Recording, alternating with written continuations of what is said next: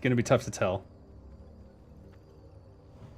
Yeah, you're gonna have to do individual testing.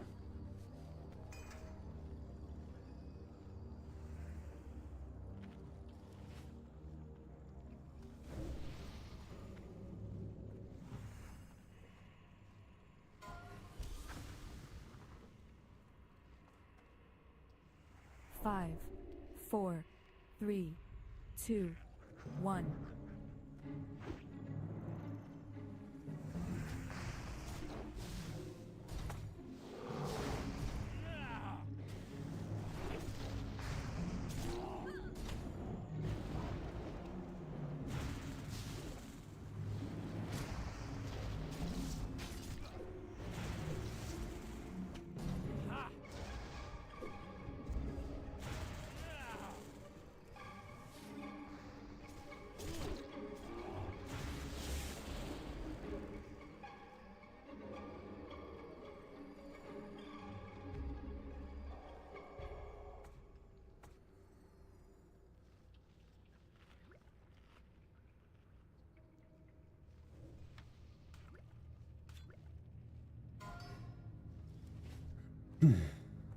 There we go.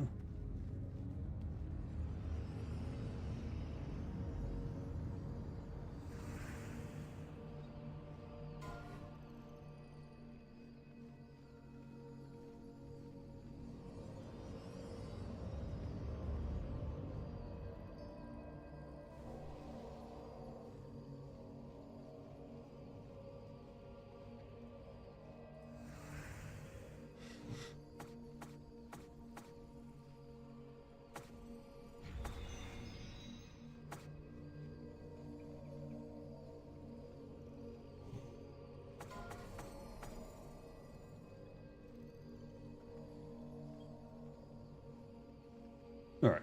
I just need to watch for that poison again. I've now got the elixir of poison resist in the crutch place, so I can click it.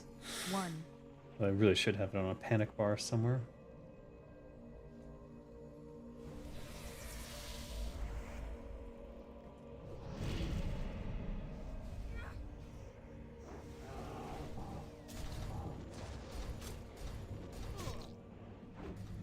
Ooh.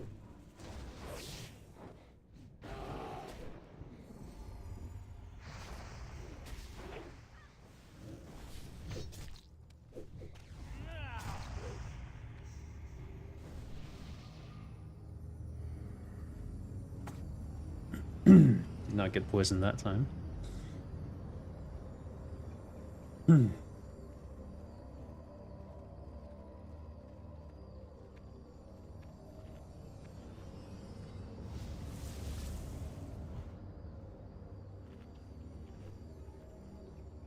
Cleave.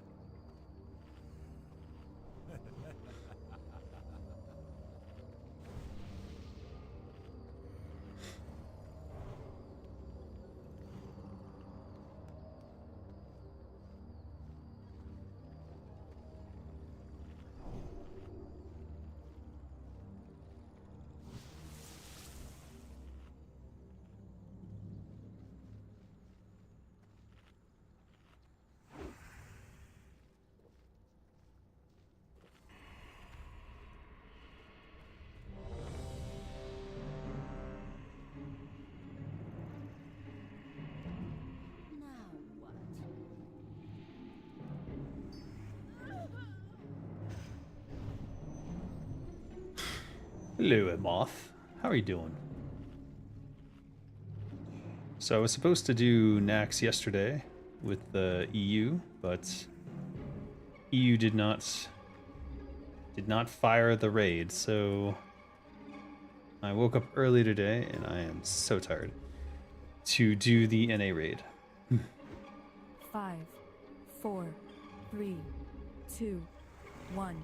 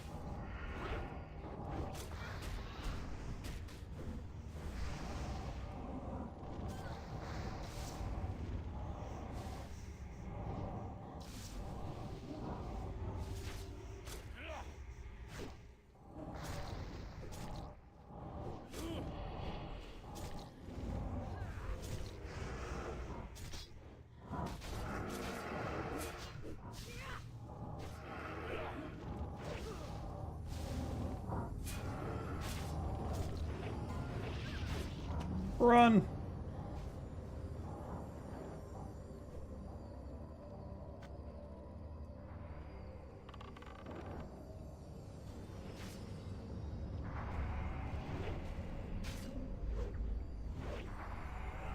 Oh.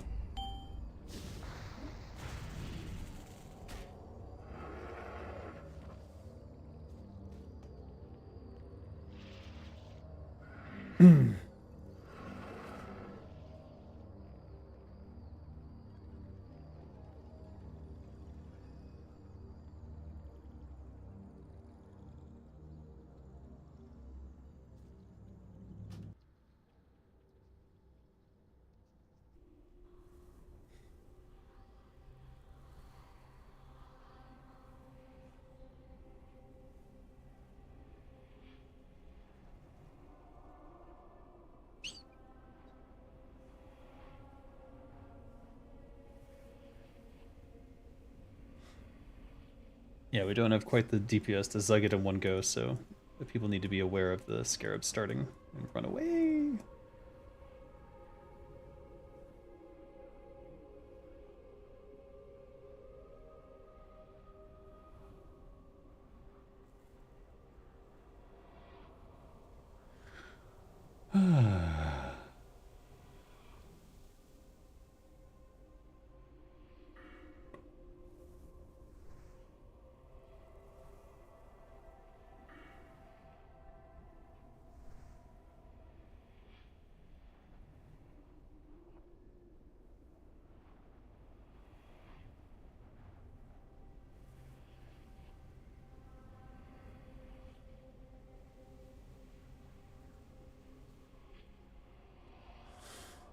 Riding with groups outside of your normal guild truly makes you realize how bad some players can be sometimes.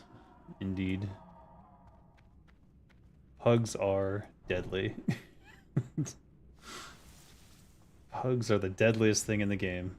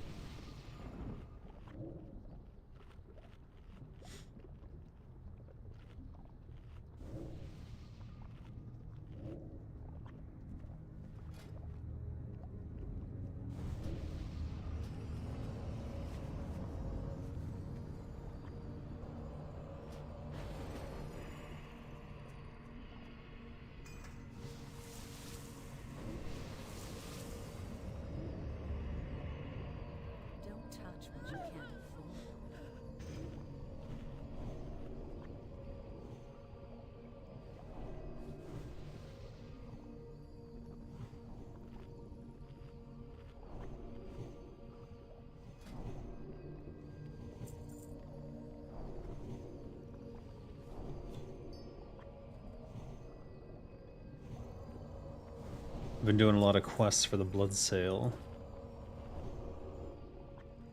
That's actually what my bar is on. Where's the... Did it go down? Wait, hold on. I thought I had more blood sale rep than that. No, I just hit honored yesterday. It looks like I lost some honor, or I lost some reputation somewhere. That's weird. We've also jokingly said Jesus killed our guild as we had a week break for Easter. Yeah, we've had some trouble with people showing up.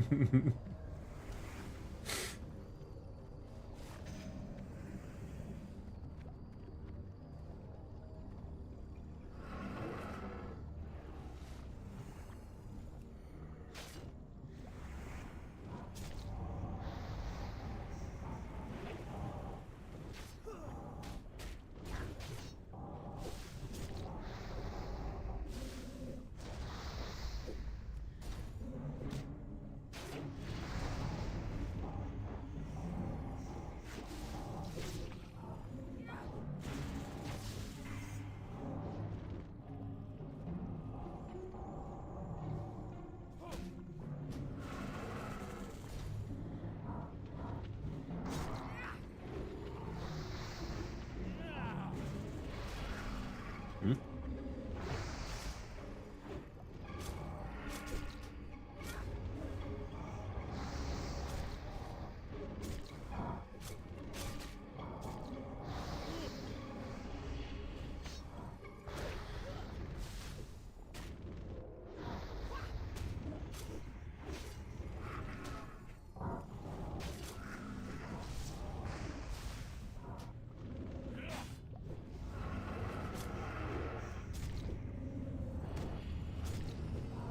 Locust swarm, no!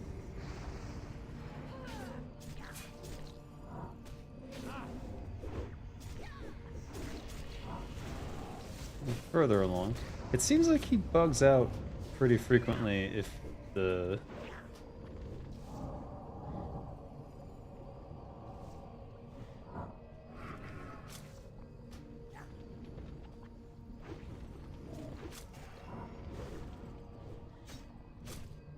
No, now the locust swarm. Yeah!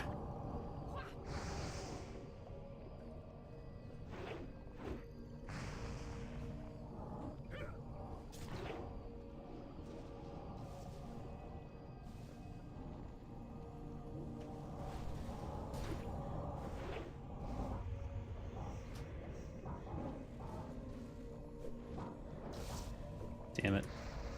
Get a second one off. Have to wait this web out because we took too long.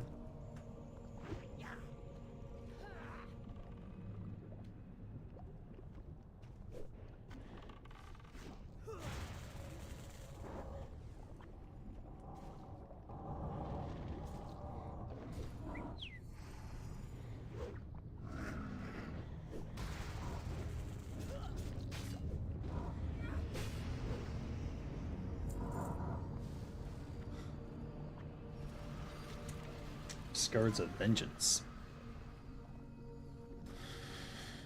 At least sitting on 3 out of 8 tier 2 on your priest now. Would have been 4 out of 8, but you lost the chest roll. Yeah.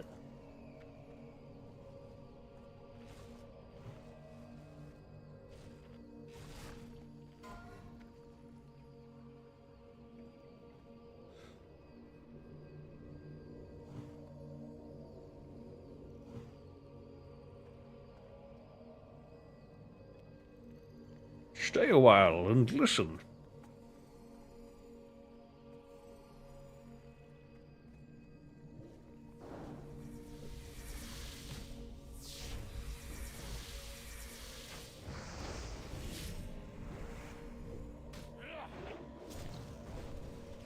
Well, I'm targeting dead ones.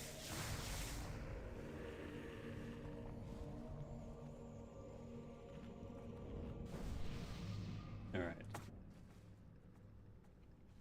Oh.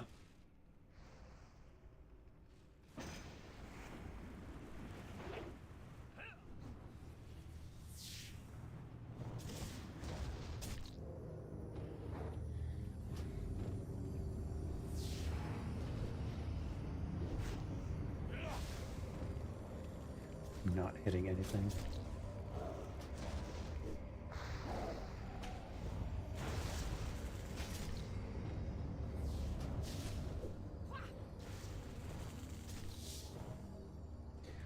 I am having targeting troubles today. It is a pain.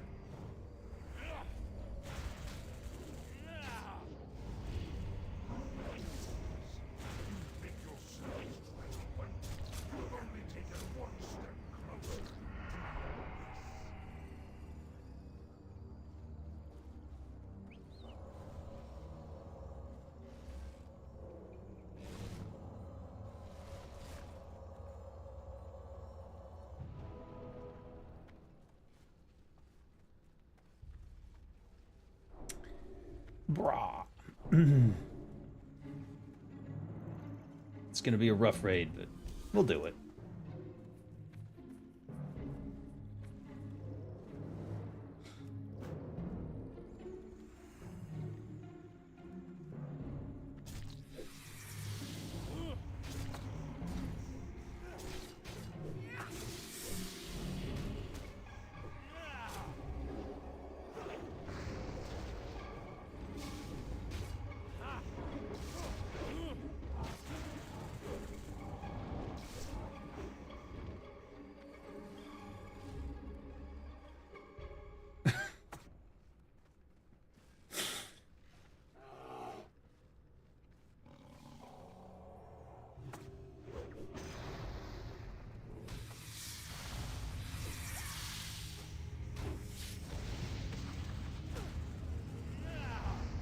Yeah, look at that.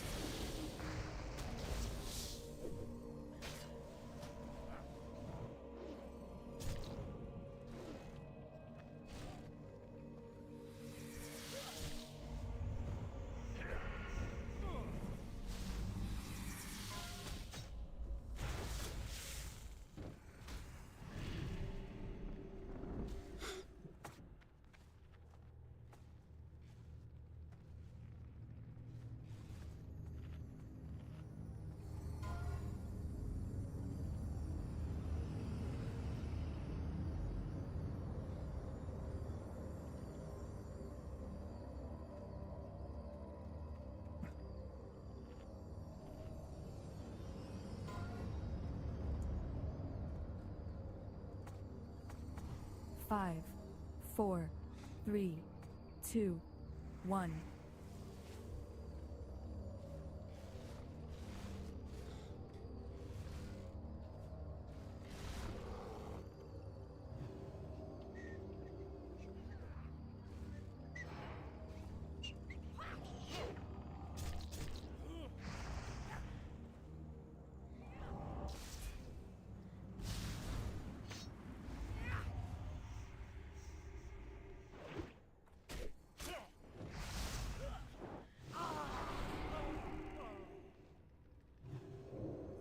Smooth.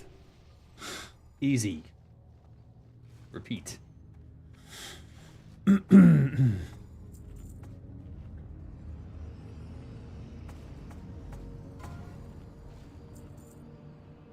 I should probably switch to instant poison here, but I don't want to 5, be that 4, 3, 2, 1. obsessive about my poisons just yet.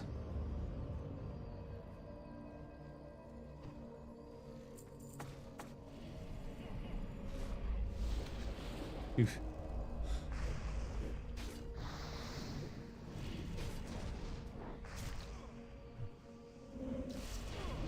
Okay. Something is going wrong with my targeting. It should target the nearest one, but I think I have to be facing the direction before I do it. So I'll try to keep that in mind.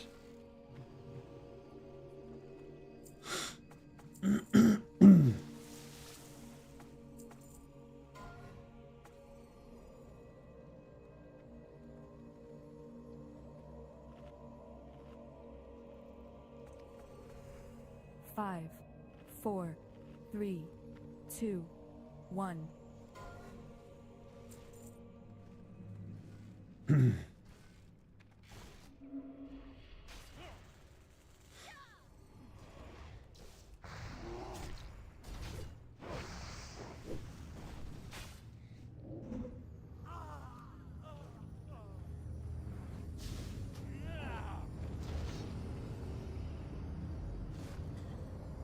Boy, oh boy.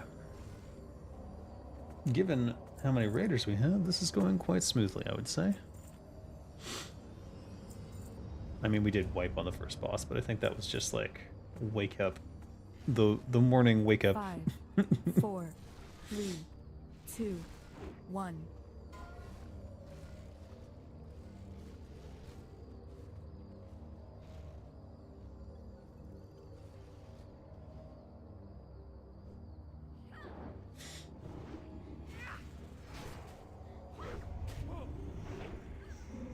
Okay, I should have waited to fully face him.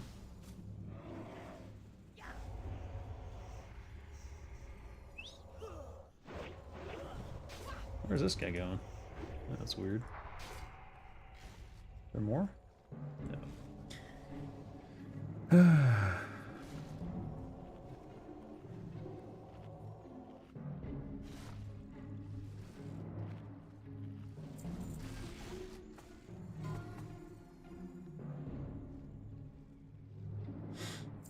5, 3, 2.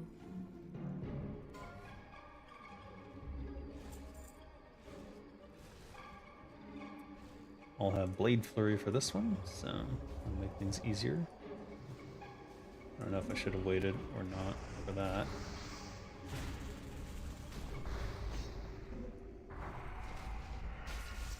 Shit.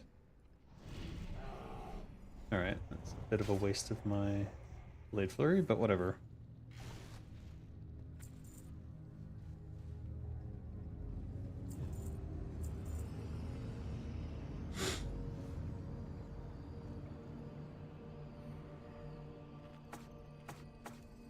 Three, 2, 1.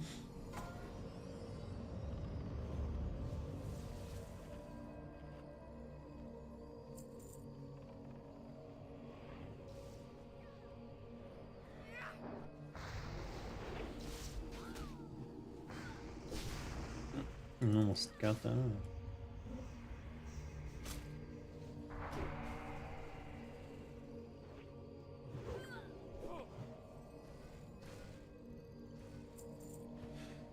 Okie doke. Let's see here. I'm gonna stick with Deadly and Corrosive. I don't think I'll run out during this fight, but we'll see.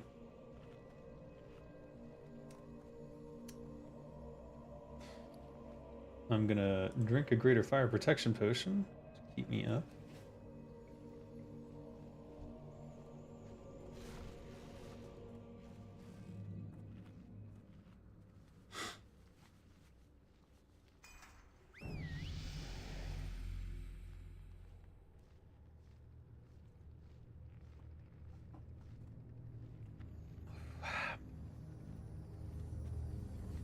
Hey Vinny, how you doing?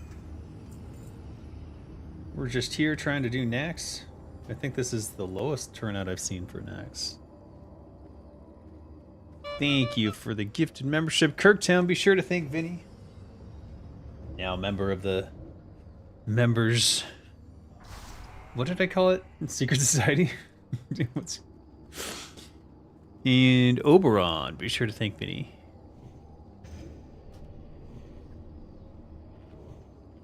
Thank you, Vinny. I appreciate that.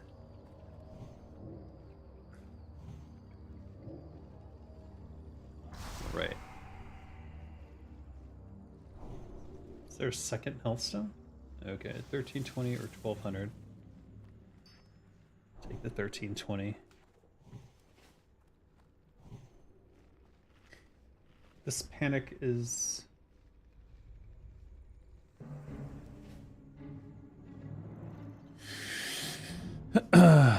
Yes, truly is a can people listen to simple instructions, check the raid. Yes. Yes, it is.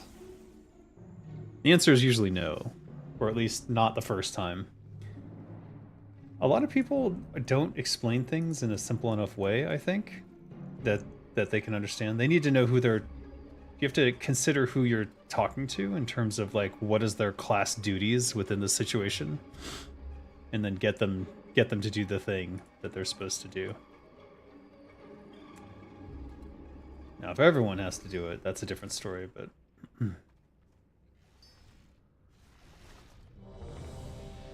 Usually it involves saying, or the raid will wipe a bunch of times in a row. Which is often true. Let's see. Yeah, we'll be fine.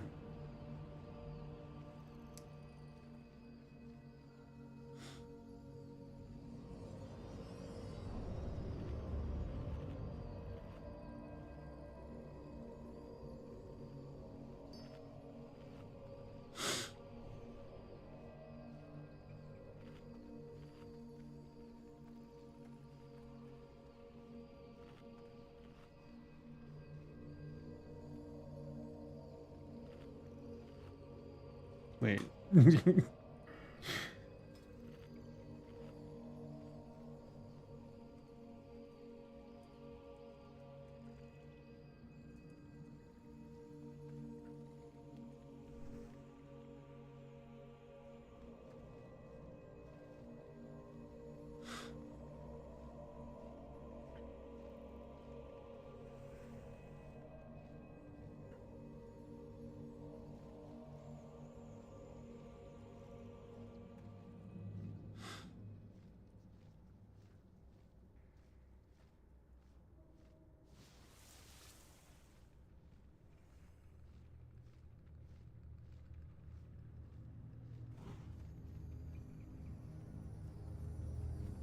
Bohemana is playing Subtlety Rogue. 4, 3, 2, 1.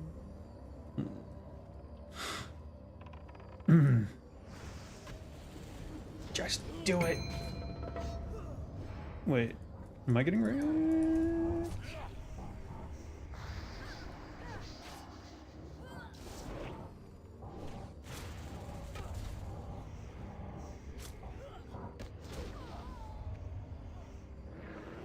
Hello, boss.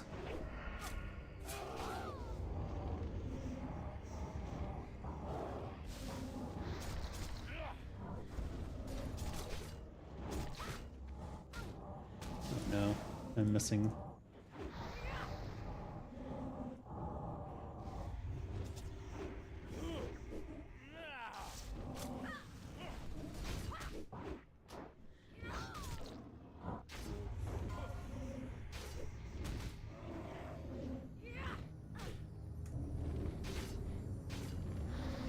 Shit. Okay, I picked the wrong direction.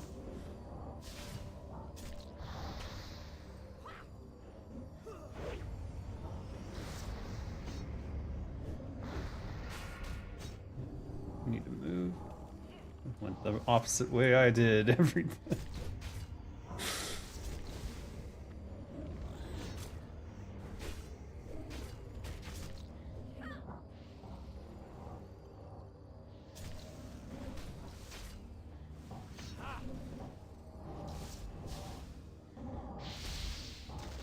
Oh my god. I see the rhythm. She's going back and forth.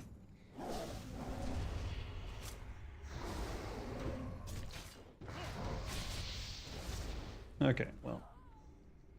Let's see. What's left here? No?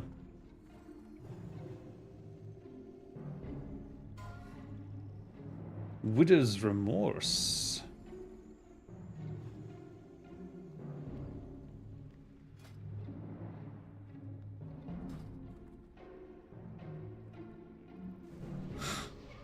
I'm rolling on that motherfucker. If I can. We'll see. I want a sword, god dang it.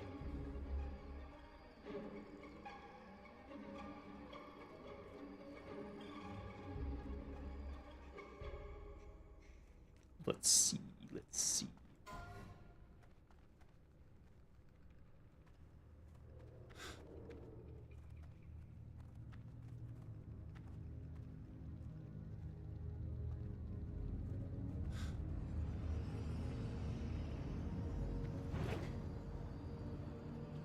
We're gonna go instant and consecrated for trash.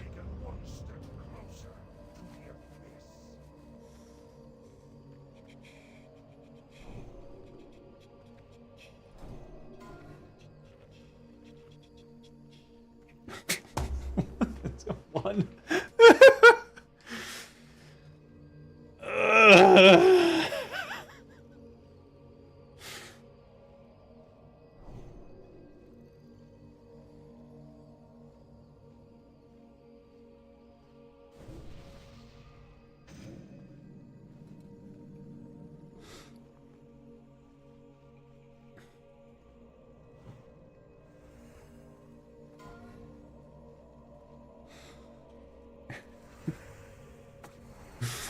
Four, three, two, one.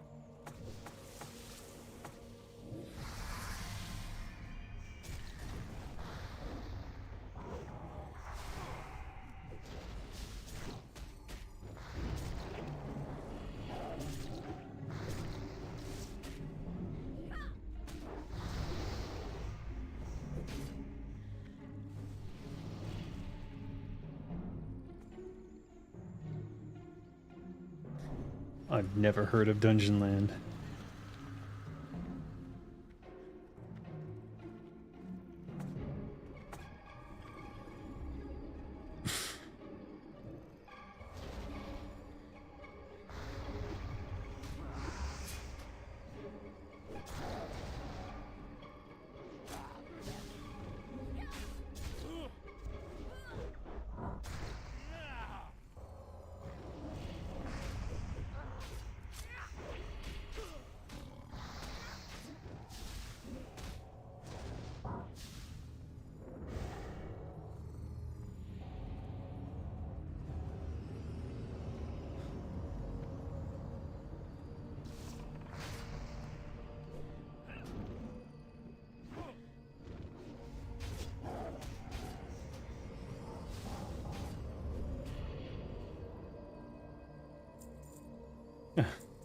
I know.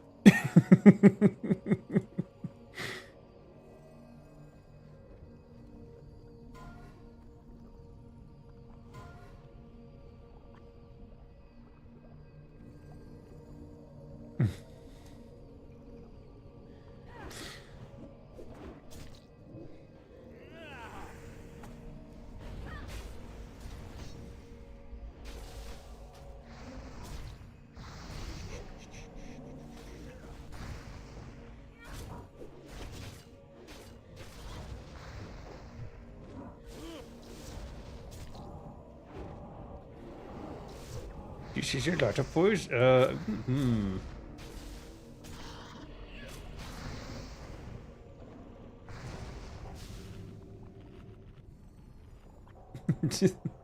to 5 stacks. I think 6 stacks would have killed us. Never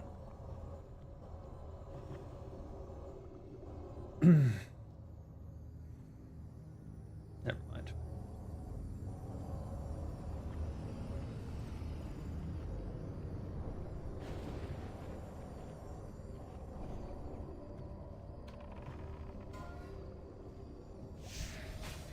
come on.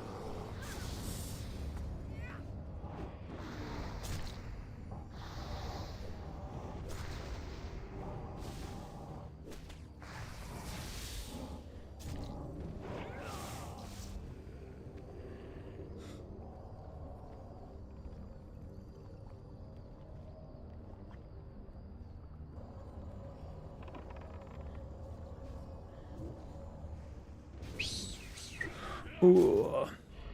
There must always be a cash bringer. What? What did I miss?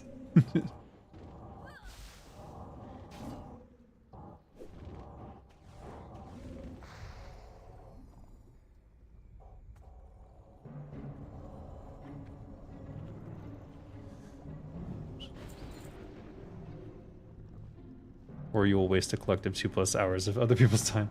That's true because everything relies on the last boss.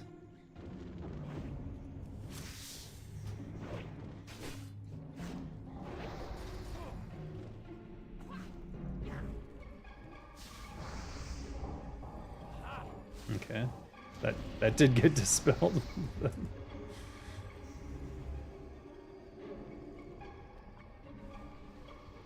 Ooh. Can we?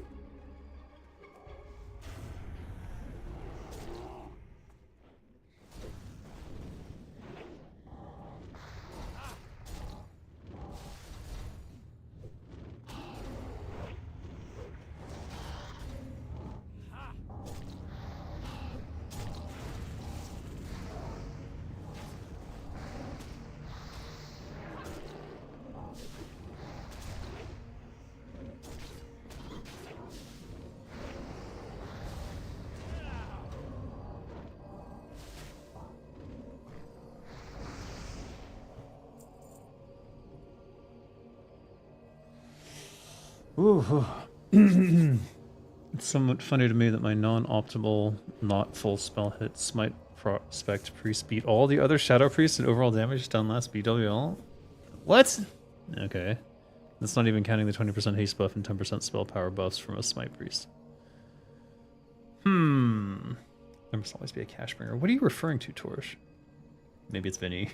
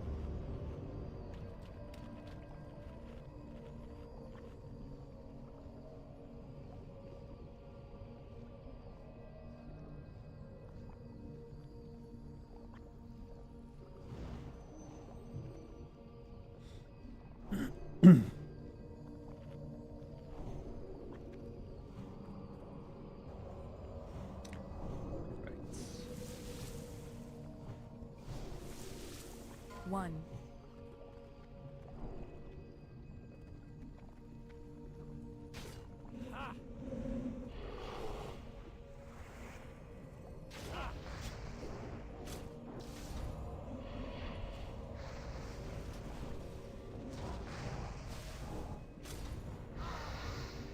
Spider time.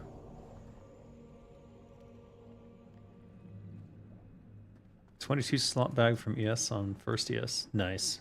Mine, I have mine in the bank. But now I have all these 36 slot bags and I'm still down to... Something's wrong with me. Or maybe it's just a good demonstration of capitalism. How the more money you make, the more you just expand how you live to fill whatever that money is that you make.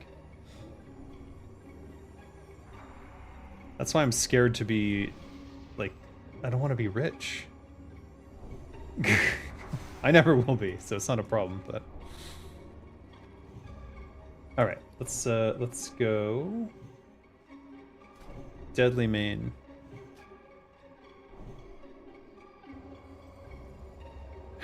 Oh no, because he's not undead. He's a beast. Alright, we're going Deadly. Rip Consecrated Sharpening Stone. But it seems like I don't even need Consecrated Sharpening Stones here. It doesn't really do anything for me. Poisons are superior in pretty much every fight that I've seen. So we're going Deadly Main Hand, Corrosive 2 offhand, and we're going to not miss the webbing dodge that we can do this time. And that's what you get for not getting your healer mace. Hey, 22 slot bag is nothing to slouch at. Is that even a thing you can say? Slouch at?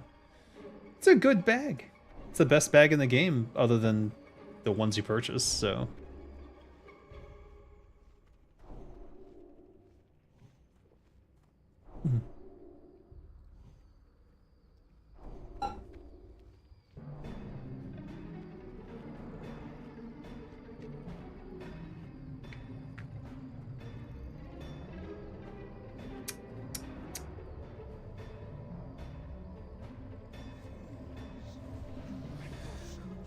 You should be rich, Dave, otherwise those Winterfell will buy the best lair ever. What? Best lair? Oh, okay. 6 more slots for armor is a win. Absolutely.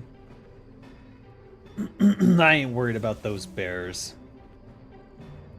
Alright.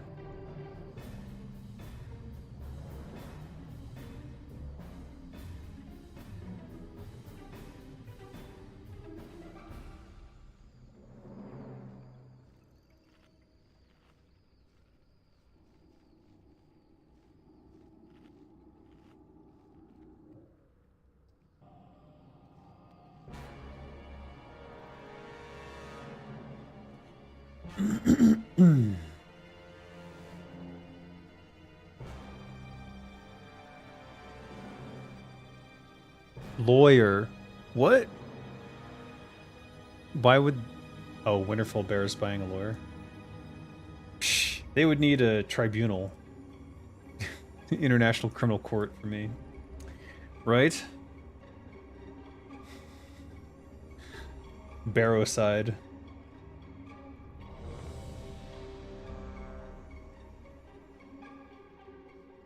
Should I use this? Let's use it, just in case. Give myself some extra HP.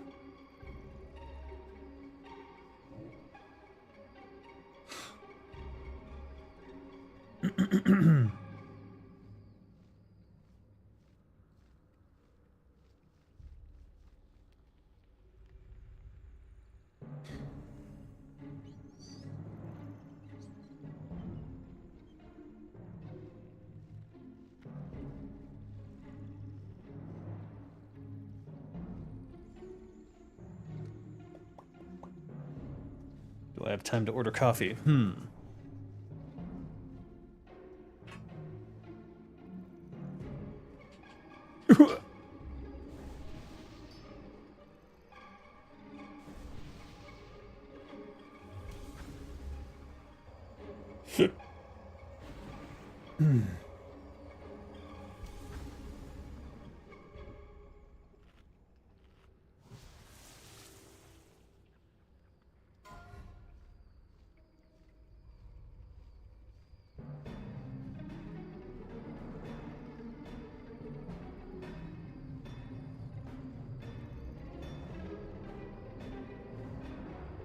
Five, four.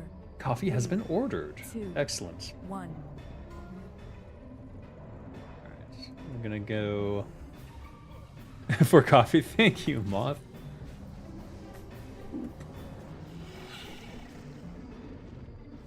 I didn't even know those worked, to be honest with you. What was that, a super thing?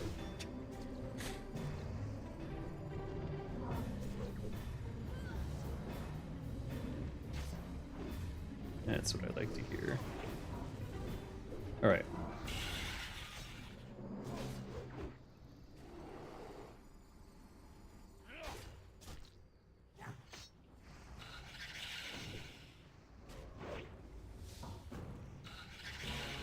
Got it.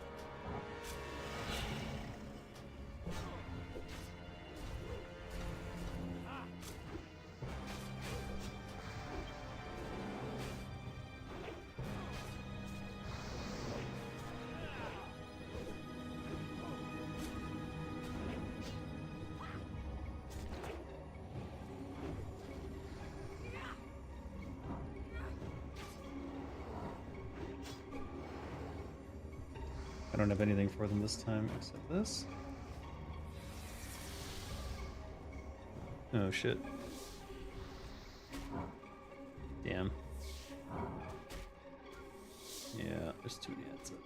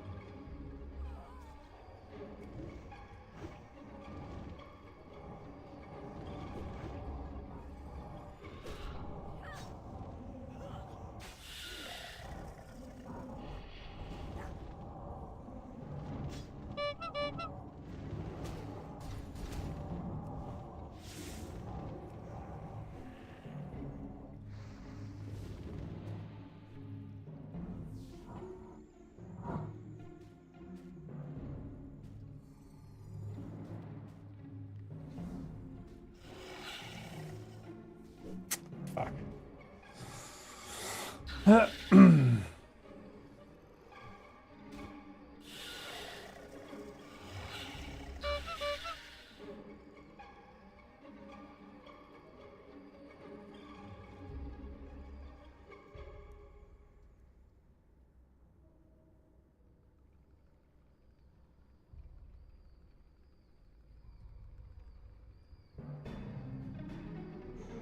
Too many people died to being web wrapped on the wall.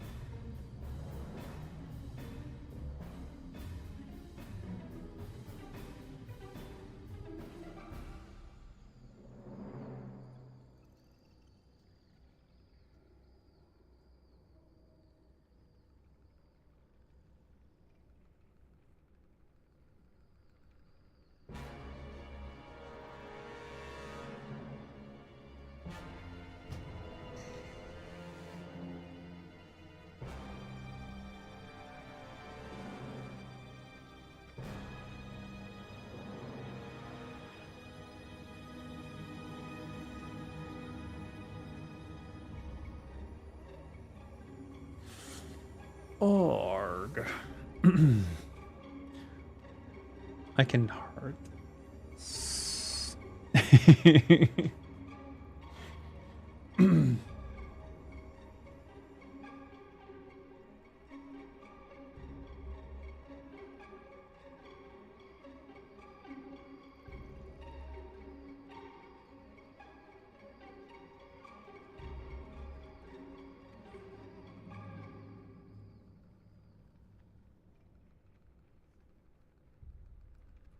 Seeing people.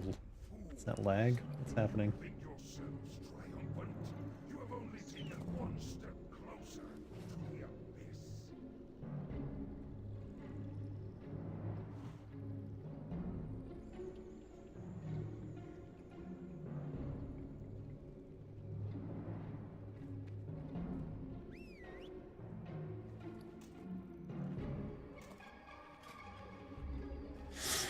I was thinking about running fists today, but I think I'm not gonna, since we're so short on people. So I need my DPS maxed, and I'm not familiar enough with the fist build that I was gonna attempt to do the rotations properly.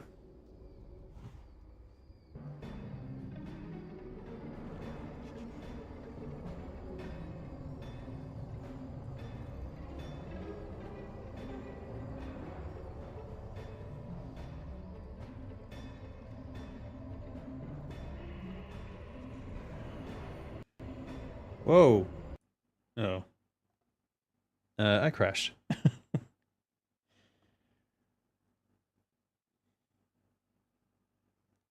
That was DPS mate for sure.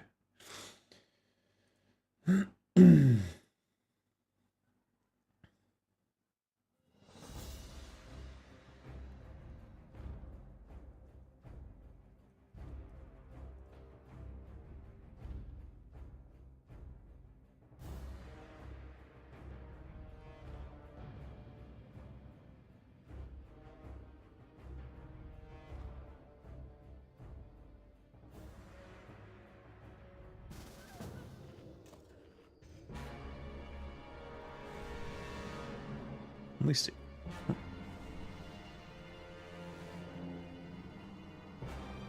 No, that's old info. Oh well.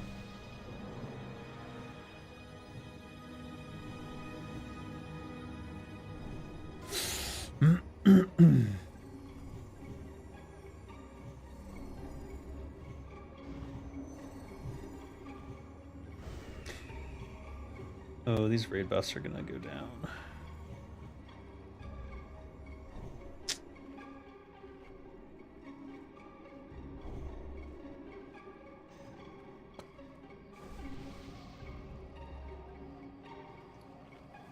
Let's move. Shoot. This. Here.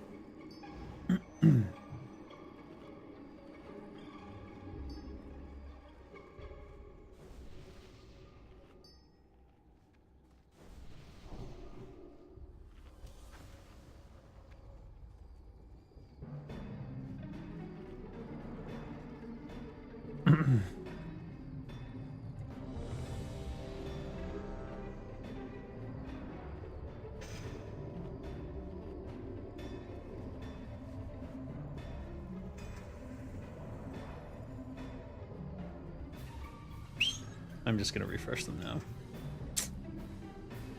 Painful, but necessary, I suppose.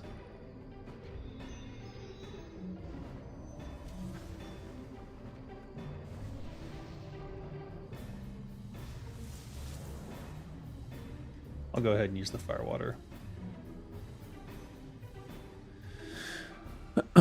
May have indirectly gotten to the point where I am in like 6 guilds unofficially. Yeah. I'm in 2 guilds, 1 unofficially, I guess.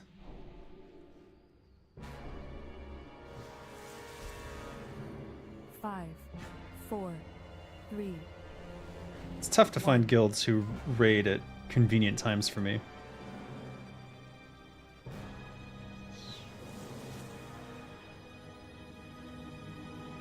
We're at 81 and 85. That should last us the whole fight. Self. I have self. Everything's fine.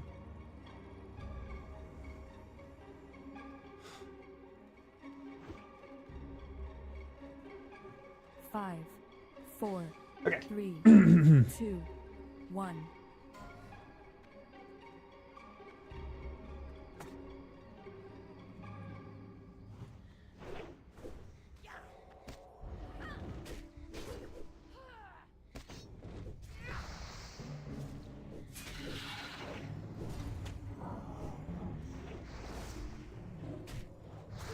Oh no. What? Oh. fuck's sake.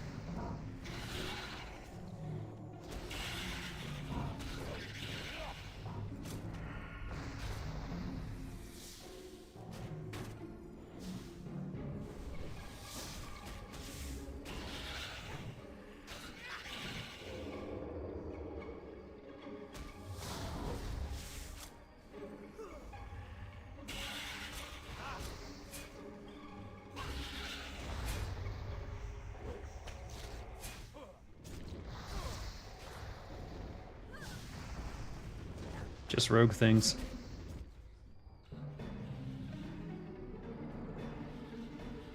As punishment, they put me on the wall.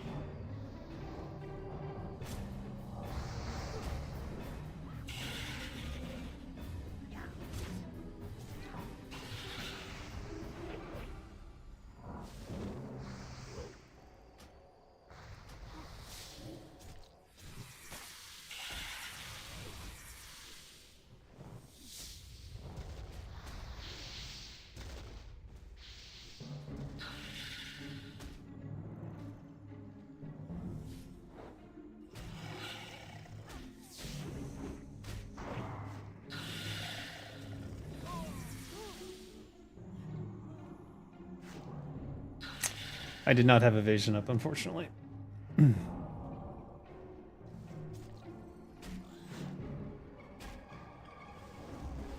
I'm already dead.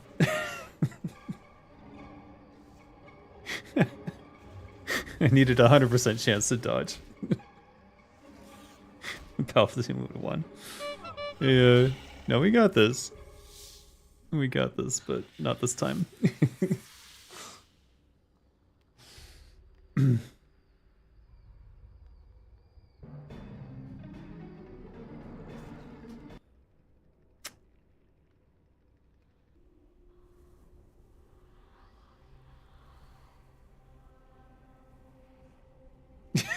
About canceling your sub to my channel. How dare you?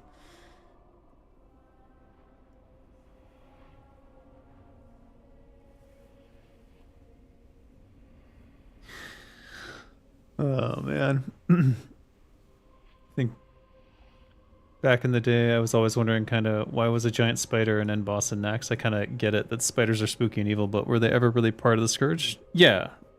They're related to the Nerubians. They're part of the bug people. Crypt lords. It's like having a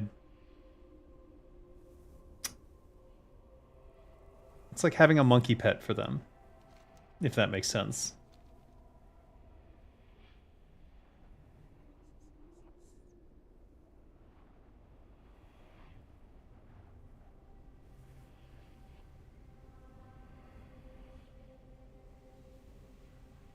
All right. Let's not panic and accidentally hit our evasion anymore.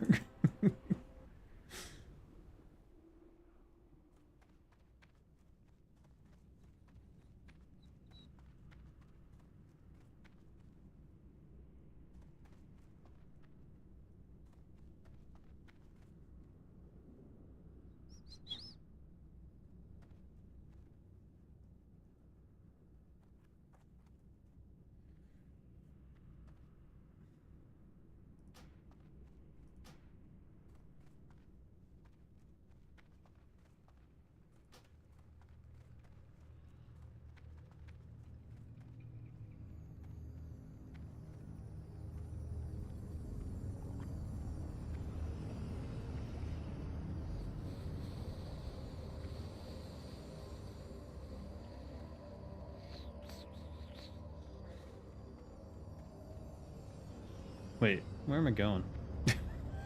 I actually don't have any idea.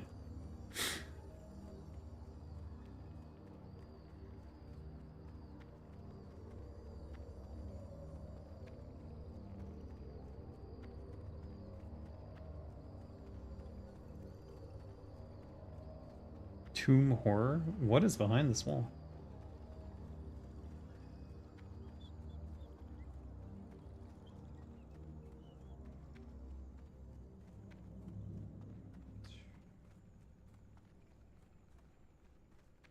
You always felt kind of strange when there were bipedal dinosaurs that are sentient and there were no sentient dinosaurs in all fours, which they use as riding animals. I don't know how humans use gorillas as riding animals. Wouldn't that make sense? I mean, yeah. What?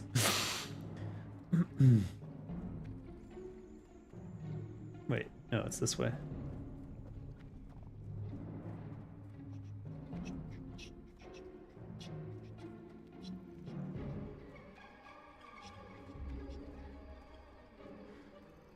Do these dogs need to be soothed in order to get past them?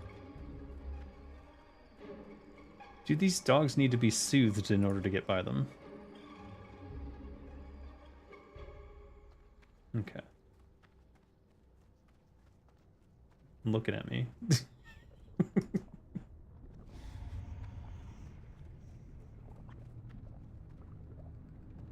That's what they do.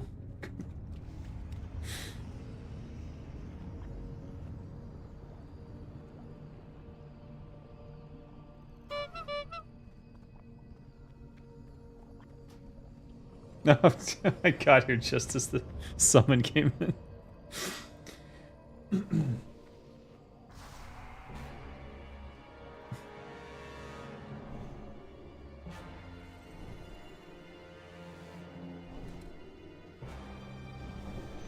Oh. Grabbing my coffee.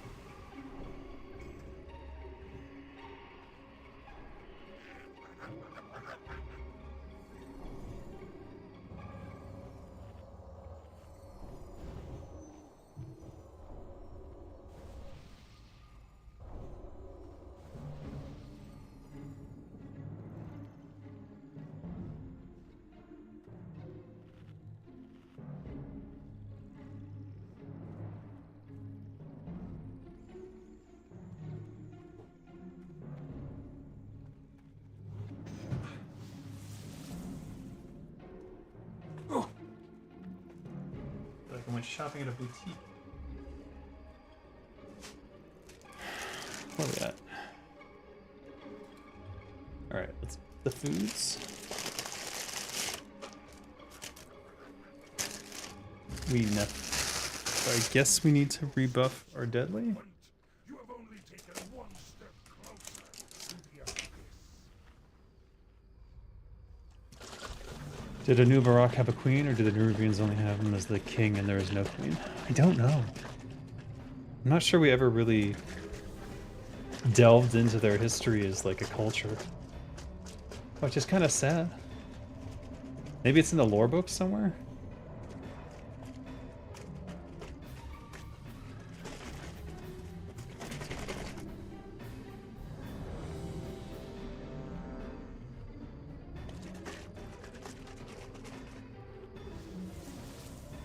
Alright, let's rebuff deadly.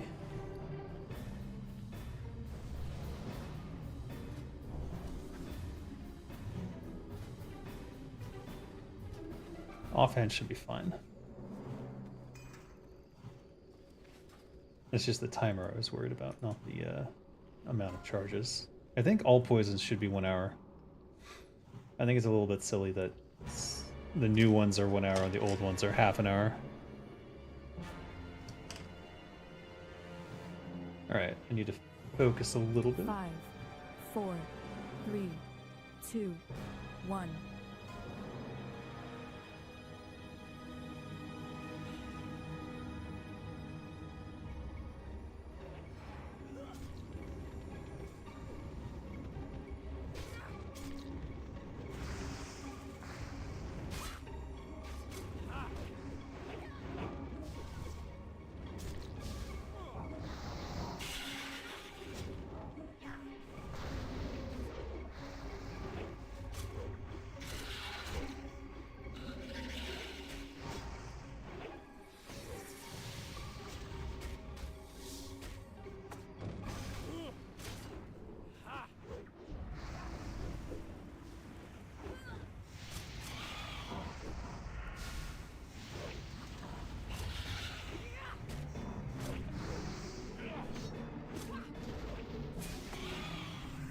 Oh my god, I did it again.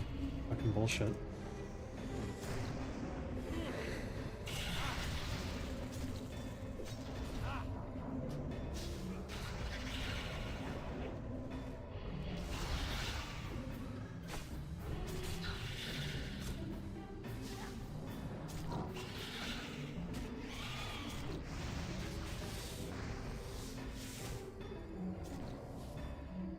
Fuck.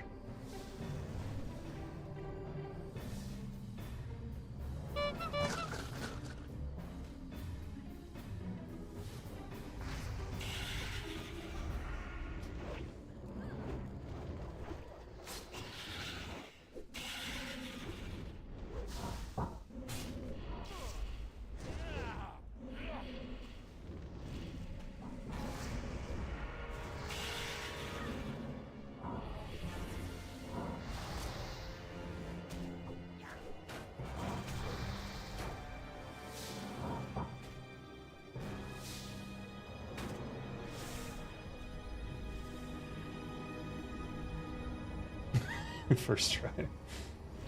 Crystal webbed robe. Nice. I already have it though.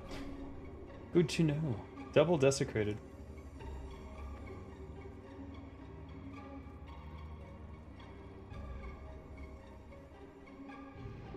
Ooh. My face camera. Oh, what the fuck? What a lovely view of my wall. Hello? Hello? Over here, please. Thank you. Jesus. Fucking cameras, man. Stop here.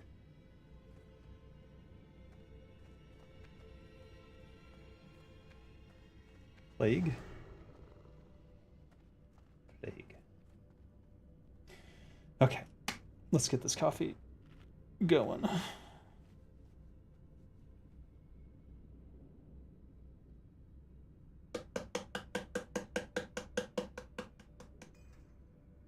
Why was my camera following me in the first place, though? I pretty much turned that feature off. Something must have reset.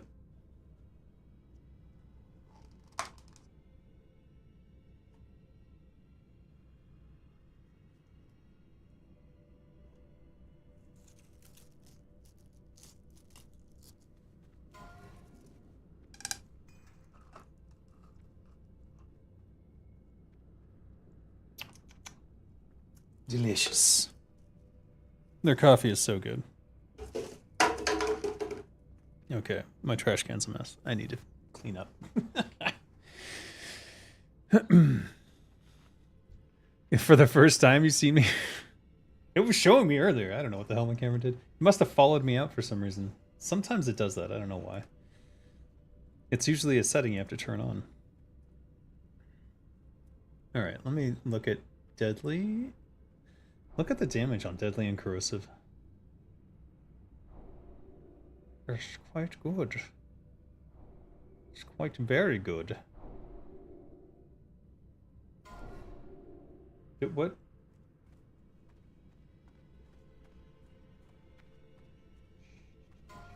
Oh, we're going this way.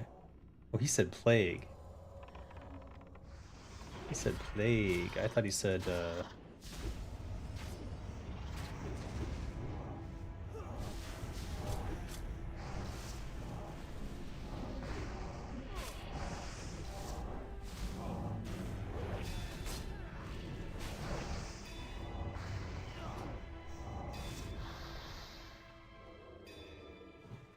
No, don't do it. Shit. All right. Let's just leave these up for now.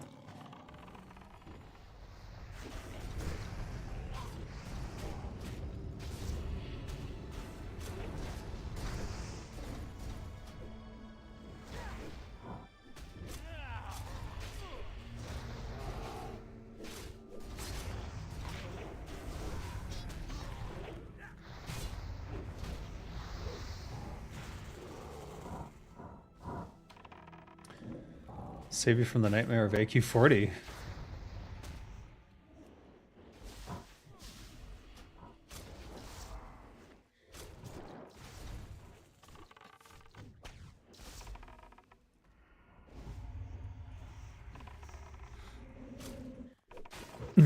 Too much micromanaging and zero actual Cthulhu killing. I don't know. I don't know how to save you from that, other than to tell you to leave.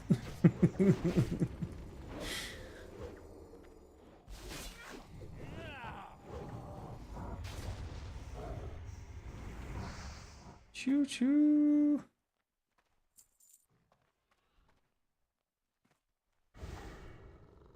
Where the hell are we?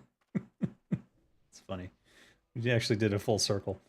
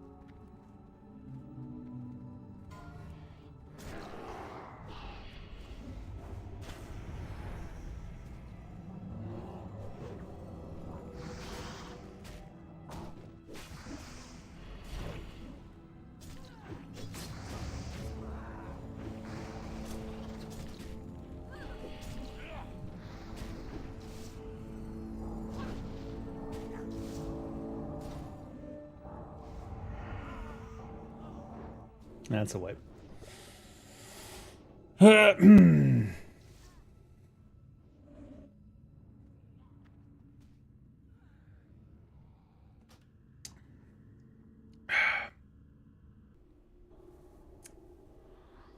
It's an experimental night.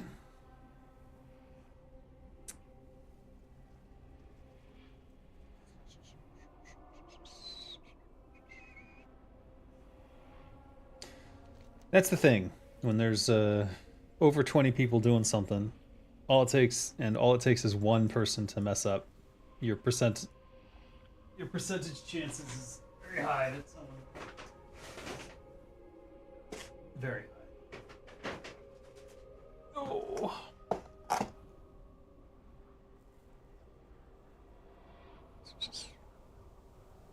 Remember reading John's stats book on Encourage the Raid? He said it was a nightmare. The place was apparently done in such a hurry. He mentioned he did all the ugly textures so that the player just don't see it. Yeah, sounds about right. I mean, everything was being rushed at that time. Because they were like, oh my god, we don't have enough content for people. People are burning through the content. Oh my god. People are 60 already. Oh my god. It's like they're living in the world. And then they only wanted to... They were so focused on raid content in terms of like expanding the world rather than like just expanding quests out in all the directions that I think it was detrimental.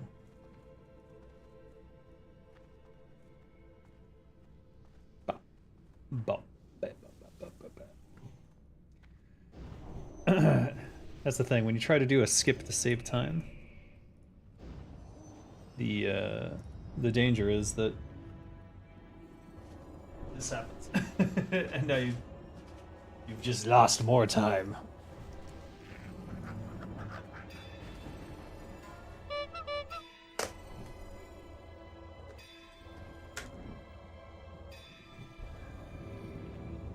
Somebody shouted at me.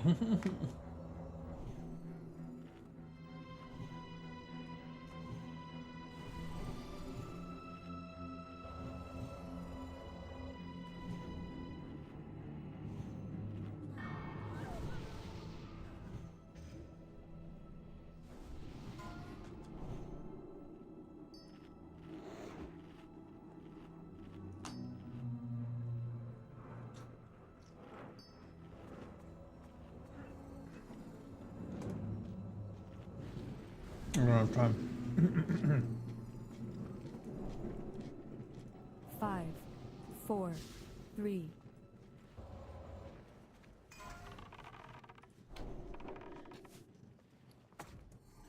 So I'm thinking. I'm thinking of going dual.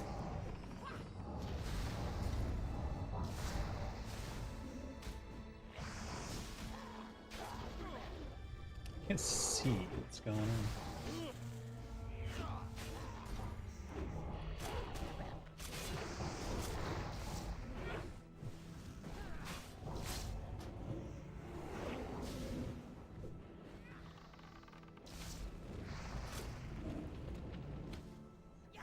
He's immune to my deadly.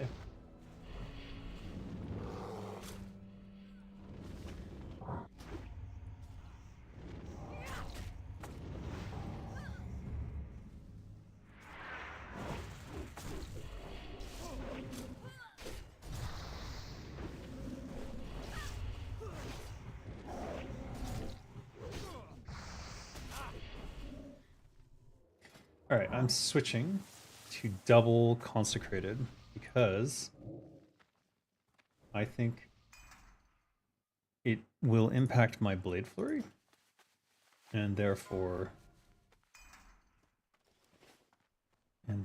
it will help a lot. Grab this.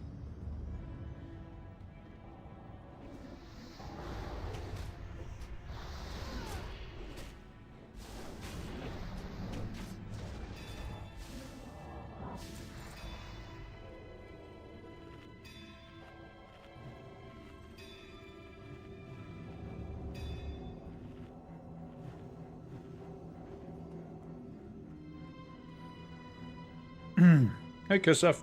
Just doing Naxx with the NA team. 5, 4, 3, 2, 1.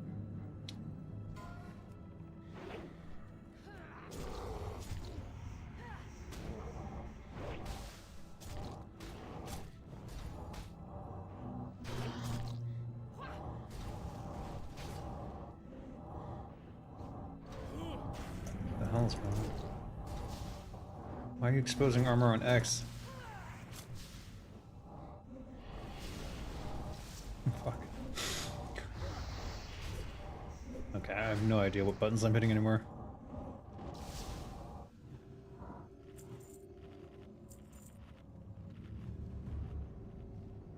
Weird. Alright, what the hell am I doing? You don't see the whole picture, you weren't there, but if the WoW devs thought, let's make more content quick, wouldn't raid make the most sense? Like, doesn't content where you need 40 men take the longest to complete? Generally speaking, yes, but it's also the content that gets burned through the fastest because it's like a one-time event, whereas the rest, 5, like questing and 4, stuff, is all like 3, exploratory. And 2, you have to find it. 1. If you put things out in the world, like it's more interesting anyways. At least in my opinion. Making the world feel more alive should have been the highest priority. Because it's a world you want to live in, but they couldn't see that at the time. They didn't even know they were going to be a success. Let's be real. Oof.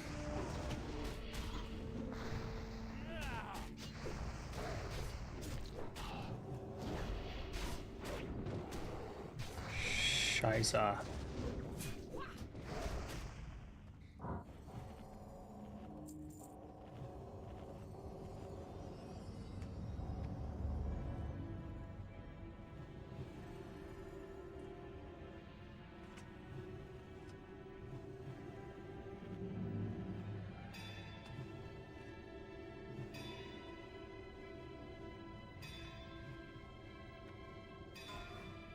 Four, 3, 2. Ugh.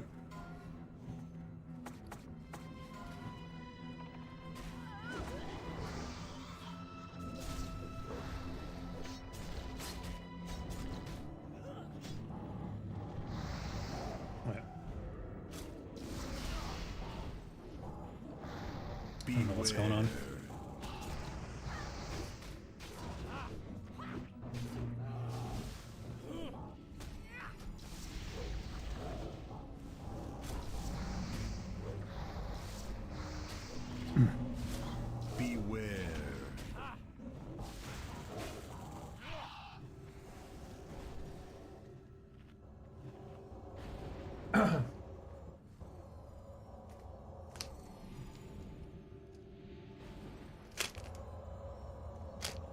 But here's the point. The raid is done by specific people, and quests are done by different people. If Blizzard had not laid off all their quest designers and a lot of their area designers right after they shipped, they would have had all the content in the world. But they sort of thought they could get away with getting rid of everyone to increase their fucking bonuses. So you tell me, was that a smart move? Didn't matter. They made all the money in the world. But getting rid of the people who were closest to the content that had been created that built out the world, dumb fucking move, in my opinion.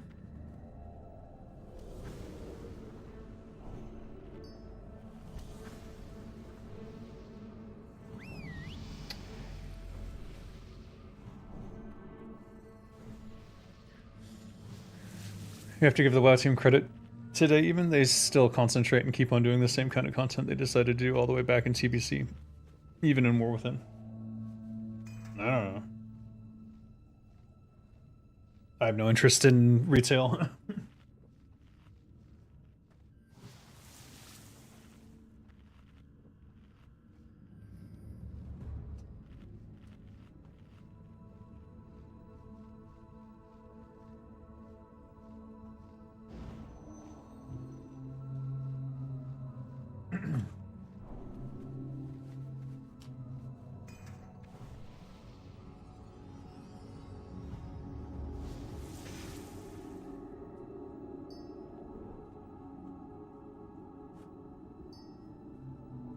Mukbang.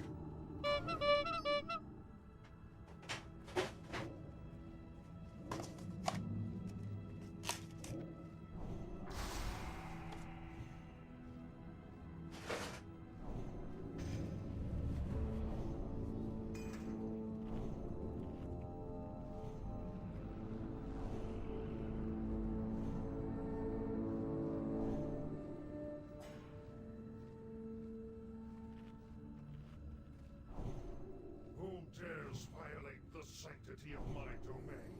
Be warned, all who trespass here are doomed.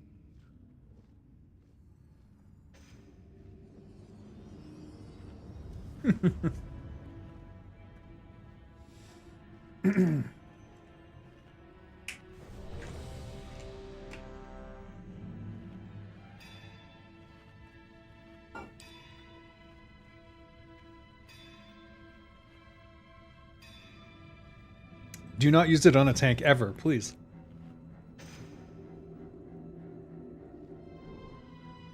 Right. It's a situational.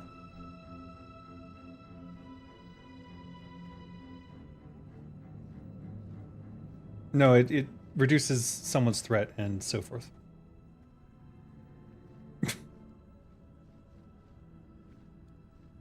Put it on Aslan.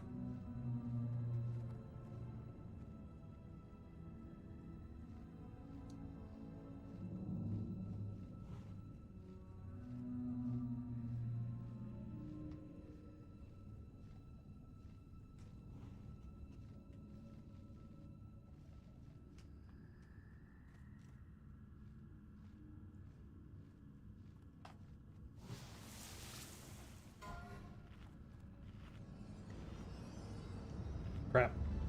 5, 4, 3, 2, 1.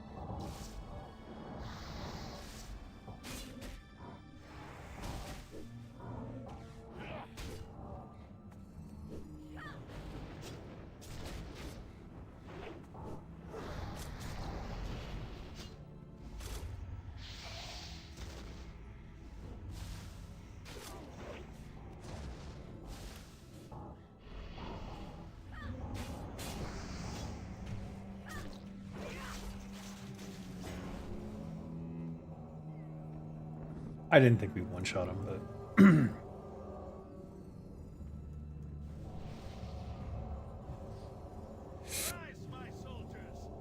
what do you want to say? Blizz had the unique opportunity to keep on going with the WoW formula.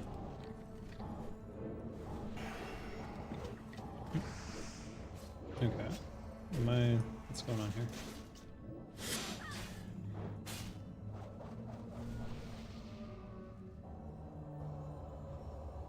To keep going with the WoW formula that was built up over its dev time from when vanilla came out. Instead, they decided to keep on going with the TBC route, even today.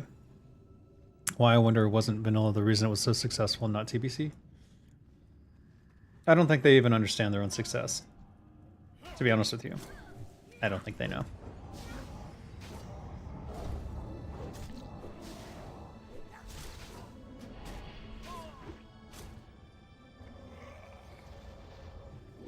Oh my god.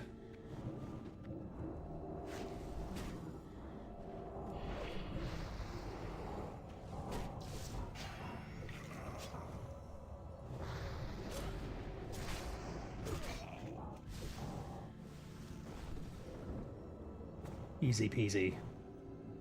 What do you get? The hatchet! Can I get the hatchet? Love that hatchet. We'll see. I'll roll MS.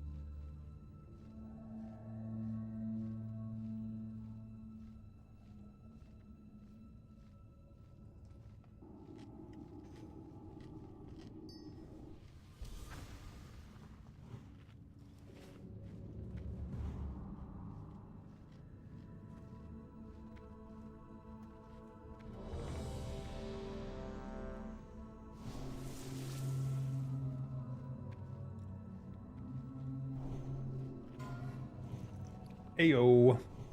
Now we can test axes.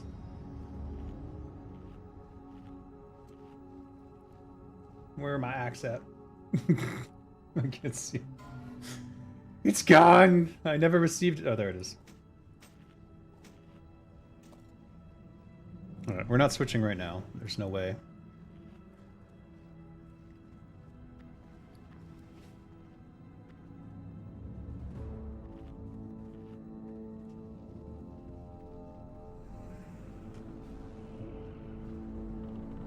I just want my food buff before we go.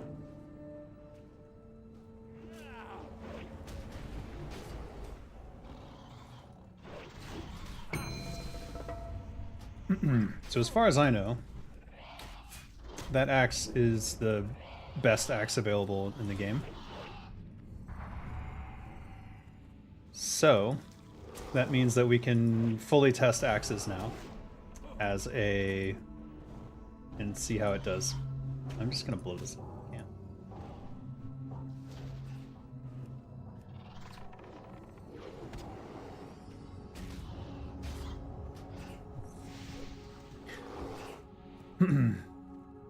But it will be nice to have an off-spec for situational things where it's tough to get backstabs. Because there are actually quite a few fights where trying to go for the backstab can potentially get you killed.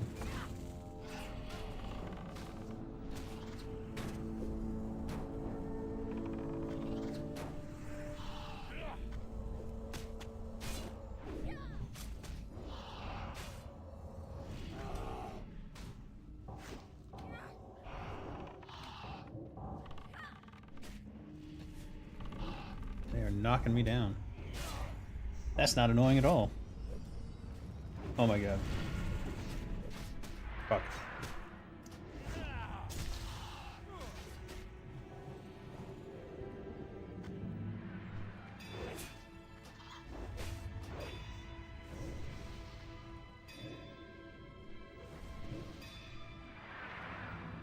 A weapon to start killing the boars in Duratar. Finally reached that level? Yes, indeed. I'm gonna start the boar quest now. Okay, I don't fit. Because I got this, which I probably want to switch. I think I want to have a smaller footprint for this fight.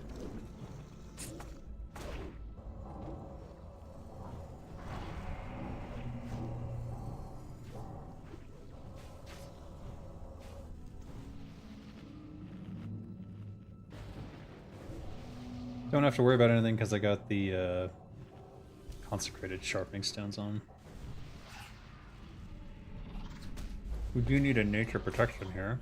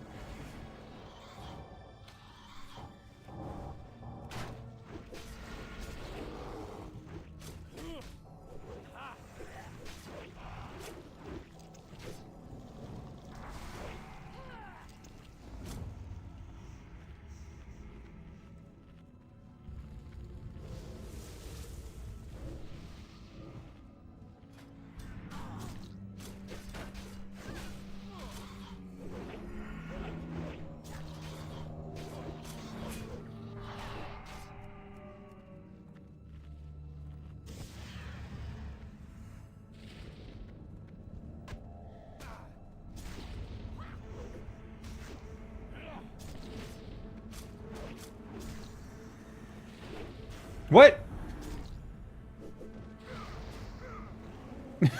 What the fuck? Oh, Ella died. Oh, shit.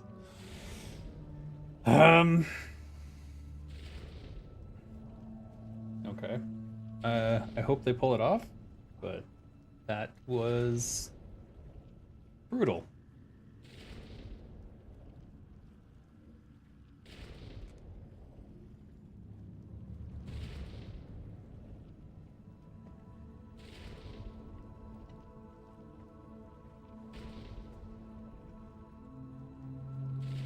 I was not expecting that to happen.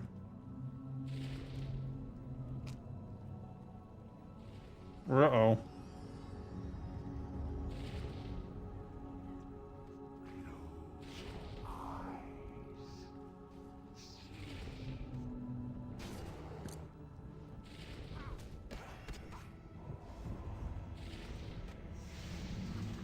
All right.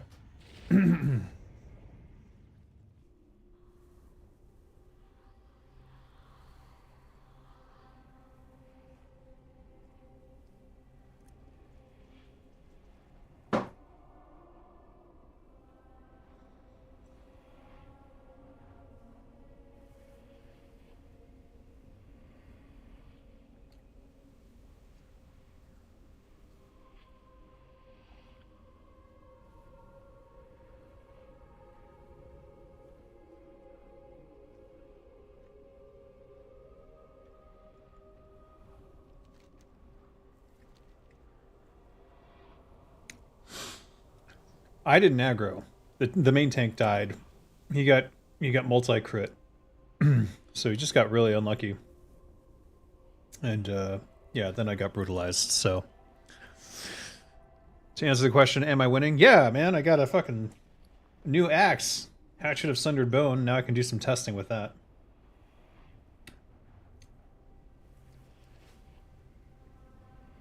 And that gives me a new Sinister Strike focused melee spec to work with. Because previously my best weapons were maces. With axes I have the gloves. That gives plus to axes. +7 I think it is. So until we get the primordial, we already have a axe option, and it's not even a bad axe or glove weapon skill option. I think it's. I'd have to check in the bank to see exactly what it is, but it's pretty good.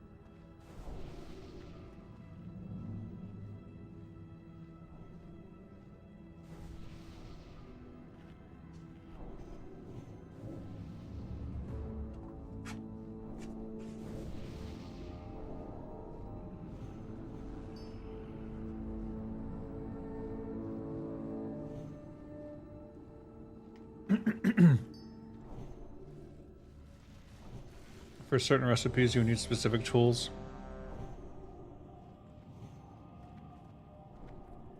I don't think making crafting more complicated by requiring more stuff is necessarily fun. In fact, engineering has exactly that, and it's quite annoying. Because it's literally, do you have the stupid thing in your inventory or not? I don't think it adds anything to the game. If they were to do anything with crafting, I would do something like what FF14 did, which is to have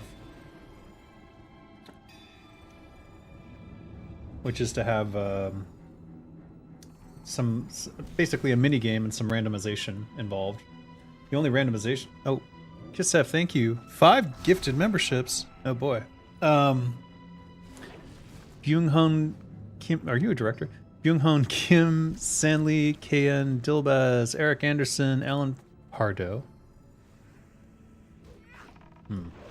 And Scud. Be sure to thank Kisef for the memberships and go ahead and check out my members only videos if you want. I'll say that God Among Man, I haven't done anything on in a very long time, and it's purely a lack of motivation and frustration with what occurred prior. But I won't go into that because it's not important. I just need to continue writing the other sections and then get the art going somehow.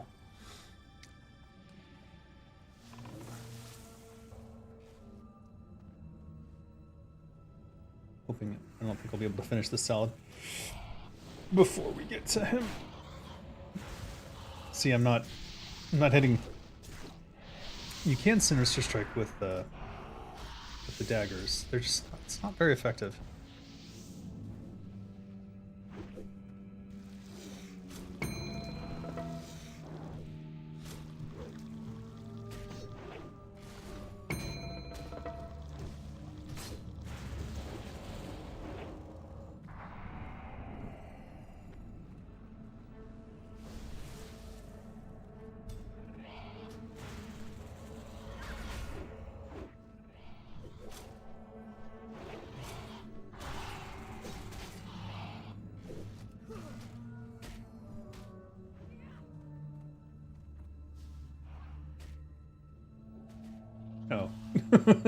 Are we going in or not?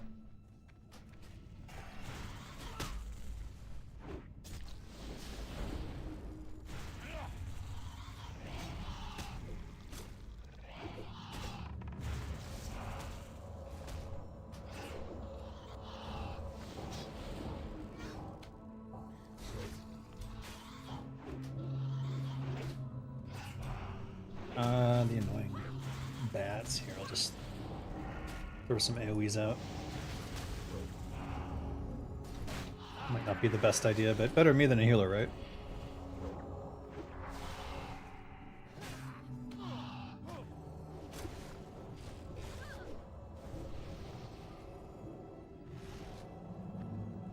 Grub's already respawned though.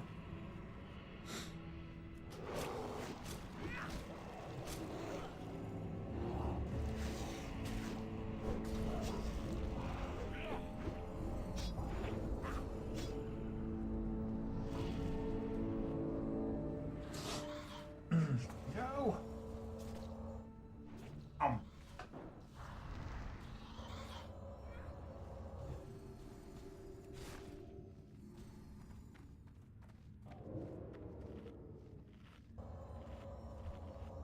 Hmm.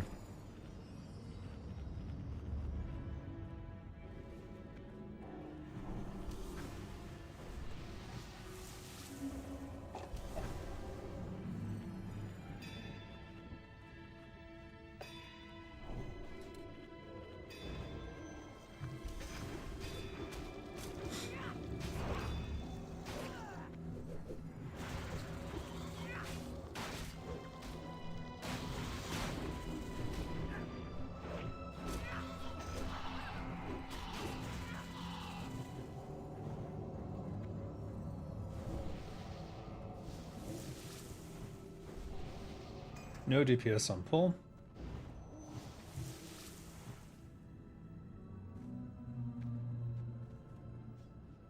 All right. 5, 4, 3, 2, 1. Going.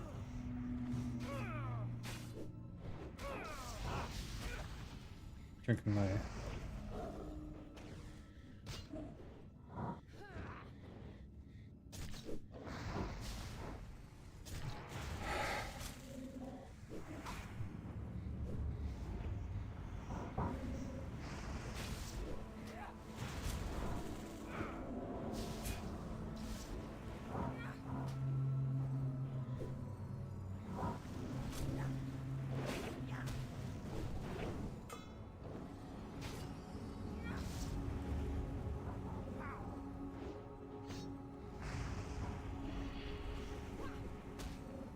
I almost went too far.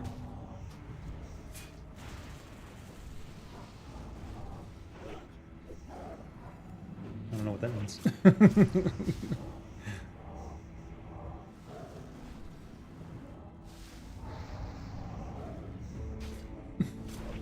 Why is he dodging me so much?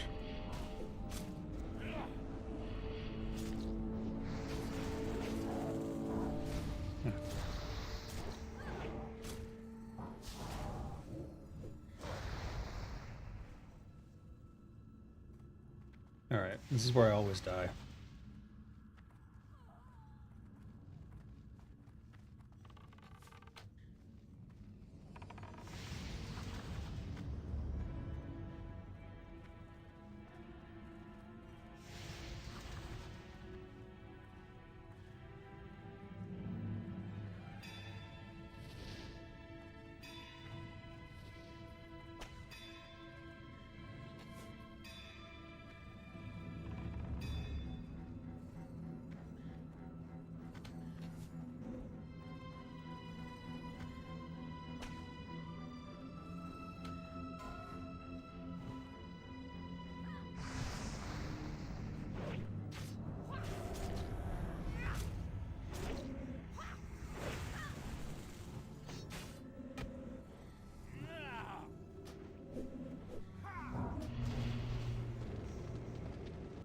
Oh,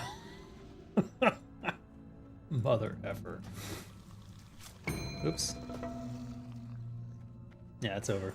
Never mind.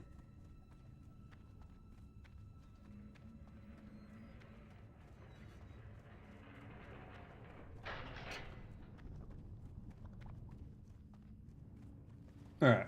Greater Shadow. Let's move that to my bar.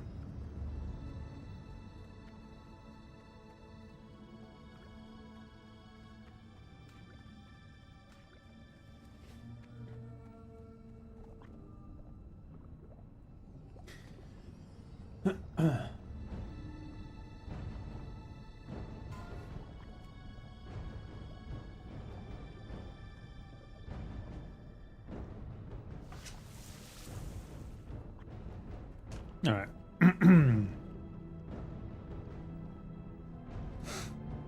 Maybe we can finish this.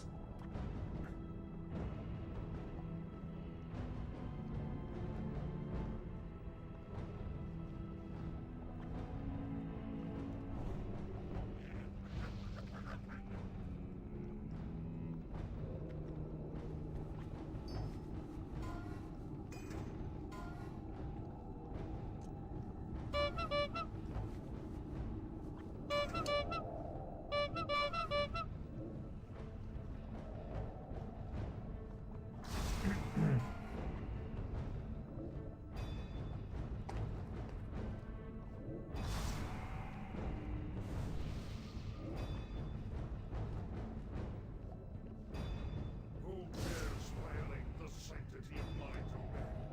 Be warned. All who trespass here are doomed.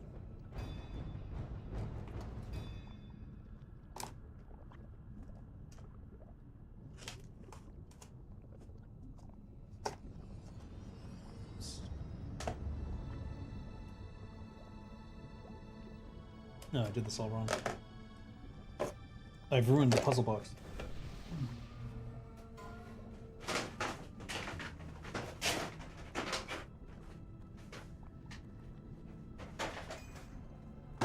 I accidentally ordered another pretzel. Oh well. Icebane helmet. What does that look like? Probably blue. Oh, it's the ugly blue one, yeah. Terrible. I always felt there was a lack of complexity and immersion in WoW professions. Only blacksmith needs anvils, only cooking needs fires or smithing. Why not go further and have something for every profession? Because that's not what's interesting. Restricting things to going to certain areas, unless there's some mini game that you play with them. Like, that's what I'm saying. It's the random factor and the crafting factor in terms of, like, FF14 just did it better. It's just a more interesting little mini game. And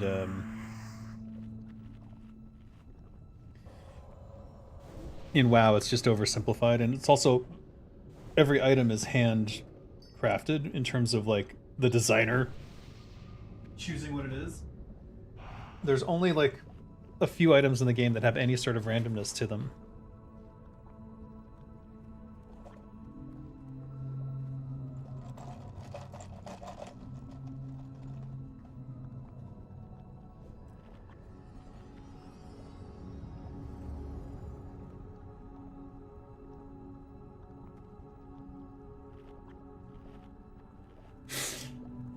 If you haven't played FF14, I do recommend trying it.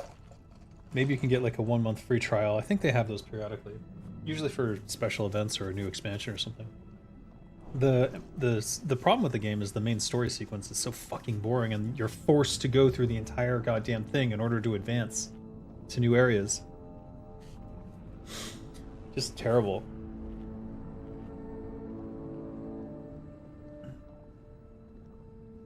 Ugh.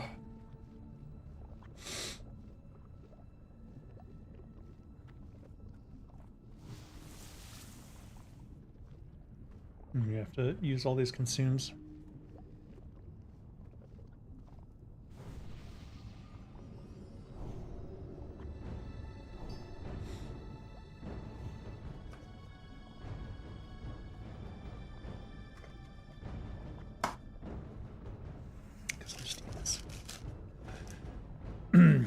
You're forced unless if you buy the $50 skips from Square. God. Oh god. Fucking ridiculous. This is why I don't play FF14 anymore. The main story sequence is so intolerably bad that I don't care how good the story is that comes after it. I just can't waste my time anymore on it. And I played to top level, and there's still, like, shit tons of MSQ to go through.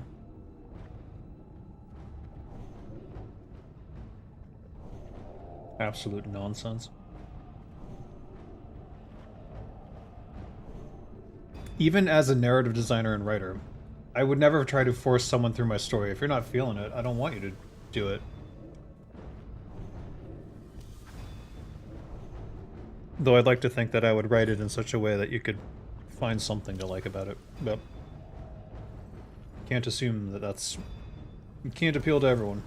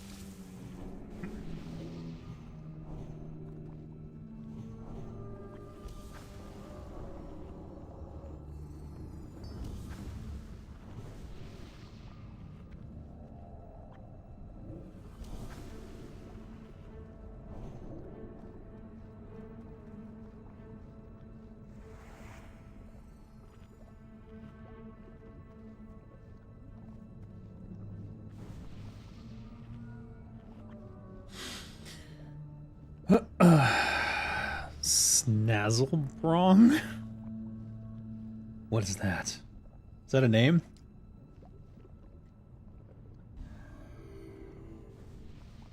Or is that like Snoochie Boochies?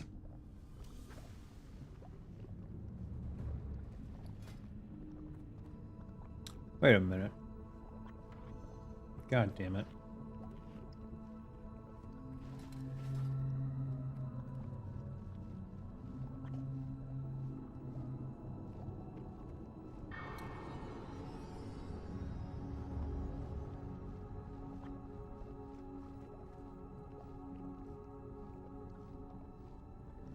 Check your 1 hour consumes, by the way, if you haven't already.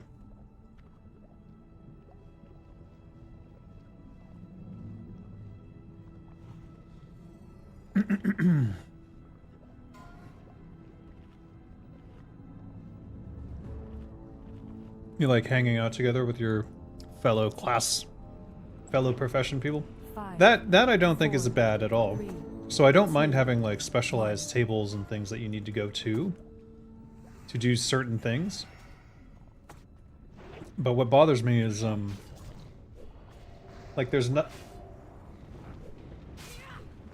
particularly interesting about having to have an extra hammer in my inventory.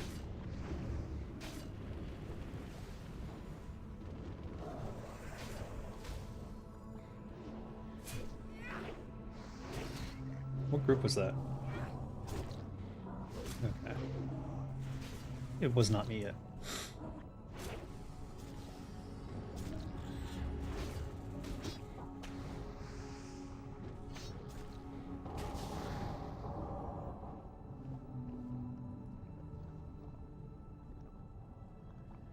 There we go. I'm gonna go ham now.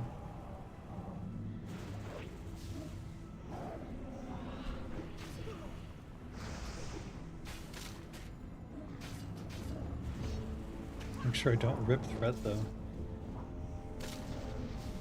I don't think I could, even if I wanted to, actually.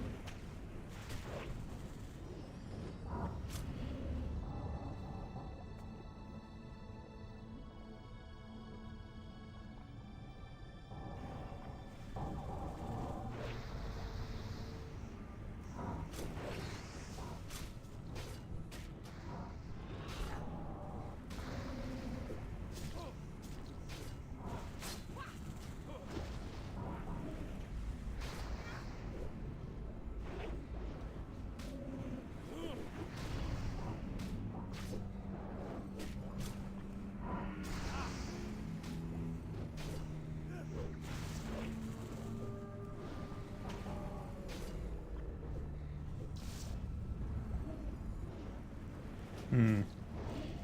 Did I accidentally hit that?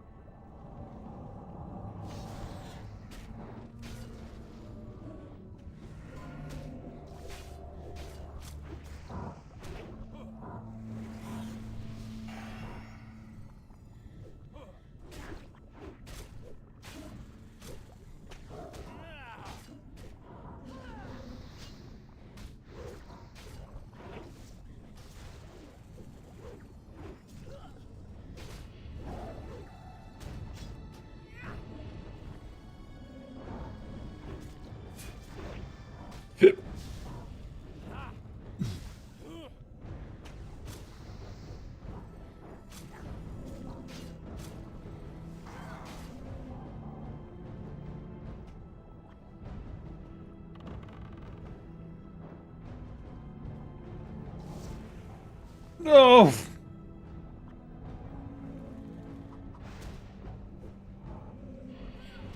There's 4.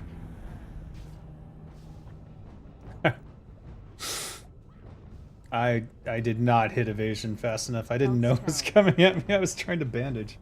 Shit.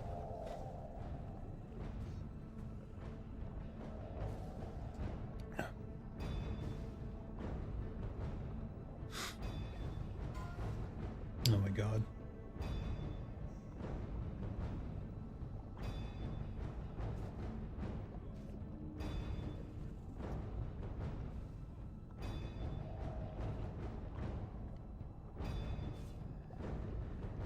Oh shit. 4%.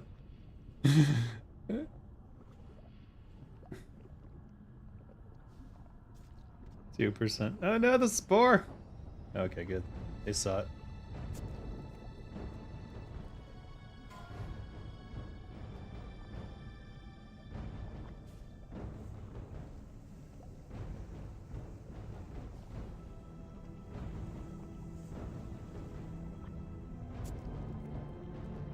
Oh god.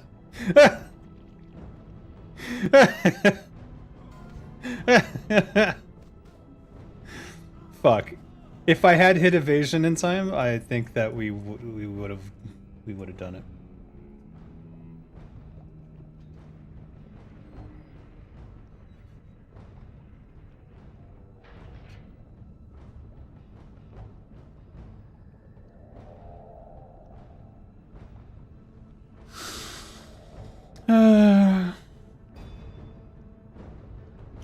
A raid that only rogues can go into versus a raid for only mages. Or a raid that divides their own class, where you need at least one of each class, and each class has their own specific boss fight skill. Yeah, I've already thought of that whole thing. I had a whole sequence, like a hall of mirrors, and then as you're walking through it, there's like teleports that are class specific. You end up in, it looks like you're just going into the same hall of mirrors, but all of a sudden you're alone. And then each class has their own thing that they have to go through. But I wouldn't force players to bring all of, I wouldn't force them to do... You don't need every class, but each class has to deal with their own thing. And then it scales down to however many you have of that class.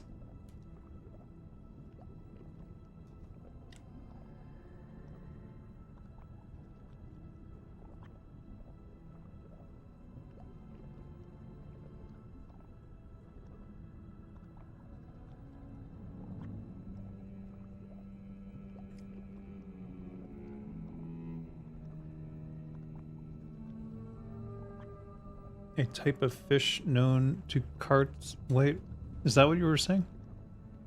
Definitely not making up words on the spot. No, I'd never do that. Okay, I sense sarcasm.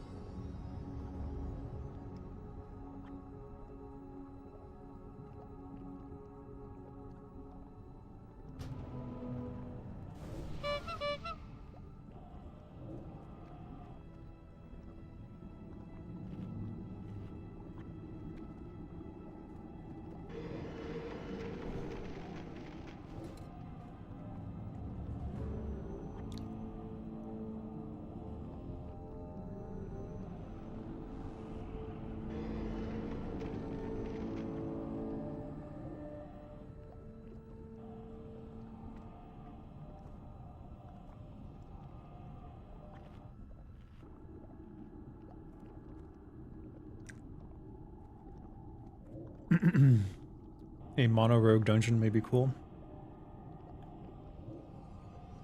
Indicates a smooth voice which can be used in jestful sarcasm song for... Okay.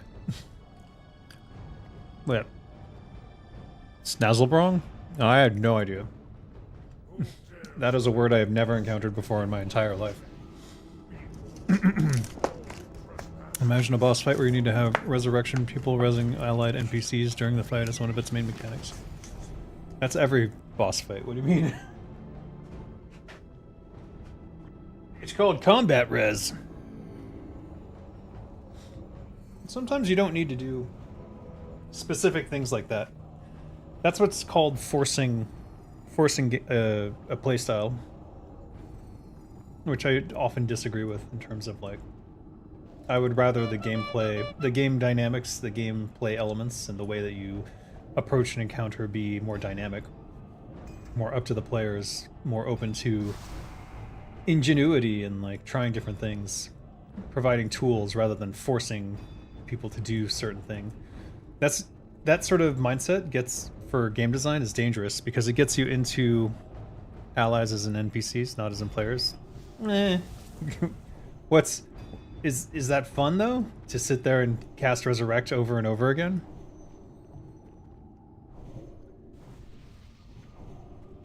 Maybe you have to make some choices about who you're resurrecting, but then it's really like, oh, do this sequence of resurrections in this order and otherwise you die. So here's the mentality that I try to get designers to move away from. Don't focus on the player needs to play this way, the player needs to do these things. Focus on what would be cool for the player to encounter and what tools do they have that they could use in this situation to get around something. Resurrection in itself is not particularly interesting, and forcing the player to use resurrection over and over again is not particularly interesting. But having an enemy that you need to keep subdued in some fashion, and rogues have a bunch of tools in that arsenal, so you might need to sap this one and stun this one and so on. That's more interesting. Because it allows player expression in the use of their abilities.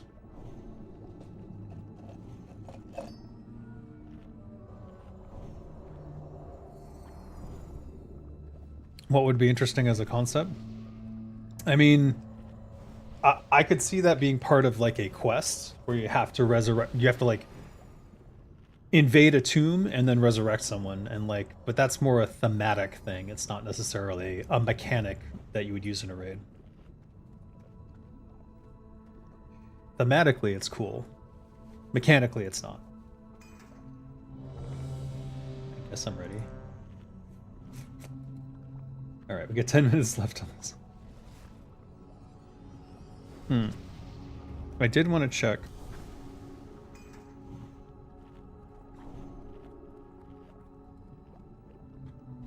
Can we save this segment? Okay, this is the current segment, so it will be saved. So here's what I'm gonna do. I'm gonna swap to corrosive?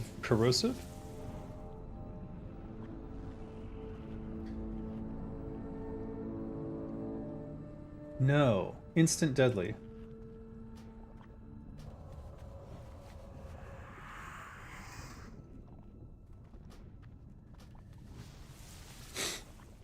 Let's see how this one goes.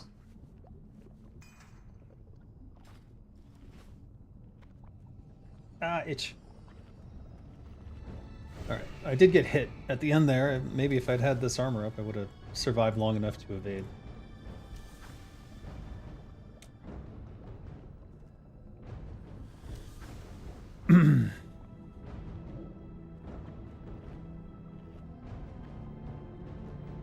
I wonder that one quest in Hammerfall where one learns the higher bandages for first aid, that mini game where you had to save the NPCs before they die, that mechanic was never used again. True, it wasn't.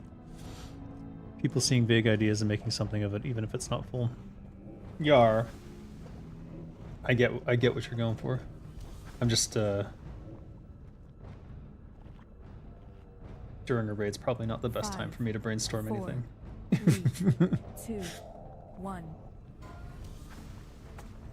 Alright, here we go. I'm drunk. Oh.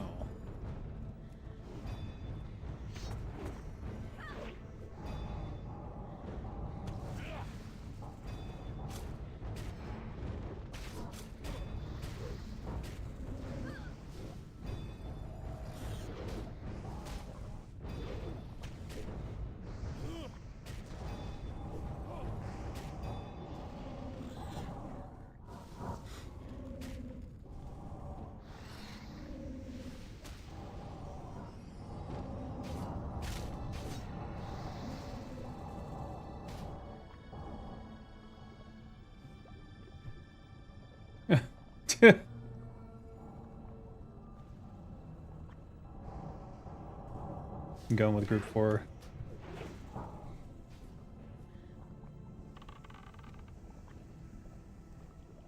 Now I got it. You know what you did, baby food.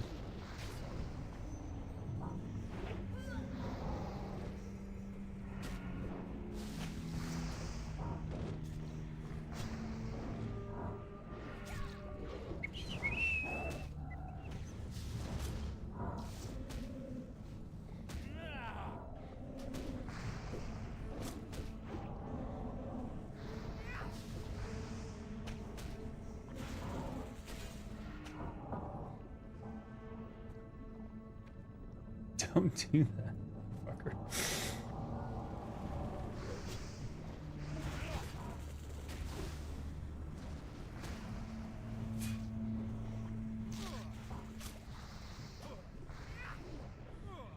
What the?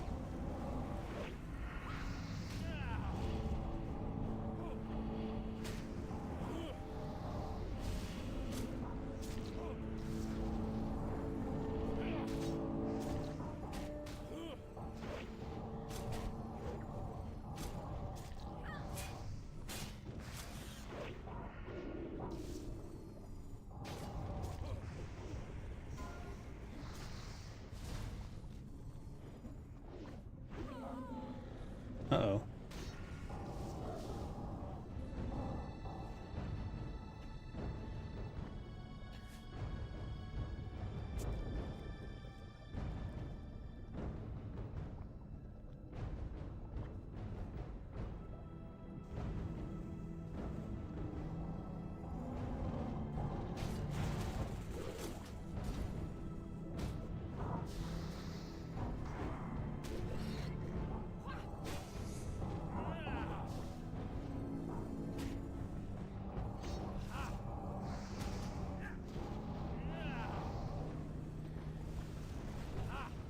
Why am I dying?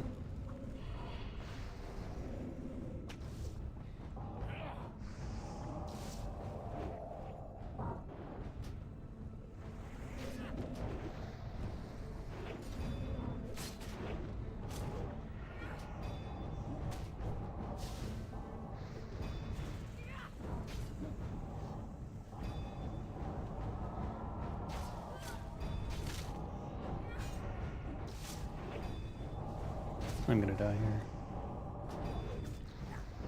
I think we got it though. Rick. Jesus. You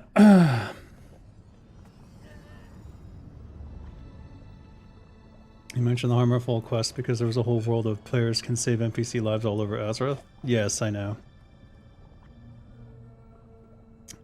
Yep. No, there could have been a lot more with that. I think it would have been more interesting if they had used that mechanic in other places and to like initiate quests, or like you stumble across scenes where there's like NPCs doing something and you can like heal them. But I think those are more questing things as opposed to like a raid mechanic.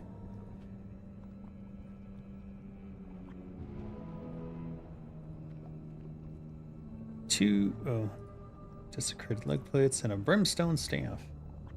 That's a very nice staff. Let me see that. It's a very cool looking staff.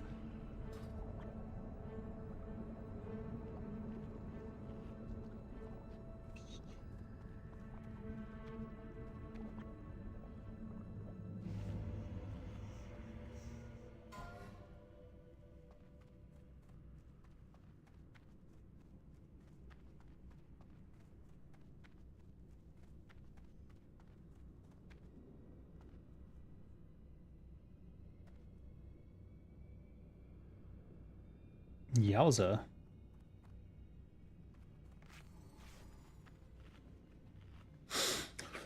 How do I feel about cheese pizza? It's great. I love pizza. My daughter hates it. It's caused a rift in our family. I'm not sure it's overcomable.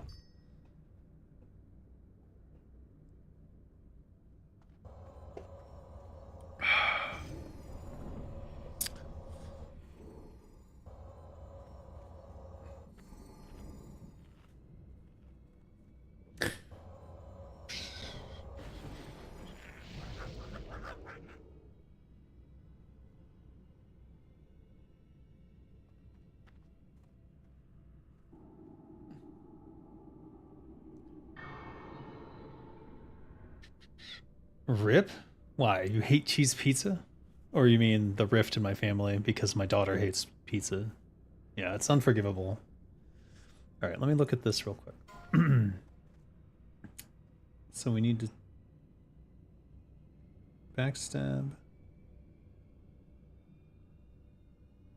Instant and deadly. Okay, interesting. Let's look at the first low tab.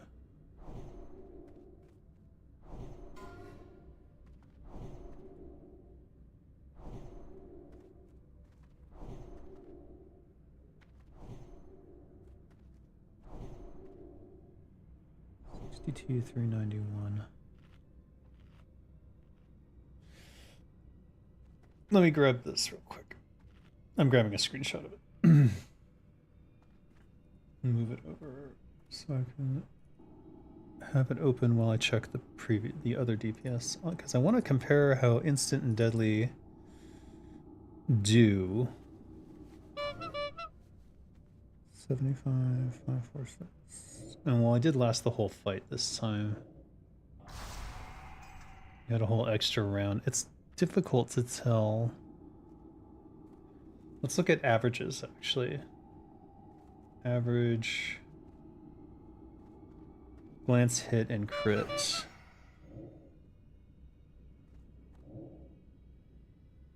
The difference is minuscule. Absolutely.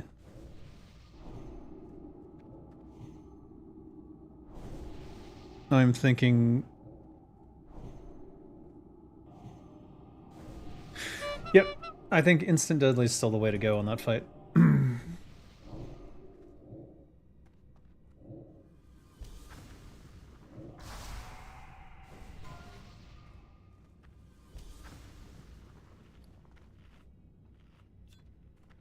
have a different health stone now. They're both 1440 though. That's why we only got one.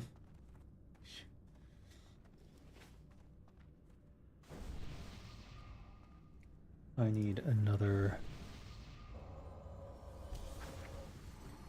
fortitude. There we go.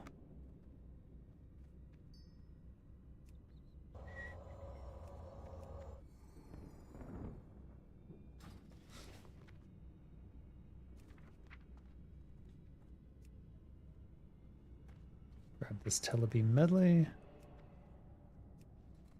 There we go.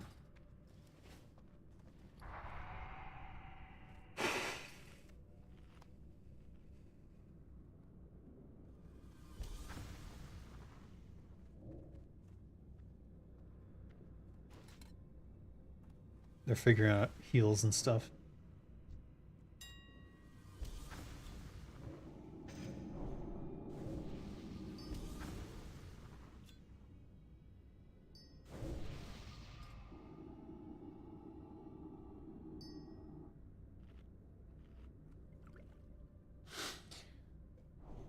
Rip to the Pizza Hut, yeah. The John Pops, the Hut of Pizza, the Domino's. Which of those is your best? Is the best? None of those are good. Okay, of those three, if I had to pick, it would probably be Papa John's because of the sauce. That garlic sauce is killer. Even if their pizza is terrible, like the sauce makes it up. But the best of those three that I've had, where the pizza itself was like super good, was actually Domino's, but it was a new Domino's in Arizona that had just opened, and I think that for whatever reason it was just like better than usual. And that was right after Domino's had that big thing where people were like, your pizza tastes like shit. Like they had a big thing where it was like everyone was making jokes about it tasting like cardboard. And so they did a whole thing to revamp their image and like make their pizza good again. This was in 1999. No, 2000.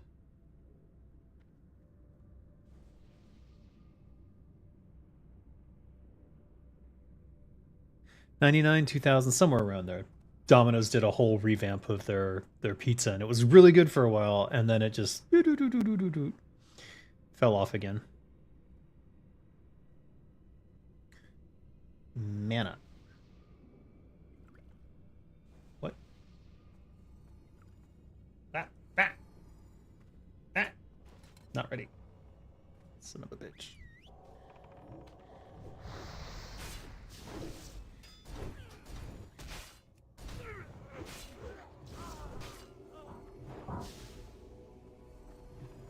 Blah.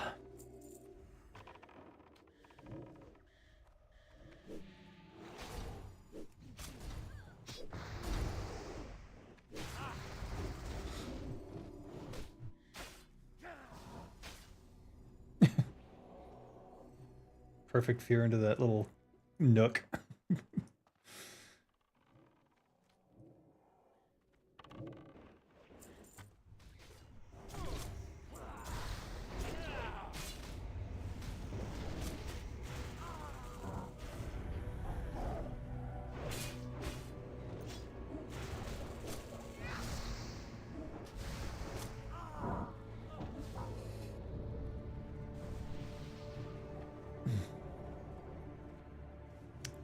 The Domino's revamp must have been in the early 2000s. Yeah, somewhere around there. I don't remember the exact date.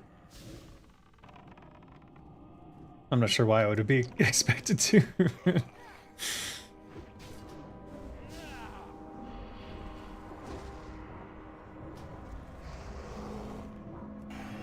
of that flame striking bullshit, thank you. Good lord.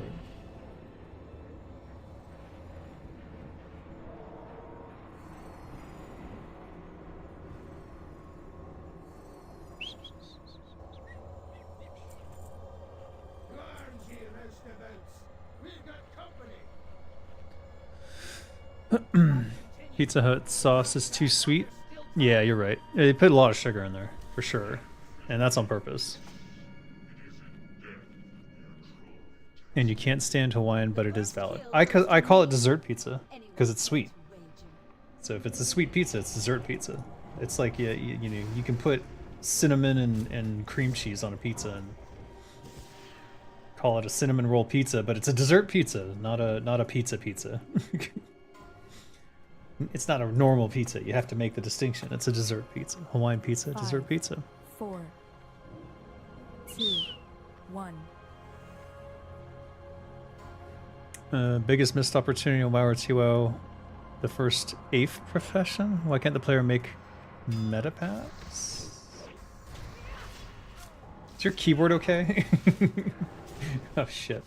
That was not good.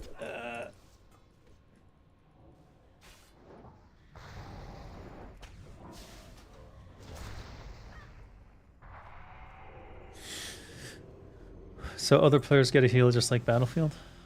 Throw them on the ground. Oh, like AoE healing things. That's what Circle of Healing is, isn't it? Or do you have to stand there? I guess you're channeling.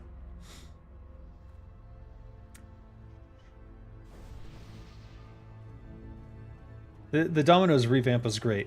That was the one time period where you could get pretty much anywhere really good pizza delivered to your door. 4, 3, But for the most part, like I 1. like to order from mom and pop shops because it's just better pizza, better ingredients.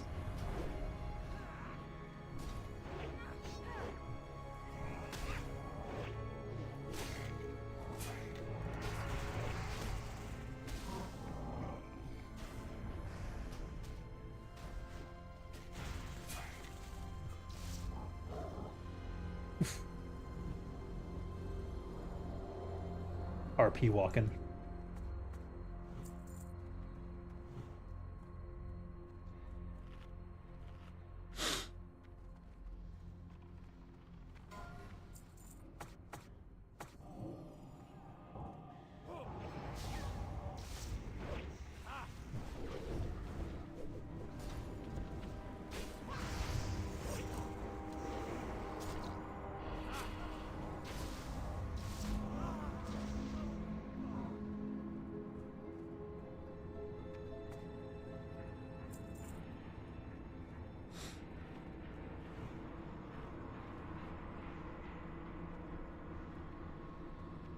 Sweet not equal dessert. Sweet is a flavor. Dessert is explicitly something that isn't for your own nutritional gain. What? 2, That's the definition 1. of dessert? I don't think that works. Otherwise, what's what do you call it? Yogurt ice cream. What's that?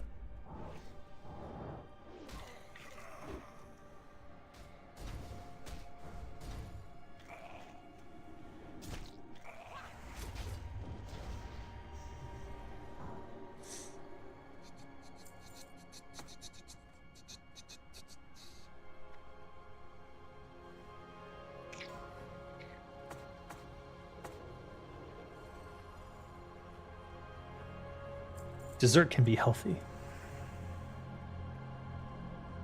Frozen yogurt. Yes, that. 5, 4, 3, I 2, 1. I can't think because I'm doing this shit. I don't know what to say. Am I on X? Am I? Ouch.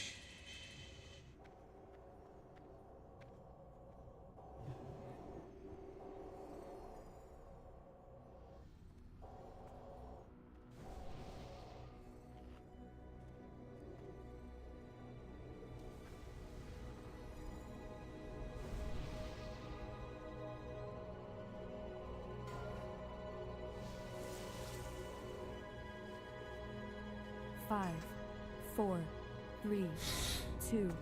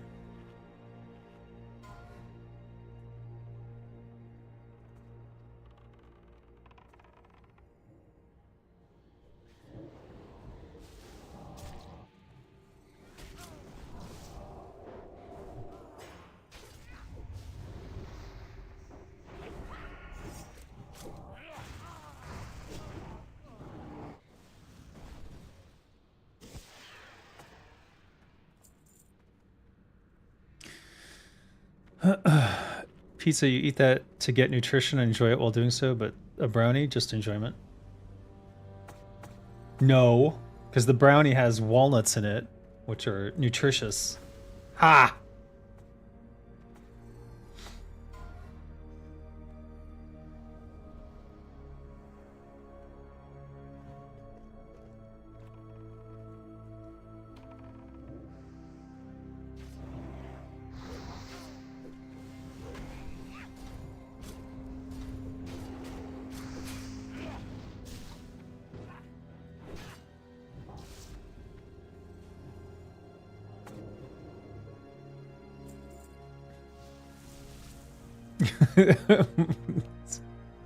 Sus wording.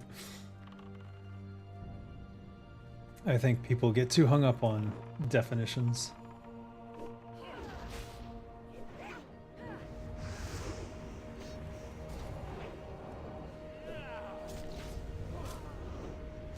Shit. Oh boy.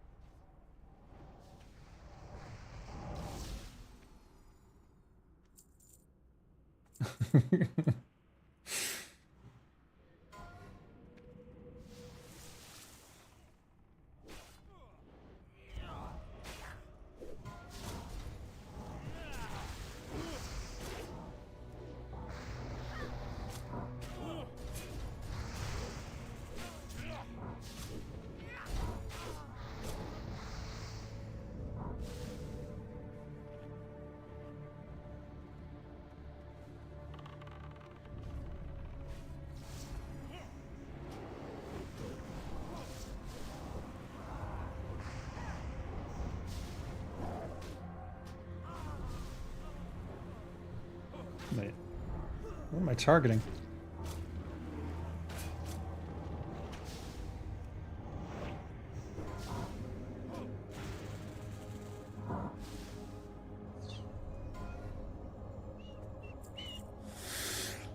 I think you have a misconception. I'm talking intent, not the literal fact of it hasn't nutrition. Like the primary intent, definitions matter a lot. Of course, definitions matter.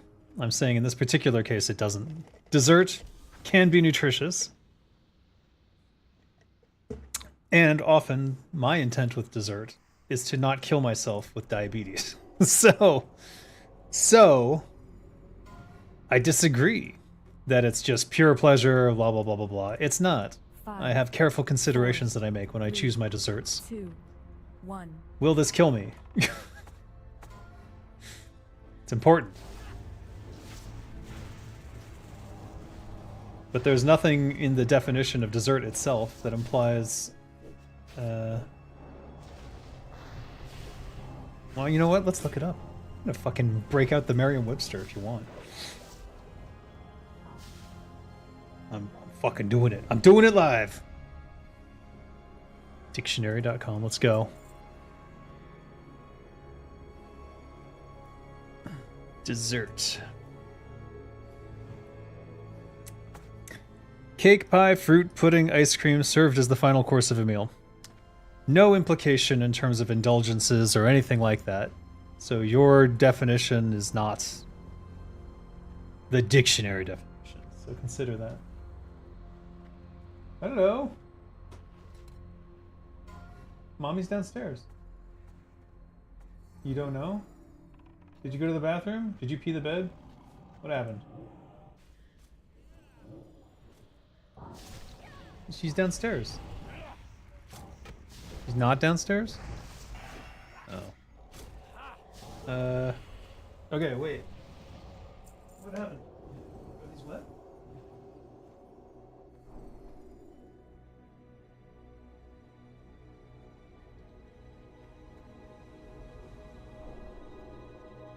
You wanna watch TV?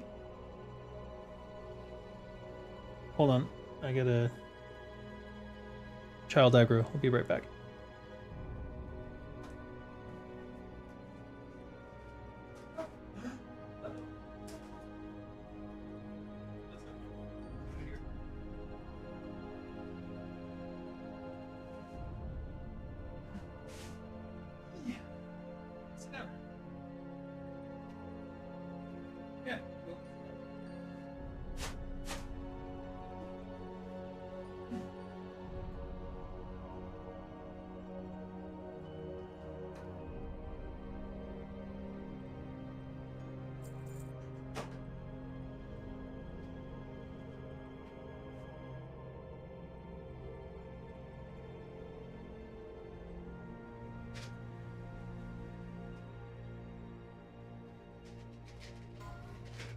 4, 3, 2, 1. Too many.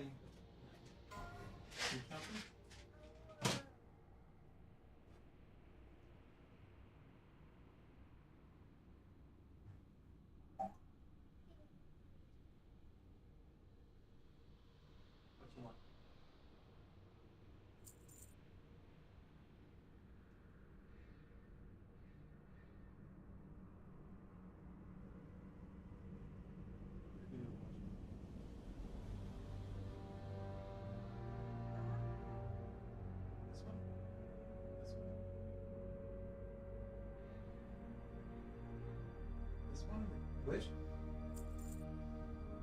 This one was... Which one?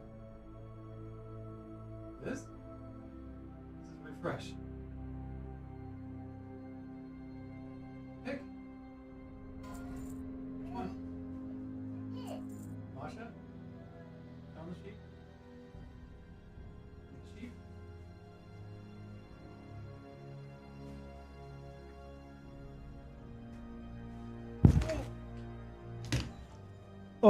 Oh good, I'm alive. 5, 4, 3, 2, 1.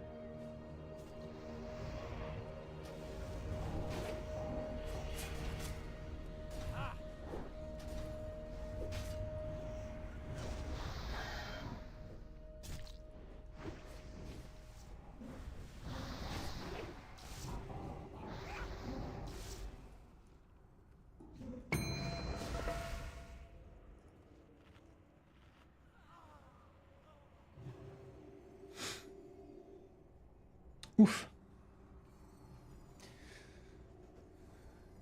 Google claims it's snack after a meal. Well, you said definitions matter, and I agree. They do matter. And the definition is non-specific as to anything except that it's the final course of a meal. So you could have dessert snails. You could have a savory dessert. I'm not deserting the conversation. I had my kid came in and she needed my attention, so she's now properly distracted. My wife is away for the moment, so.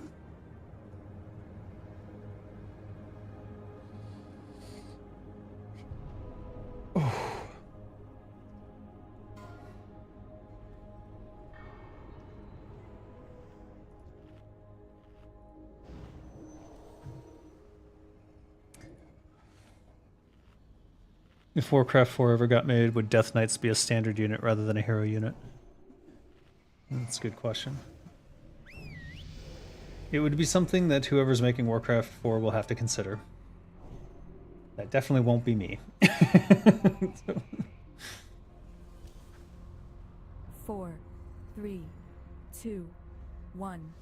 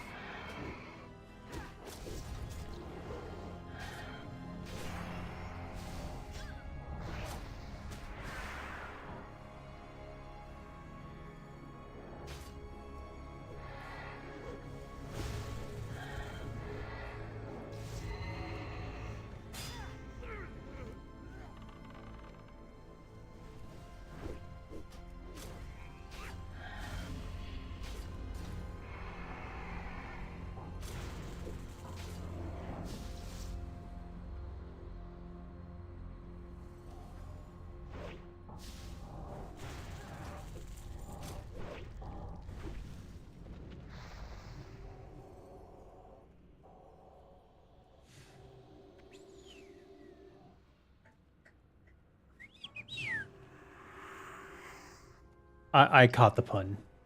I know. How do I feel about Gorgons?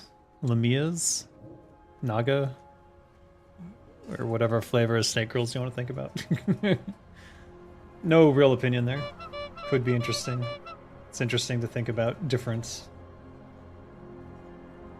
humanoidal creatures existing. Though it is a little human-centric.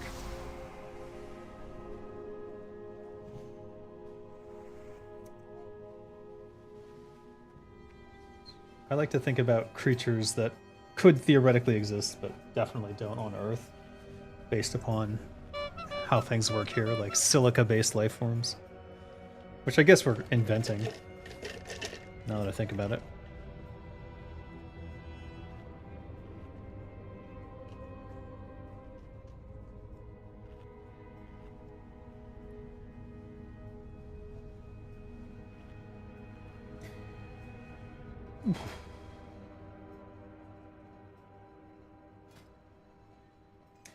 Since both my daggers are down, I'm going to go deadly and corrosive.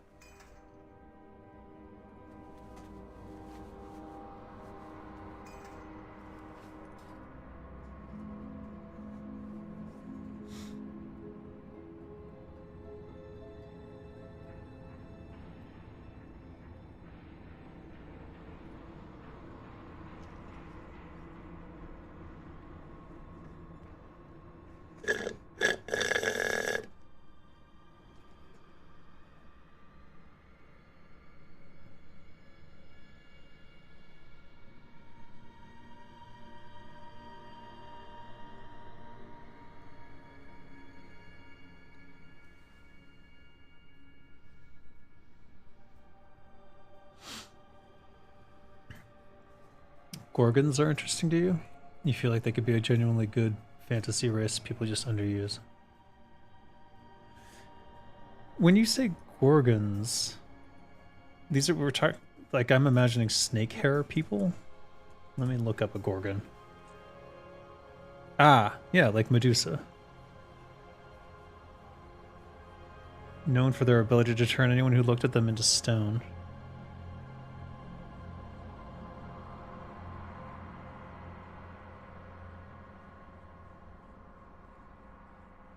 Yeah, they definitely could be interesting. I think the problem with Gorgons traditionally is simply the whole turning people into stone thing, so they kind of makes any sort of conversation or possibility of communication a little difficult. Medusa's children are Gorgons. Uh-huh. Medusa is the first Gorgon, but she's the only one with petrification. Huh? No, throw it in the trash. Yeah. Throw it away. What's the matter? You got something else? You're good.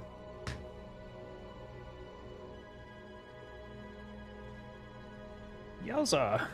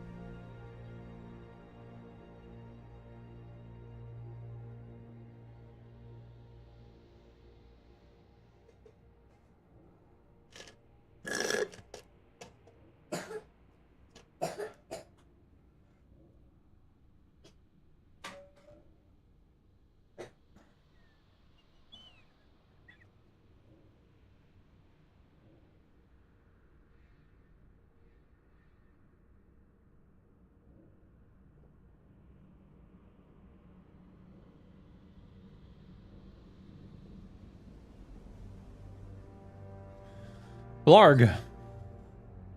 Gods and Gorgons both are immune, and if you make them a species, I imagine Medusa would be a rare caste to inherit their mother's curse, thus have power, or outcast later. Well, it wouldn't affect other Gorgon, so their society could function without having to worry about that. It's just if anyone else encounters them. But I could imagine like a society of benevolent Gorgon who are trying to like rehabilitate their image, and they're like very careful about who they let into the village because because it could fuck them up. All right, let's go.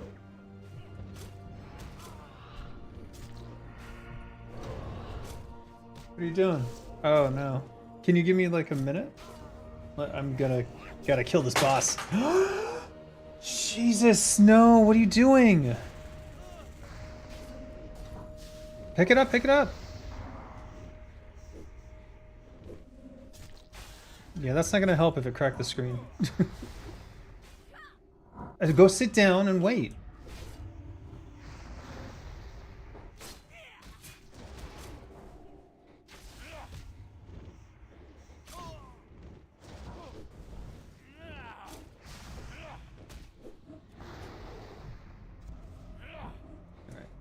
Totally effed up my initial. Huh? Yeah, oh great. Go ahead.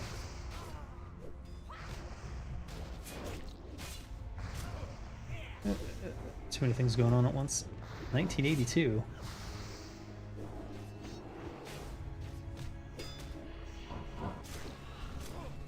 Oh shit!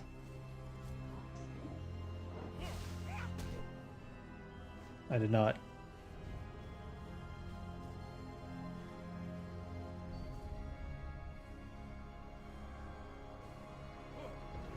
No, she got it working on her own.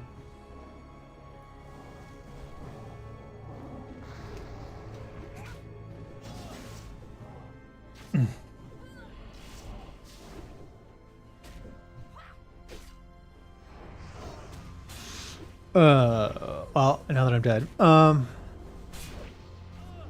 mean, outcasting due to being cursed and wanting to remove this curse, though Gorgons with petrification could be somewhat foreseen leaders or live in a hidden place. She dropped the Nintendo Switch. But it's fine. What are you doing? Are you playing or not? No, don't change games. No. You like that game better anyways. You always ask for this one.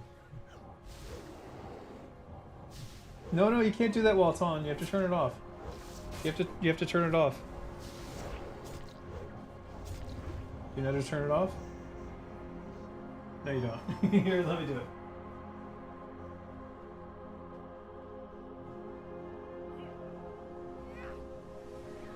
Oh my god.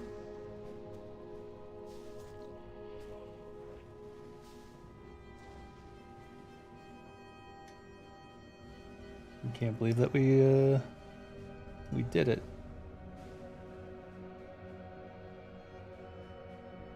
This one? You sure?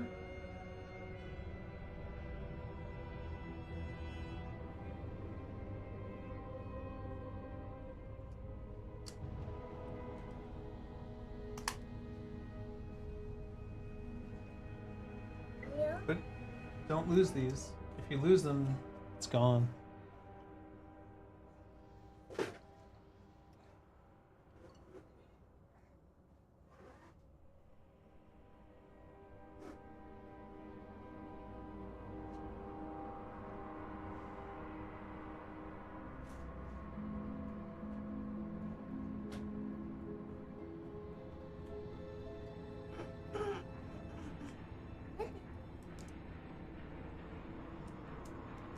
Oh my god, Nintendo, why do you make everything fucking take forever?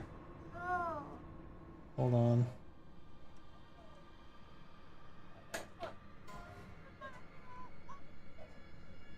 Signet of the Fallen Defender.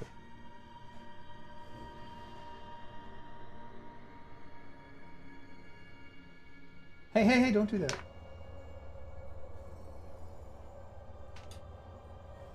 Hey, what? Oh my god, chill. Go, sit down, Sit down. What the fuck? I say. Cockatrices? You mean angry chickens? I'm alive. Nice. All right.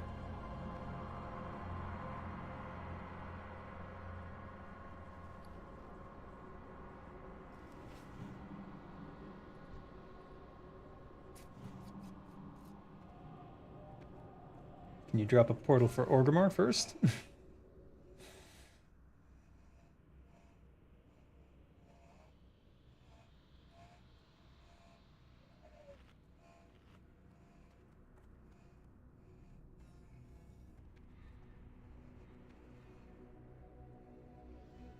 Okay, what's this show?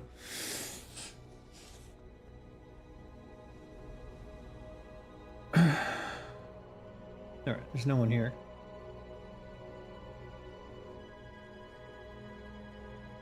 Cockatrices are more than just angry chickens.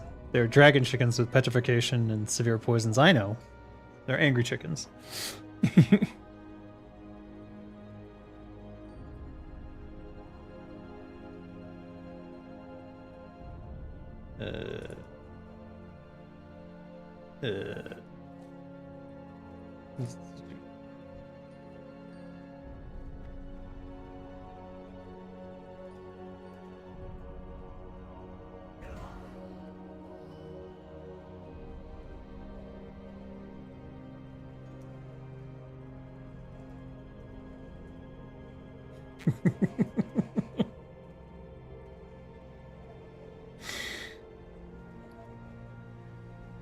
Yeah. All right. I'm going to the caverns of time.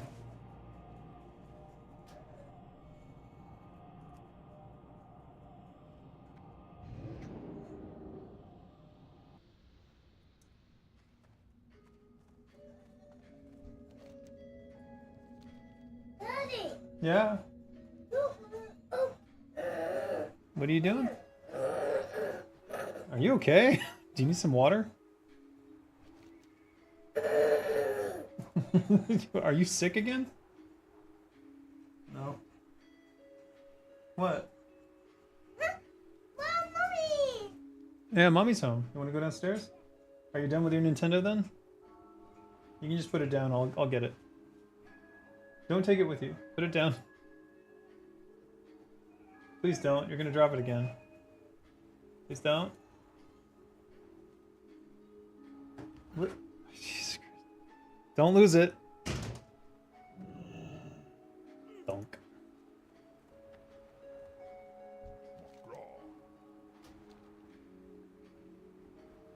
Scenario.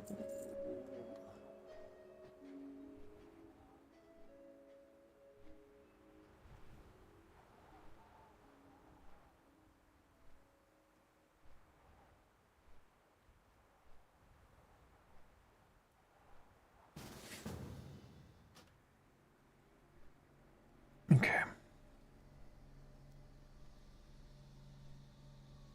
Um.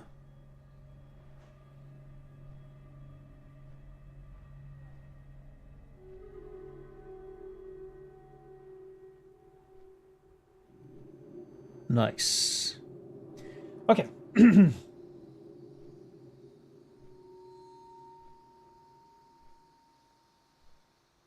Super weapon chickens. Yes, unleash a horde of them on your worst enemy. A cockatrice and a Medusa walk into a bar. Later, police find the entire town turned to stone with claw marks and snake trails. Is that a joke? I don't get it. Imagine Medusa coiled around a cockatrice to ride them. A riding cockatrice? Cockatrices aren't that big, though. Are they? I would think the cockatrice would ride on the head of the Gorgon. Like, use the snakes as a nest.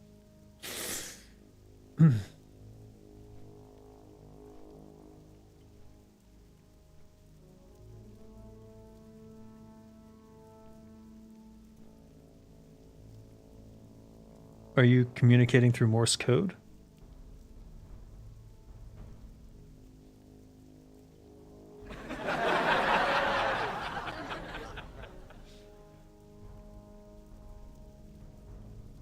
Sure. Just was wondering, is this an out-of-season April Fool's joke?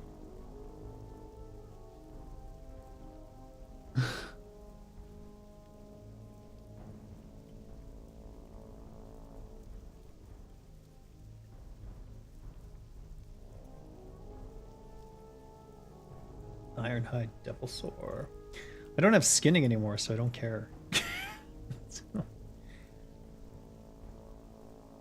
Oh no.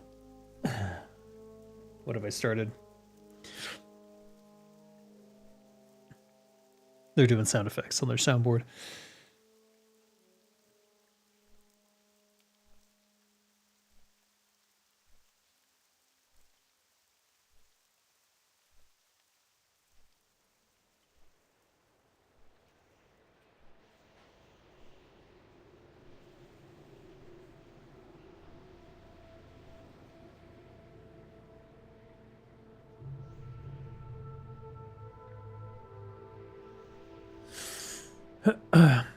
How did you feel when they added dinosaurs to WoW, by the way? Thought it was cool. I don't know. Because it's not Earth. Why can't thunder lizards coexist? I mean, they have literal thunder lizards, too.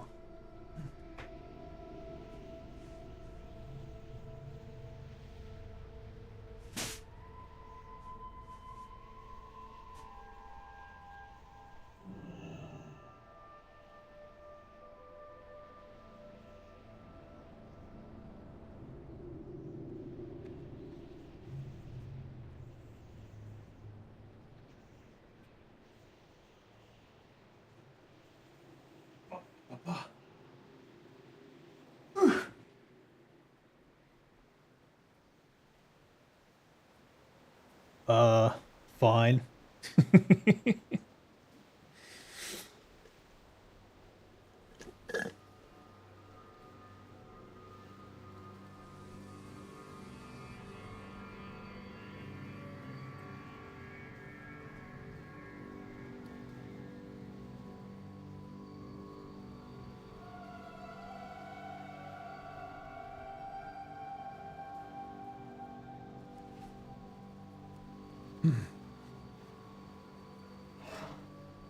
How do I feel about Wendigos? Not the deer-headed... What? But the emaciated and demon-possessed near indestructible ones. I think they make for good horror stories, but beyond that, I'm not so sure. Like, what would an encounter with them be like? I mean, just die.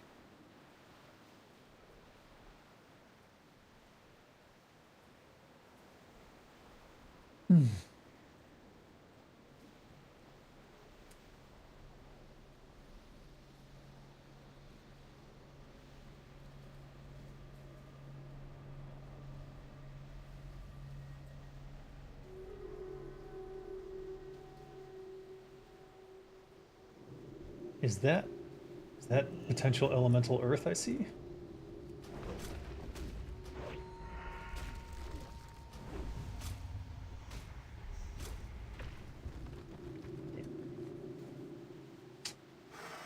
Unlucky.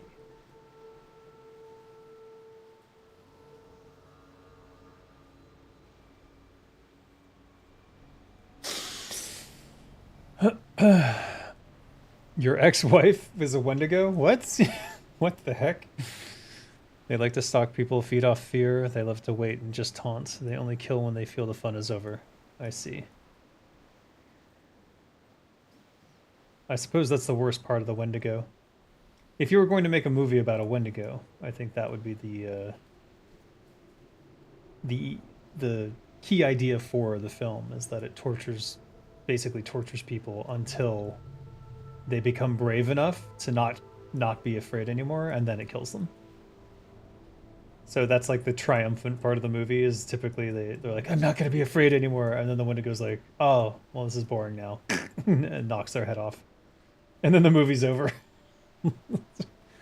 I'm pretty sure that's what they did with Smile.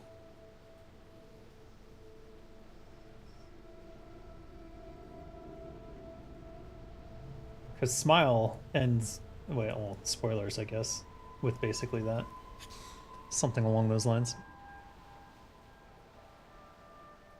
They're so fast they're blurs and can punch through a steel door. Unnaturally tall, almost never not naked, and very, very malicious. Yeah. Sounds awful.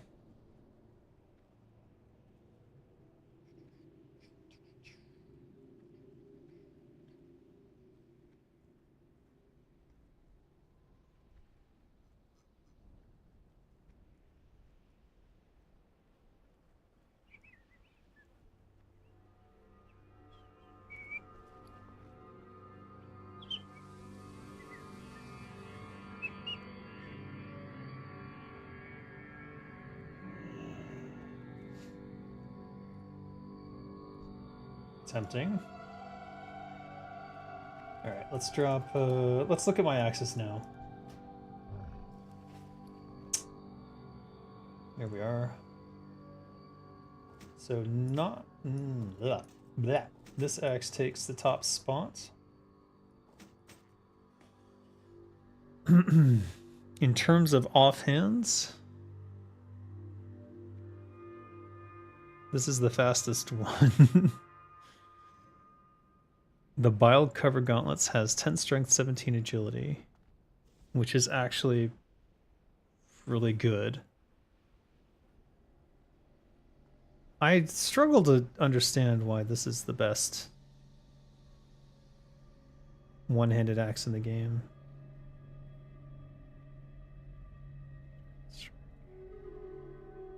That's the Blessed Karaji.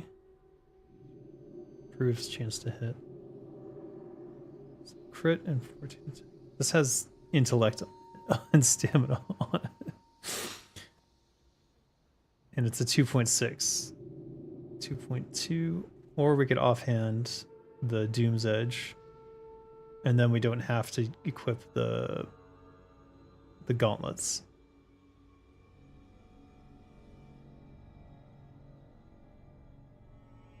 It has more armor than the Bone Scythe, which is interesting.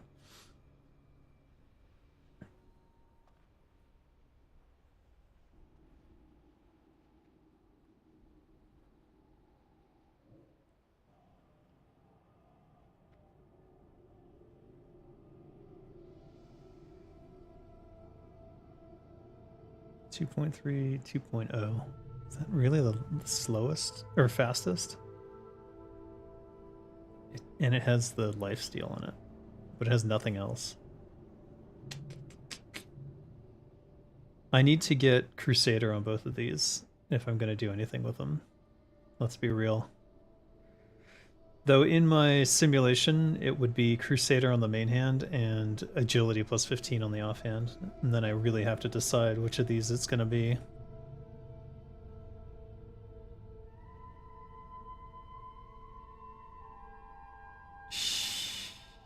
Shadowy Bolt. Imagine having a slower offhand, though. Yikes.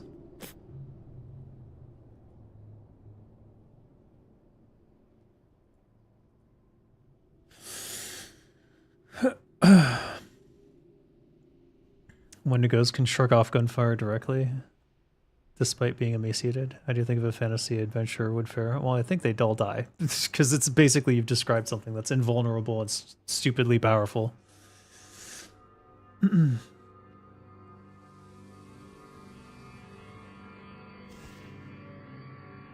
Well, you're describing them as cowardly now, but you described them as sadistic and clever before, so I don't know. They resurrect until their soul is destroyed or a specific ritual is performed? Well, gee.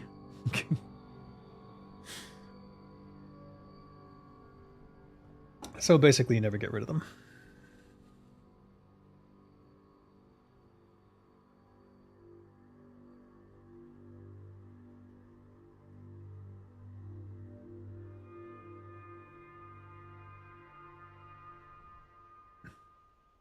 In fantasy, they would be more cowardly.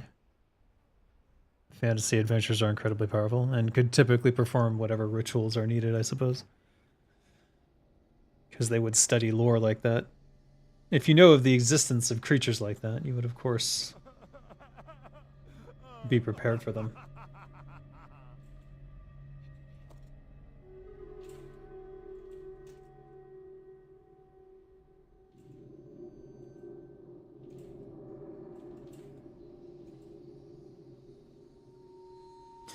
Let me double check my reserves for this raid.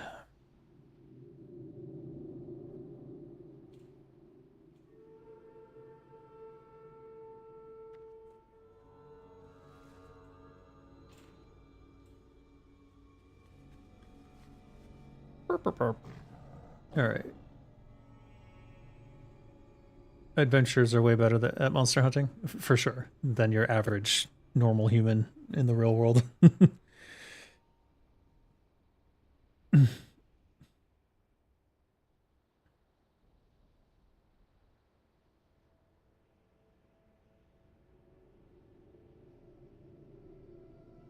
Fucking hell. 3 other reserves for remnants of an old god, so I have to beat 3 other rolls. Better roll 100. Fuck. In Badge of the Swarmguard. Ooh.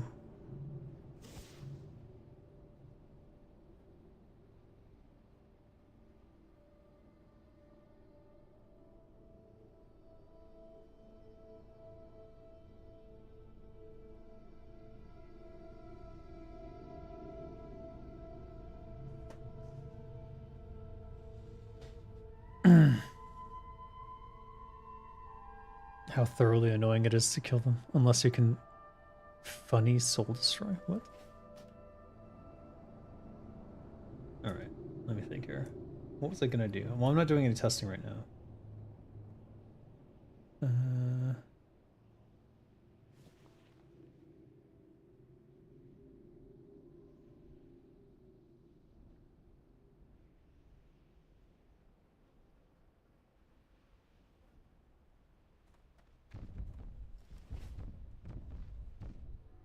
Are they inside? There's nobody here. What the fuck?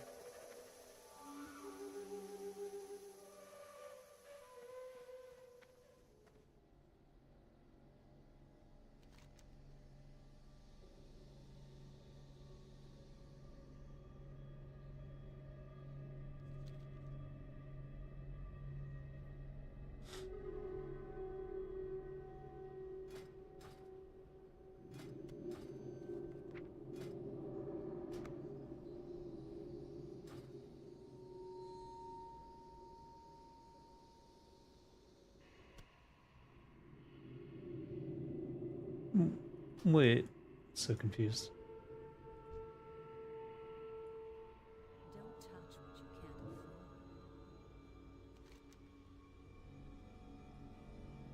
Where is everyone?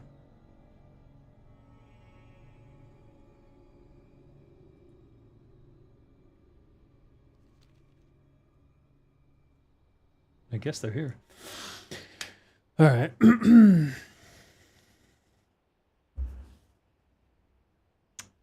Considering skinwalkers exist, in my setting, I have guards always ask for a name and purpose in town before allowing people in. Do you think this is reasonable to be common behavior, or am I overblowing it? If skinwalkers are all over the place, then yeah, it's absolutely. Every town would have some sort of rules to try and prevent them from coming in.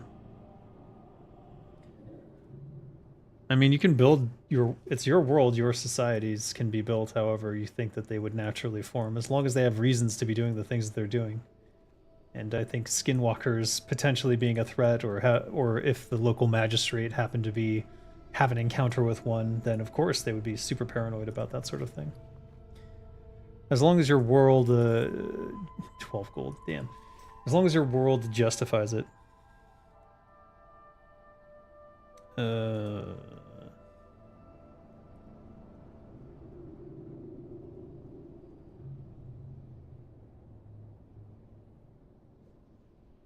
That's just part of proper world building, though.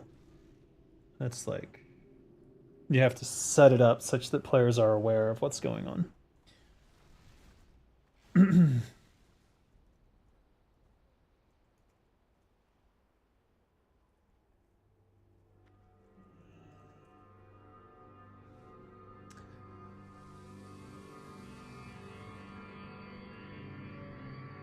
Not necessarily all over the place, but every culture has some level of shape-shifting things. I'm asking in general fantasy, do you feel this is justified? Generally, they're rare, but it really depends on your world. I know you're not asking about your world, but it depends on whatever world you're in. If skinwalkers are everywhere, then yeah, people are fucking paranoid, and every town would have some sort of policy in place to try and prevent them from getting in. If doppelgangers are everywhere, like in BG3, no one's looking for doppelgangers because doppelgangers are rare. So they are able to take over a town that way. Again, it's part of world building. It only makes sense for a specific world if that specific world establishes that these are commonplace events and people are paranoid about them, or if that particular town has some paranoia about it because someone in power has encountered it. Is it reasonable, even if excessively rare but known publicly about? It depends on the fucking world setting. That's my point.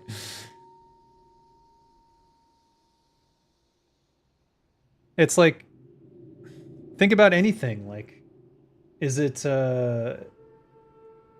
do most towns have some sort of policy against gang members? No, but towns that frequently encounter gang members do have policies that prevent gang members from getting into certain locations.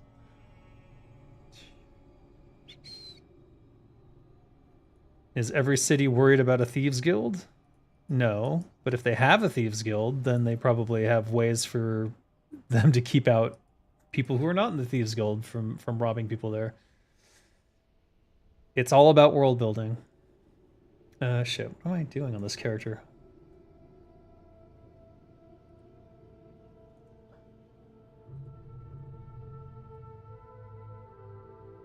Ocean's Gaze. Fuck. Fuck.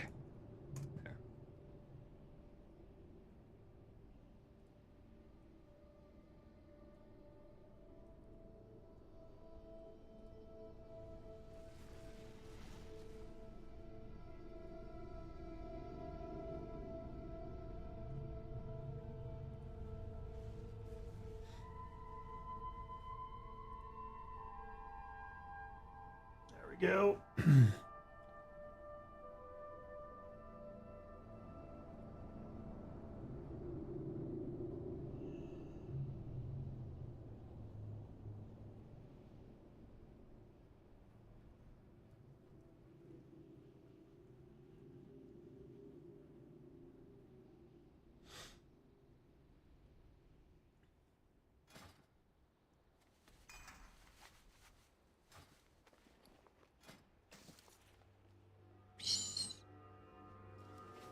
It's also there to communicate to other towns, hold people accountable, and generally get an understanding of who is and isn't in town. Well, then you've justified it, and yes, it is perfectly reasonable.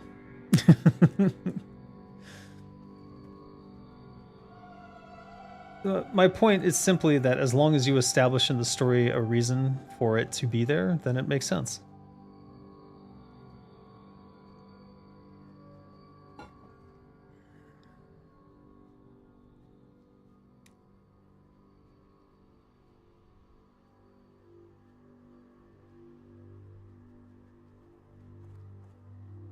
It's easy to write off that it's just the megaforest continent of Rayshine, since skinwalkers and such are known to frequent forests.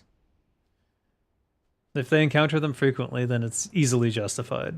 And that would be like, if the adventurers are going into that town, that would be, and they're like, oh, you're not from around here? Then that would be the first explanation they probably run into. It's like, sorry if everyone seems a little on edge, it's because of the skinwalkers. But... and then you better have an adventure involving a lot of skinwalkers.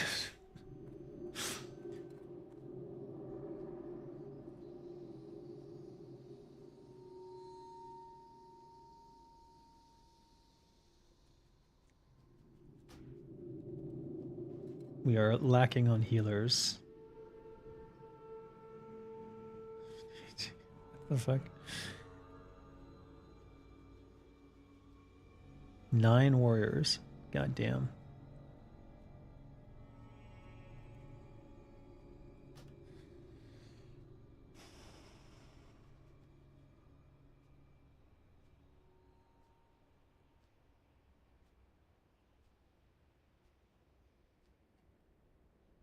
Raishane, in part named for Raishane, the central territory of that continent. That's a mess of its own. I see.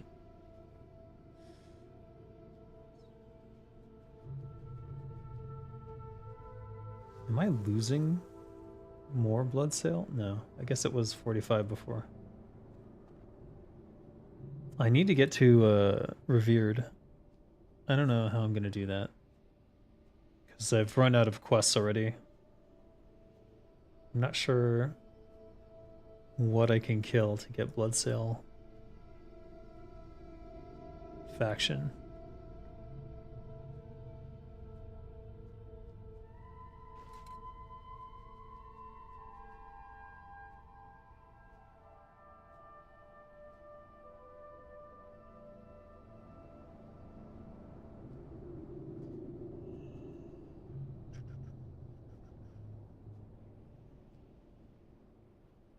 Raishane and Raishan, two different names, continent and section respectively. I don't care.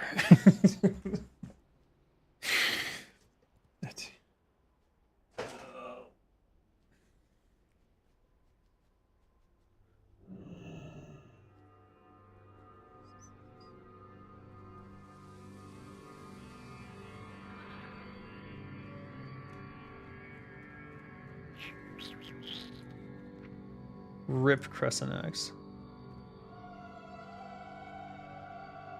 What did I sell? Being a little annoying, yeah. It's alright. I get it. Oh man.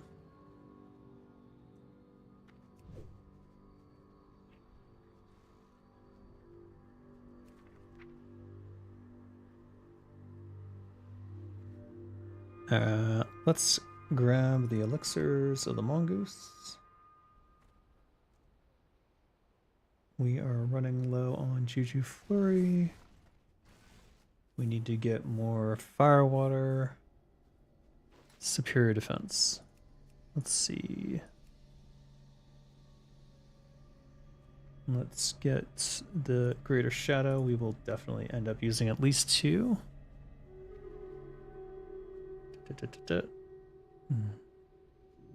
Don't need more of that. Nope. Yes. There's 7 here. I'll grab this one. Perfect. I'm out of Major Troll's blood, but I don't think we really need it here, so I'll go ahead and buy a Major Troll's blood stack for next time I need it. If it's cheap. 4 pages of them, they better be cheap. You wish you weren't annoying? What does that mean?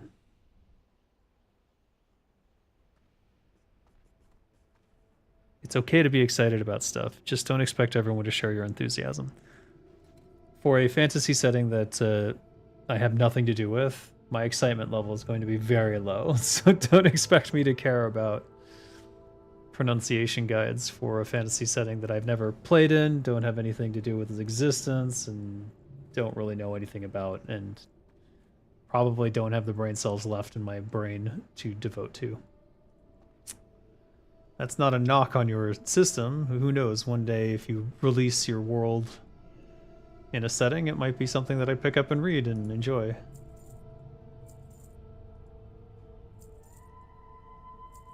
Why are these so expensive? Probably shouldn't have bought those. Nobody you know shares even a single interest with you? That's not true at all. What?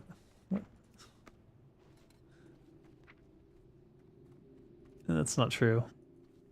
You're focusing on the negative. Which you tend to do a lot, by the way, Gray.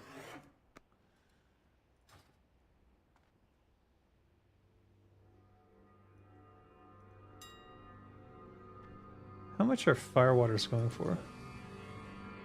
I mean, I'm not going to buy it. Of course I'm going to go kill bears, so it's not really... Oh, I ain't paying that anyways.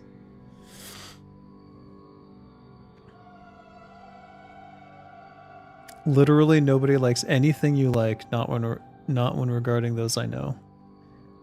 Who are you hanging out with? Why don't you find new friends then?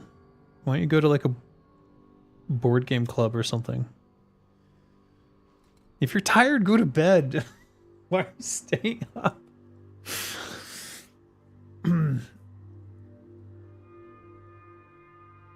Nobody you know shares a single interest of yours.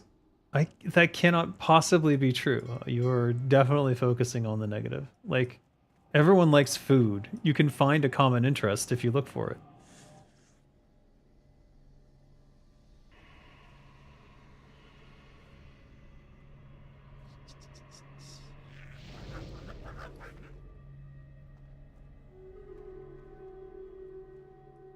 Here, I'll drink these. Rumsy rum. It's only 10 stamina, but it's better than nothing, I suppose.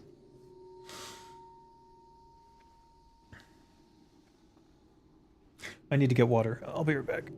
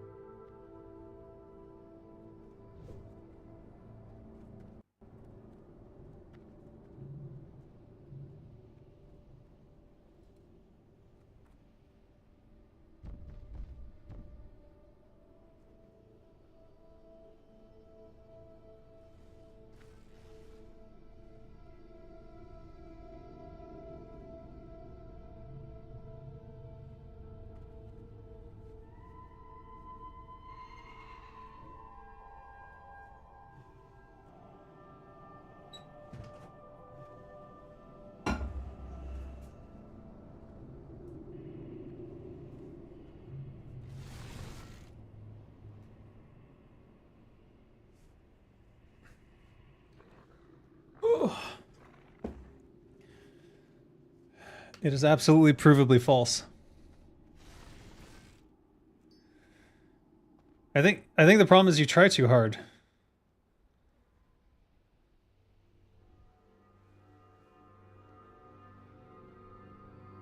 The problem is you're trying too hard. And it can be off-putting.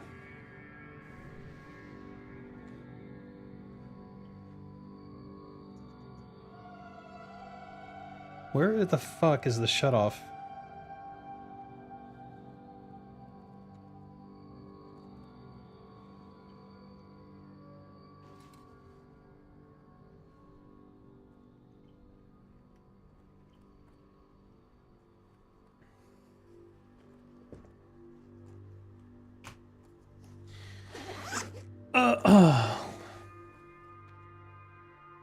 What the heck? They often feel guilty or bad that they don't share your interests, but I don't force them. It's better that what the It's better that I suffer than force people into something unenjoyable for them? We are branching into personality disorders here now. I want you to know. I'm not a psychologist, though.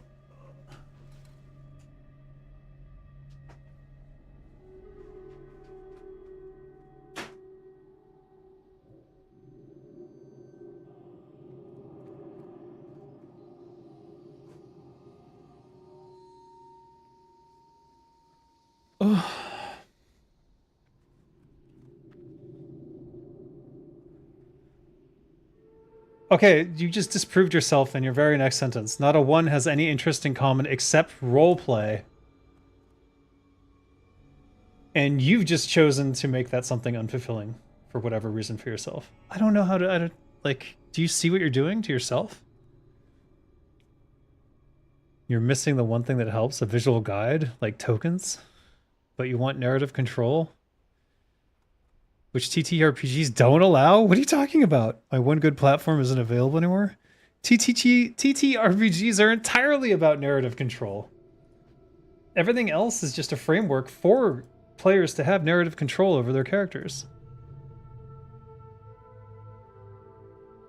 This is a choice. This is a choice you are making to feel isolated. God, what is the personality disorder? Psychological profile. Self-defeating. What's the other traits here?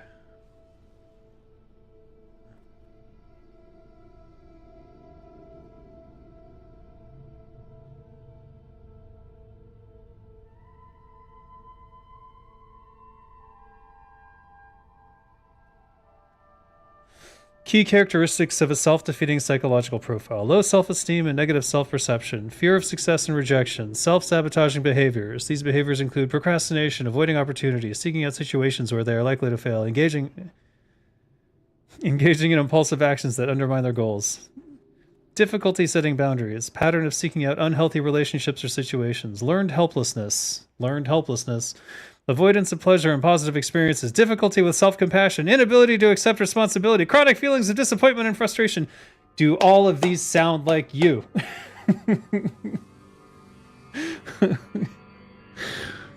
I want you to think really hard about what I'm trying to tell you here. I can't help you because I'm not a psychologist. I want to emphasize this very much. But you have a lot of self-exploration to do because I'm seeing a lot of self-defeating behaviors, and that's something that you have to overcome and probably talk to a mental health care professional about if you can find one. A lot of them are unfitting. Which ones are unfitting? You just like explaining things? Yeah, but you're not explaining things. You're finding ways to be unhappy. Do you know what I'm saying?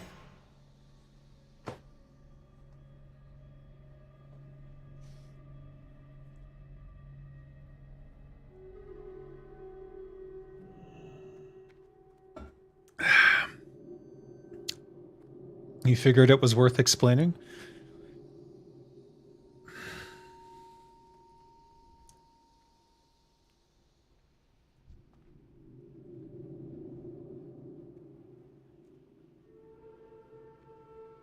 I saw you exhibiting almost all of these behaviors just in chat. So it's up to you if you want to, I don't know, deny it. But I think this is territory that you should explore.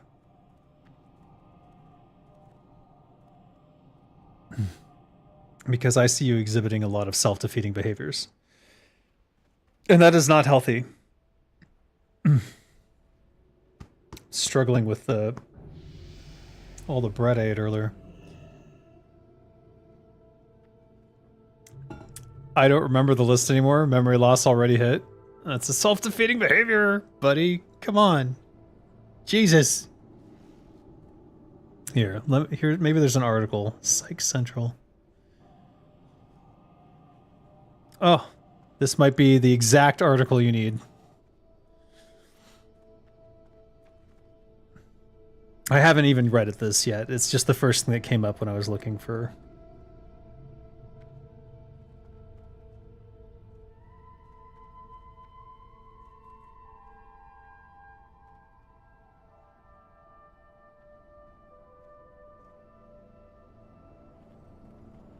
I know it's not voluntary. I'm saying, well, whatever. Look into it or don't. There's not much I can do because I am not a psychologist. And even if I were, I wouldn't be able to provide advice over online anyways.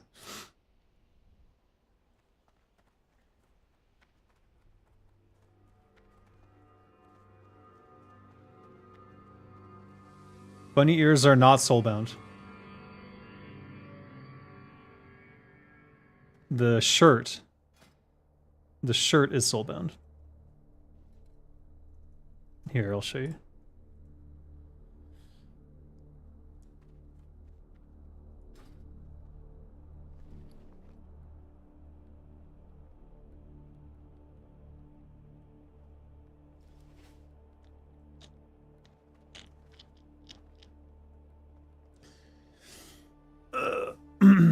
Dr. Dave. God, no.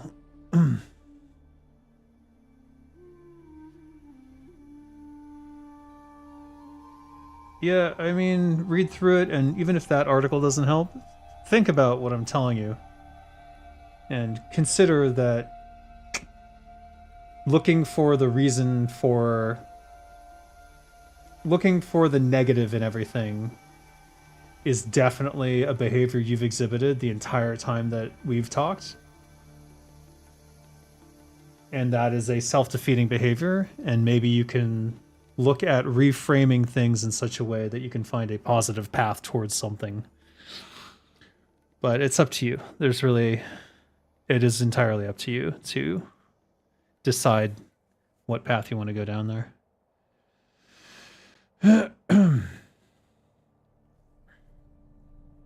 Stop with the Vodo. Vodo? I don't know what Vodo is. Is it voodoo?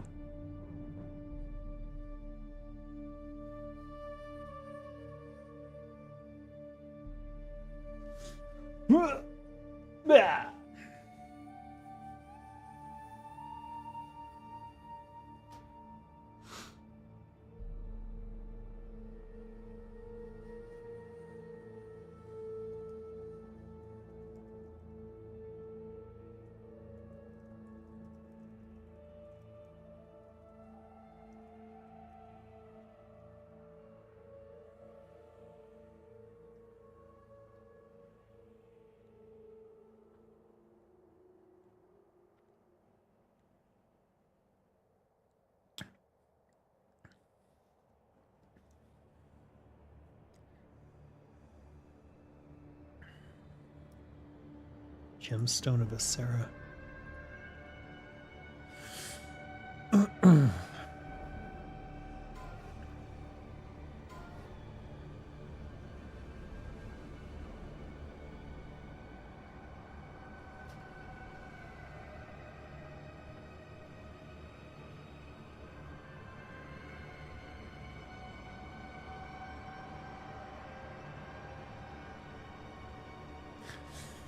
Good night, Gray.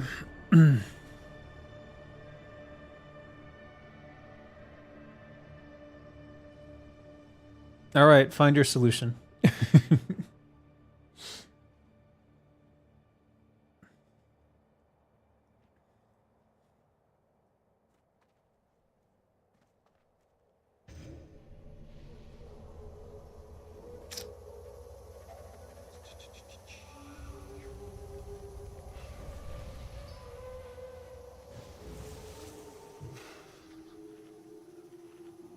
Ciao.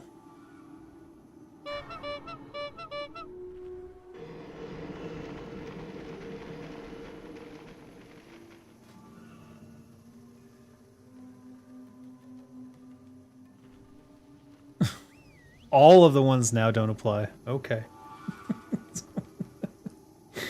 Okay.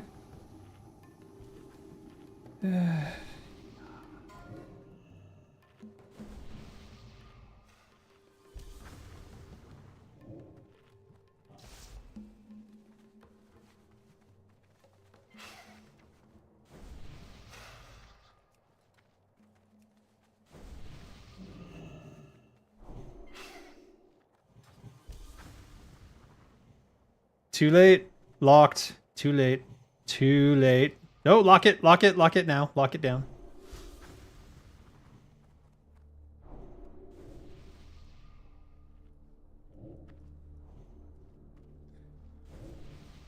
But Marky Mark might.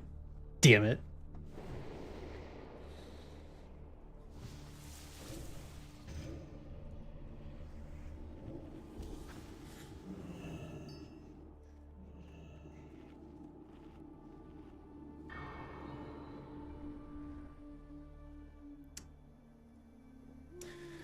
All right, let's think here.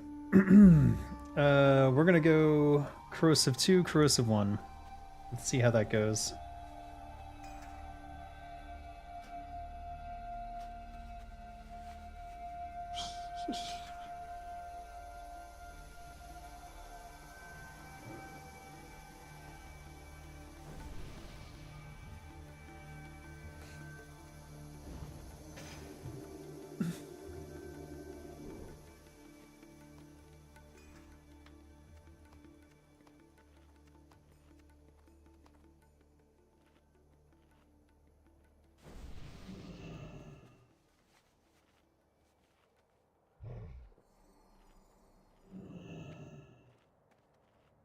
That's weird. 4. I have 4 here. Where's the other 2? There they are.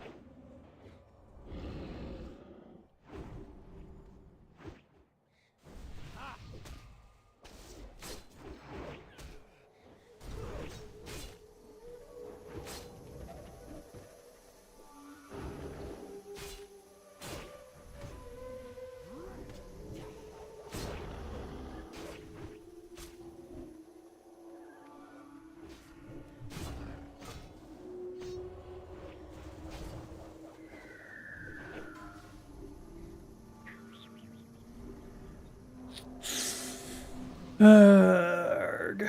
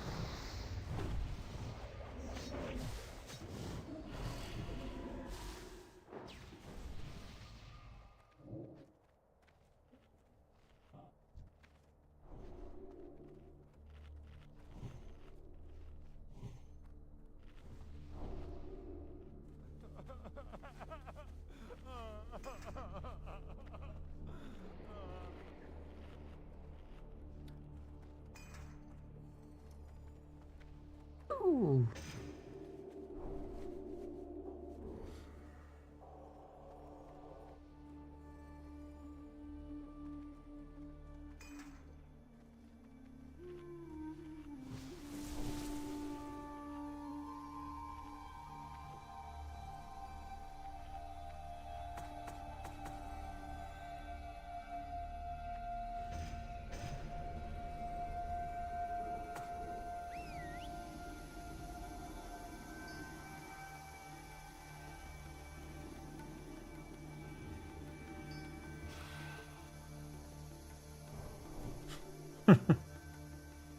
Hmm.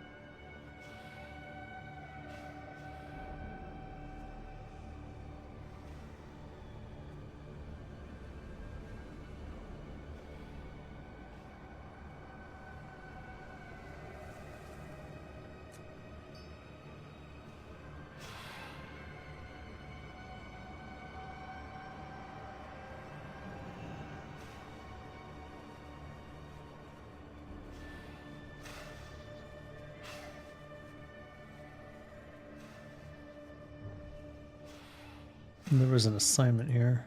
5, 4, 3, 2. I'm on the left One. platform.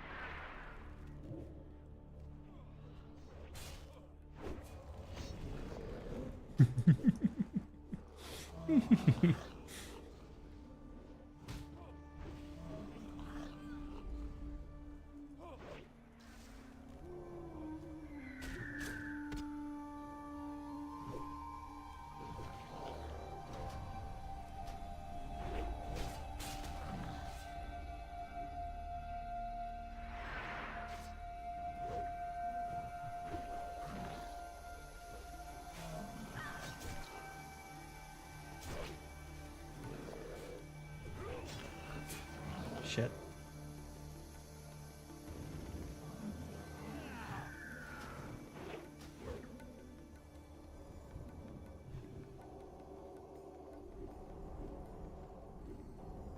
Nice. Pendant of the Karaji Guardian. I haven't seen that before. Ring of Swarming Thought. Nice. Please help me overcoming my own WoW game design addiction and invent my own IP. Let me one day be as awesome as someone who invented something new, just like vanilla WoW was in 2004. Yeah. What? Okay. I did a whole video on lore creation. Maybe I'll do a more formal one, but like...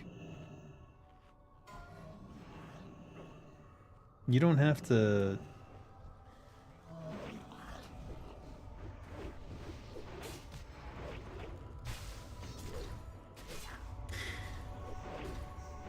All I can say is, I know everyone has a world in them that they want to build.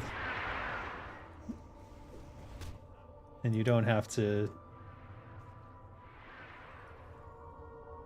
You don't have to, what you call it, rely on other people's worlds in order to build your own. You can certainly take inspiration from worlds that have already been built, but you gotta sort of think about it from the get-go of like, how was this universe created? Why was this universe created? What is its purpose? What stories am I going to tell here? What kind of world am I building? Focus on the themes first, and then build everything from the themes. How would you come about doing lore making a game? Would you focus on story early on, or would you apply it much later on when the game is more established? If I'm making... If I'm doing world lore, for any reason... For any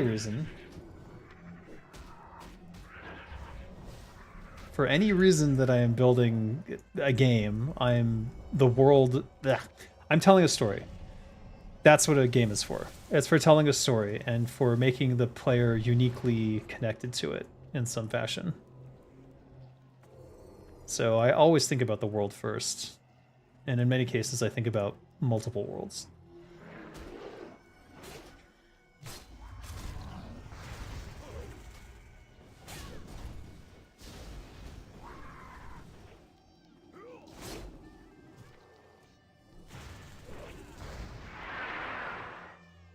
Wow. That was fucking epic. Holy shit, where am I?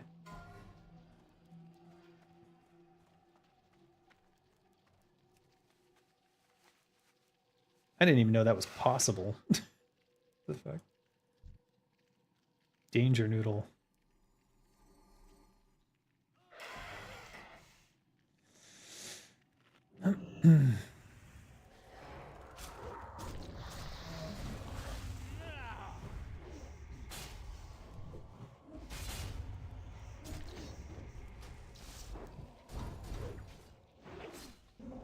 What the fuck?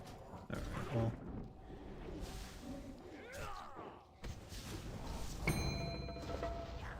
Really?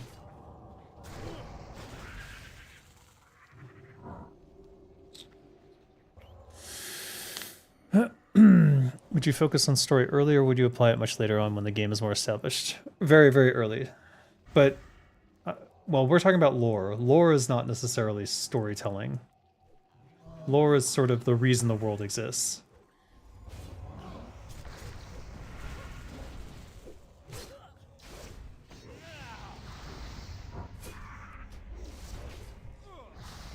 And if I'm not telling a story, what am I doing? What's the point?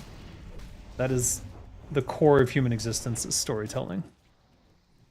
Constantly. We're constantly telling stories about everything. About each other, about ourselves, about the world that we live in. Games are just another way to tell stories.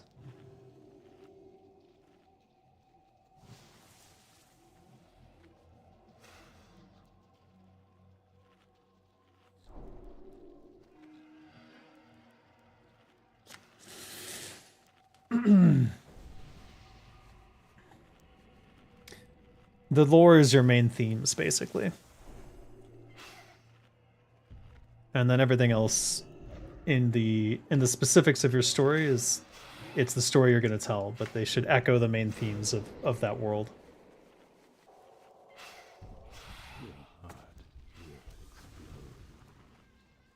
What do we got here? Double corrosive. Should be fine. I think we said we're killing this guy first. 5, 4, 1.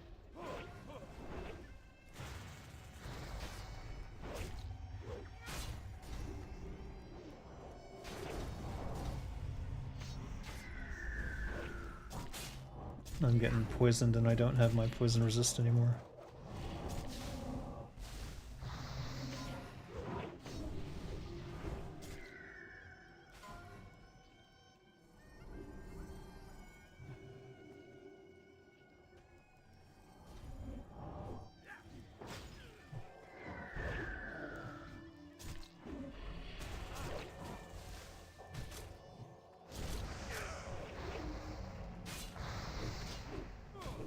That was weird.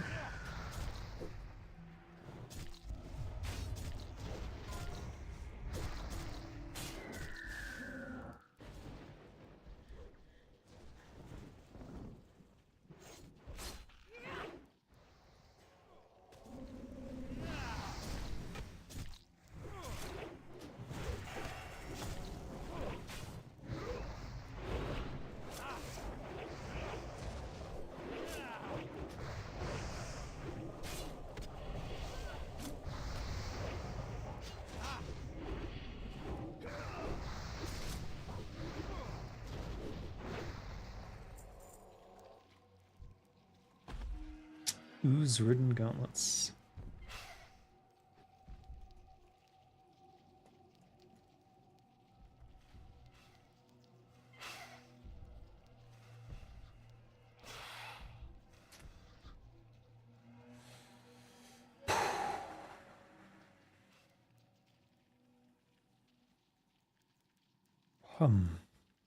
A theme, you say, Dave? So like a main plot point? No, no, no. Themes are not plot points. Themes are like the feeling of the world. Like the main themes of like Warhammer 40K is like decay, hopelessness, and like fascist devotion.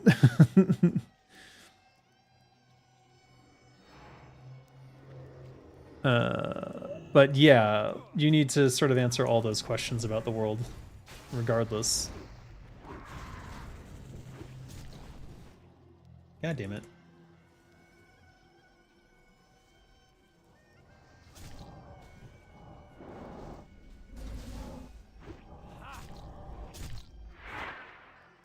Lol. Get my ass kicked here.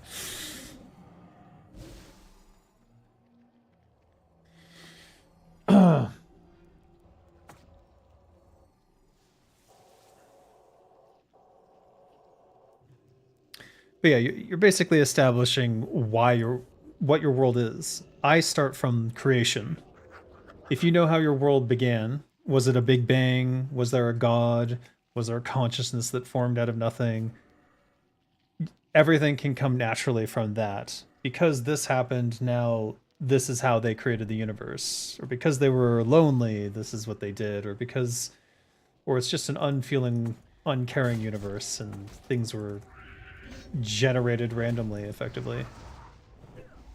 Or they don't.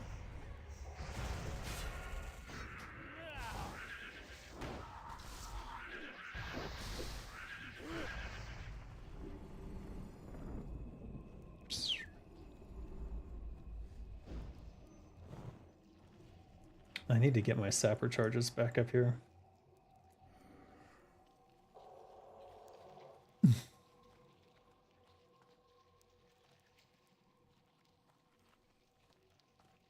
Here?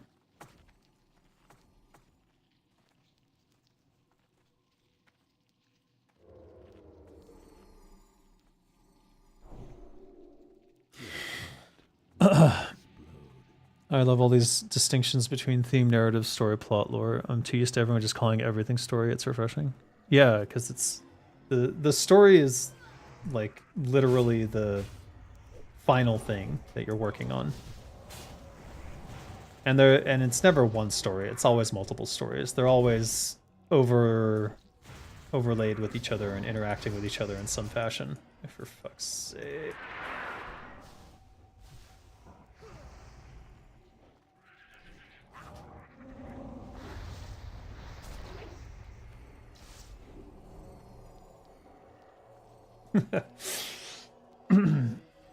But yeah. You establish your world lore for the purpose of your themes. If your main themes of your universe is like a cold, lonely universe, then you might just do a Big Bang Theory or like some other methodology of creating a universe that doesn't involve a conscious entity. You want it cold and stagnant, and you can start there. And then because everything is sort of random, there's a sort of chaos to the universe. And that becomes one of your themes. Or can be. Oof. Oh, come on.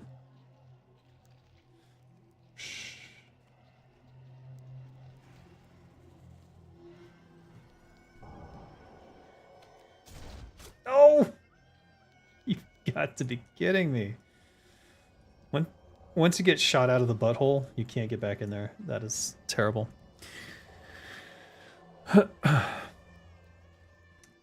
Bah.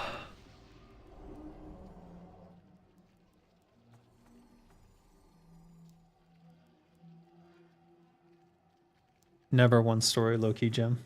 Is it? Is this not obvious? I think these things are like, maybe I misunderstand how other people view narrative.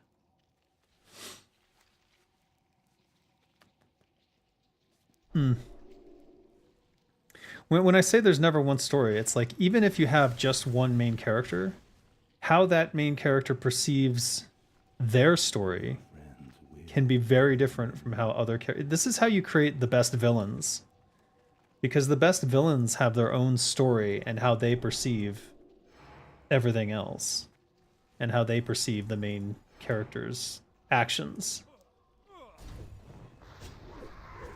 Because story is not. Oh shit!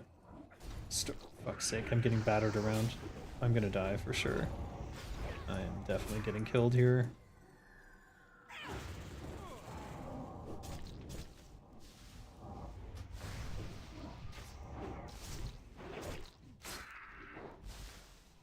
Jeebus. Alright, I lived. Barely. For your situation, you really don't care about story much in RPGs, but just the gameplay itself, but that may be considered sacrilege. I mean, it is sacrilege to me.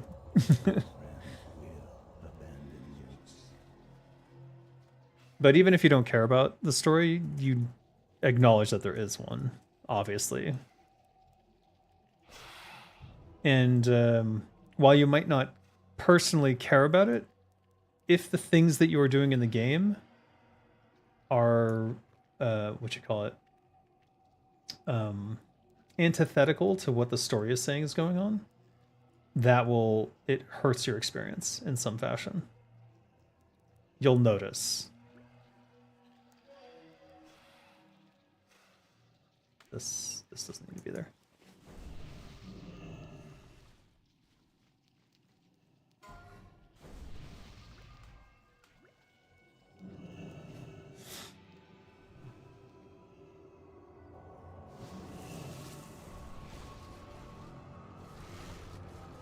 I need to get this back up as soon as I can. I started eating a food, so we're gonna finish this one first.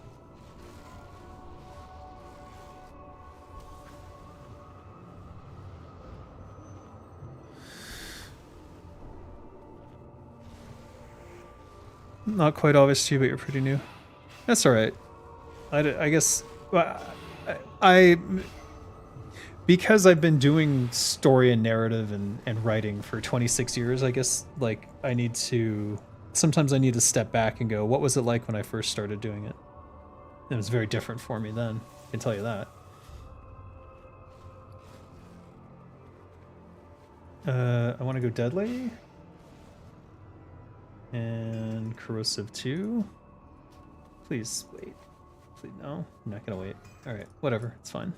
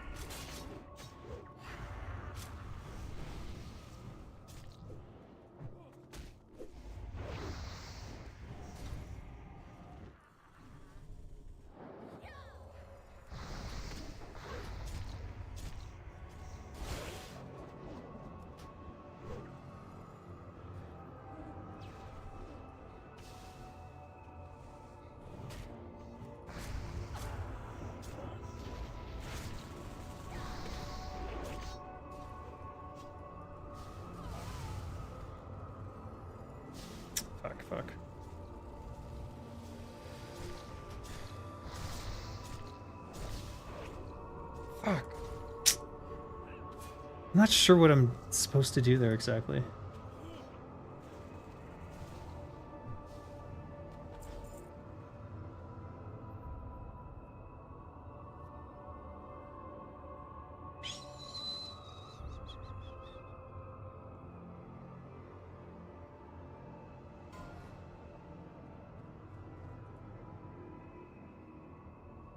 Gauntlets of steadfast determination. That's it? That's all he's got?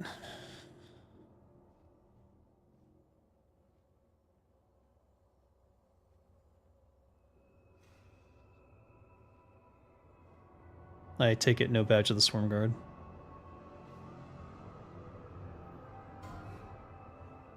Creeping Vine Helm.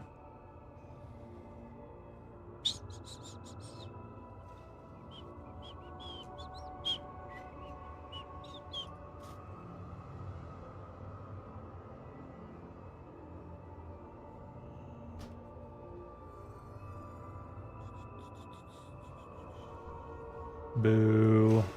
Fucking hate this boss.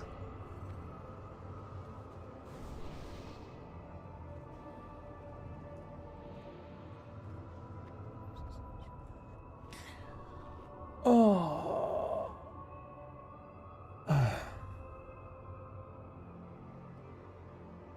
But anyways, narrative is part of the gameplay. You want your character doing things that make sense for that character to do. And when they don't make sense for that character to do, it gets frustrating. That's not story necessarily. And I mean that in like, if the character is portrayed as slow and thoughtful and they're running around gunning everything down, narratively that doesn't make much sense. It causes ludonarrative dissonance is the term that was very popular for a while. It's where your character's actions don't align with what they are portrayed as, or say they are.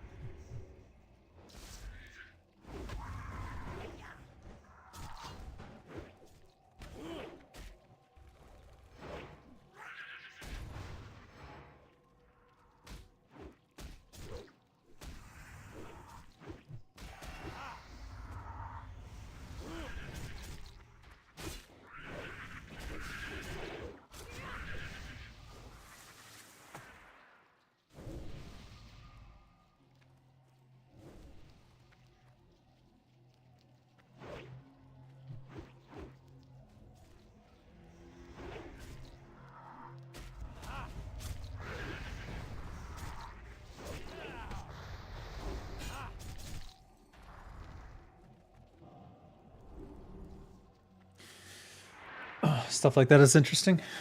Yeah, well, I mean, I'll talk about it as much as you like. I should probably make a more formal video about it. Actually, that could be part of the Design 101 series. Maybe I do a narrative design 101.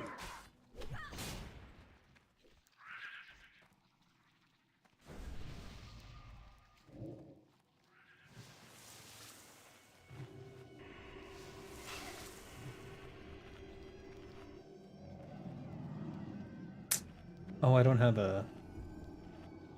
Nah, that's fine.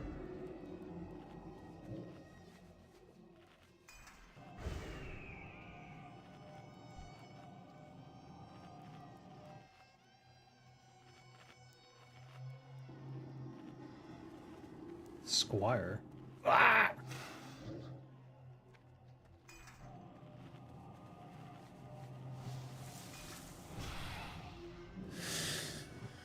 Oh boy.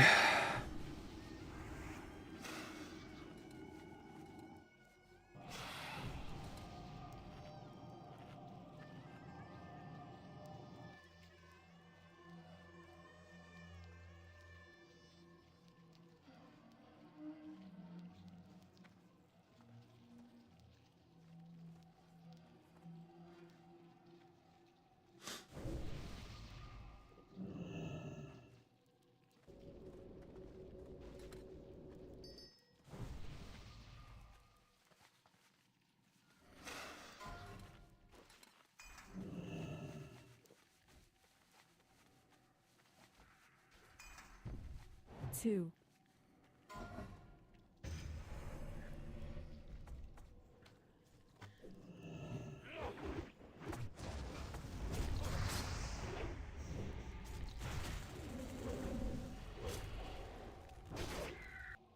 Oh, for fuck's sake.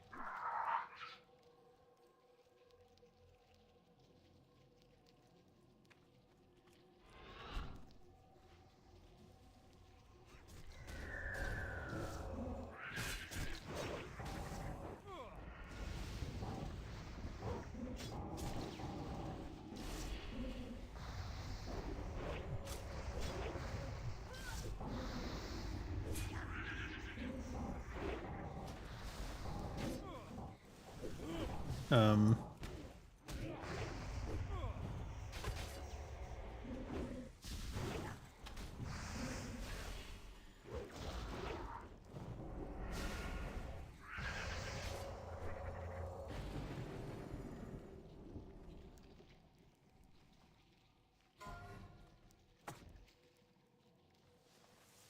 Increases healing done by lesser healing wave by 40.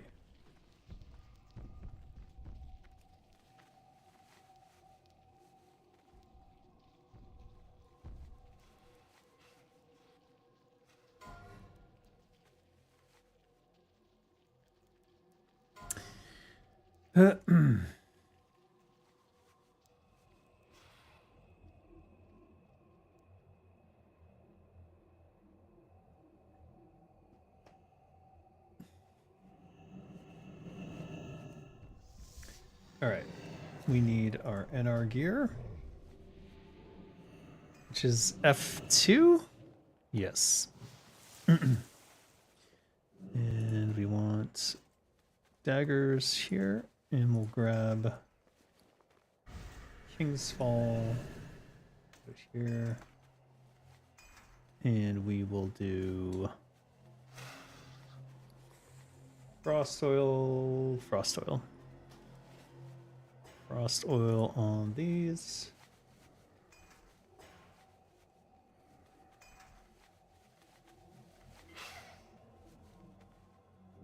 And there we go.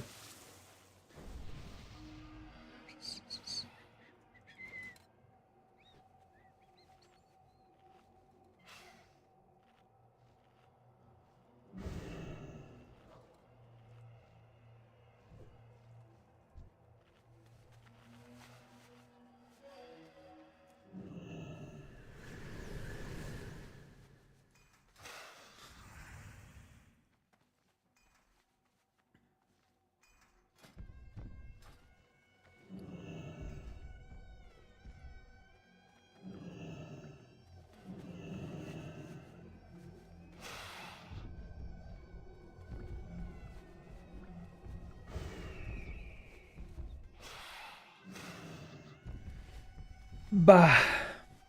This should be an easy fight.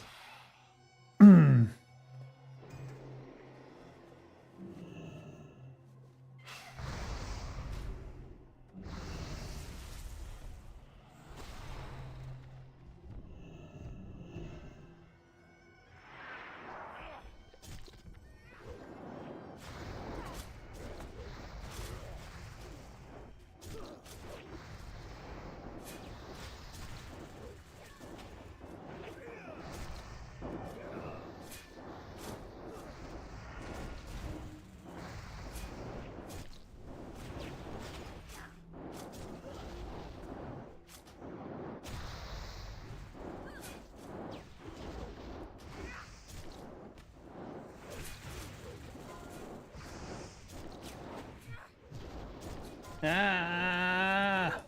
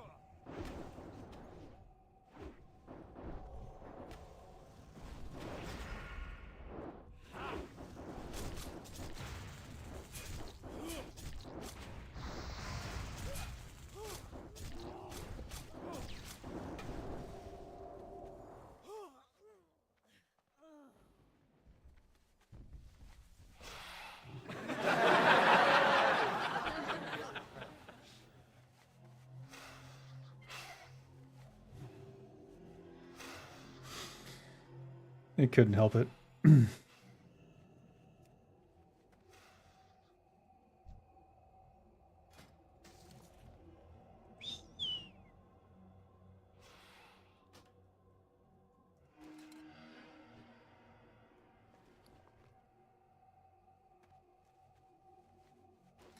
Wait a minute. Put this back.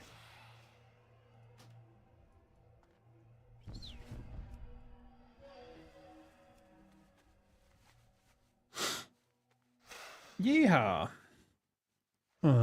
You'd appreciate that video because from outside the lore writers, vision keepers, map makers, character designers, and everything else I don't know about just get lumped in as writers. Yeah, no. Writers are a very specific part of that. Like, the narrative designer is...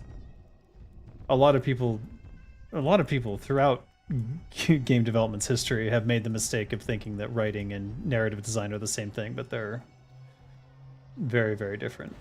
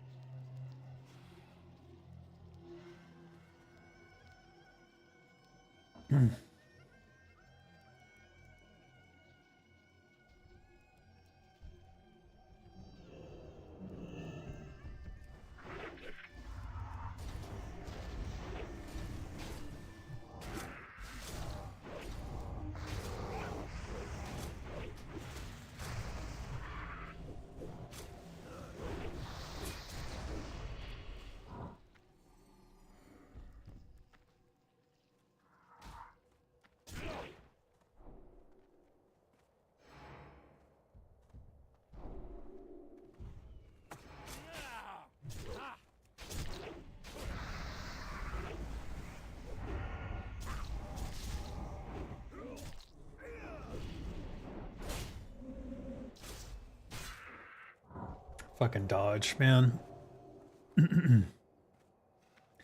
I haven't put together a video in a long time. I'm actually sitting on 3 or 4 videos that I recorded and I just haven't edited. I think I have editor's fatigue or something.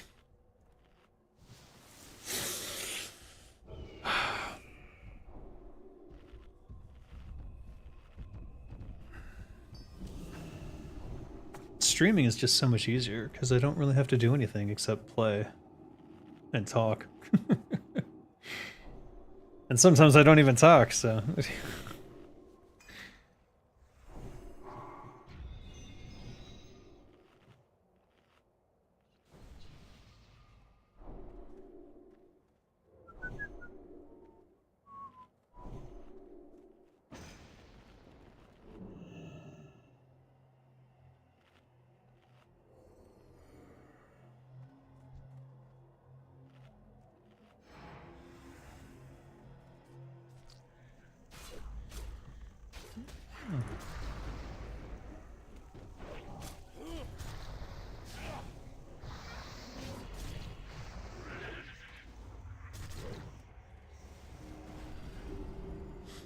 Waste of blade flurry.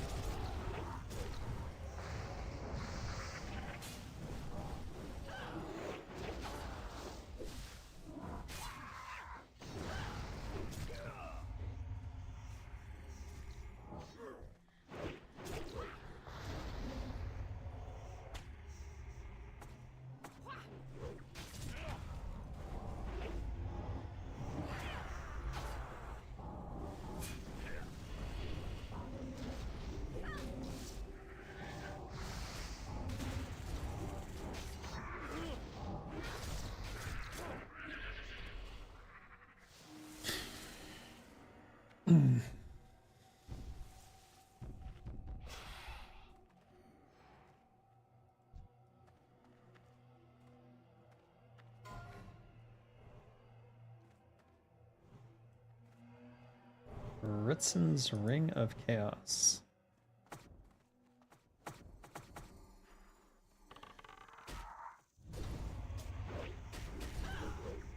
What the fuck?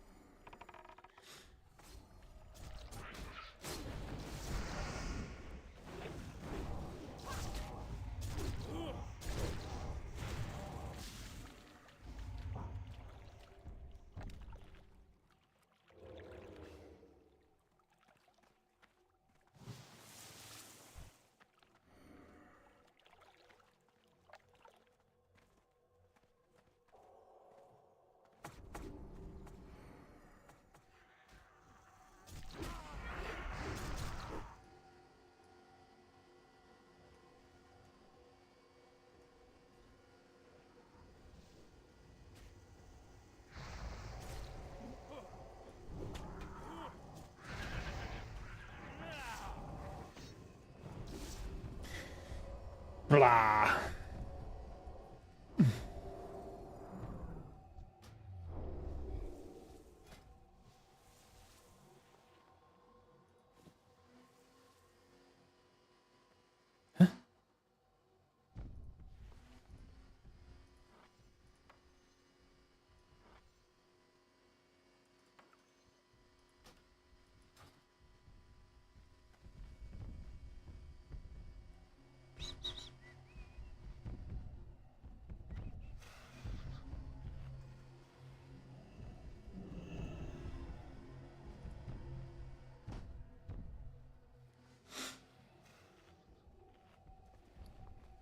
Let's go corrosive 2 and corrosive 1.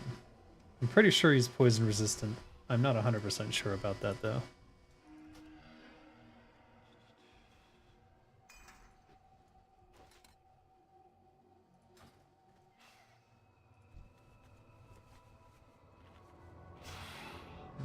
Bah. Stream lecture style, long form unedited talk, gameplay on one half, wisdom draw notes on the other, Professor Dave hours. Yeah, I mean, I guess I could try that.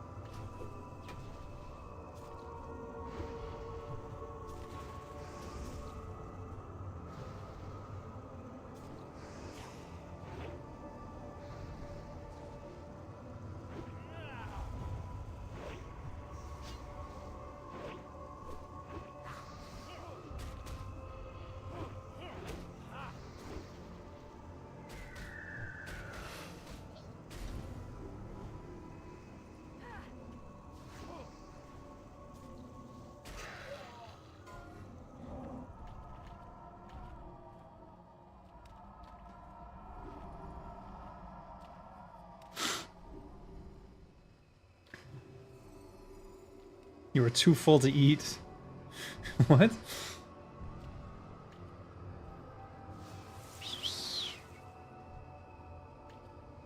Hoo-hoo on Stinger. Damn.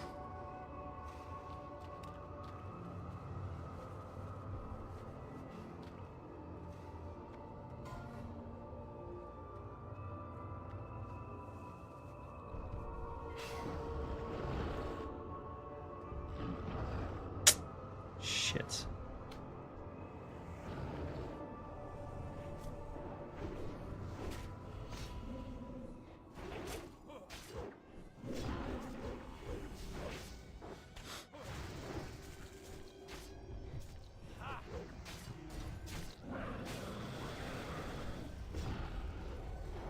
What the fuck?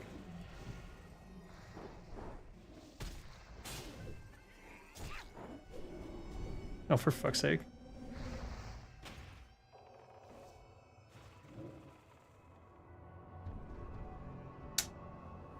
Alright, I need my bank.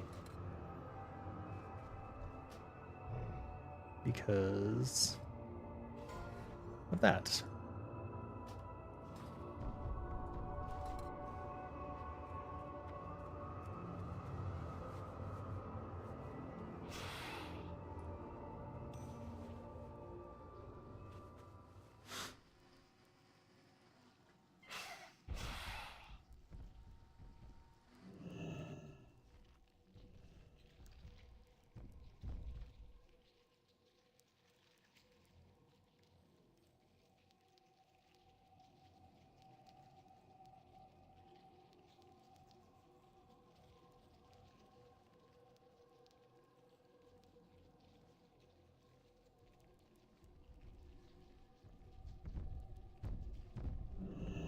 Oh, for fuck's sake.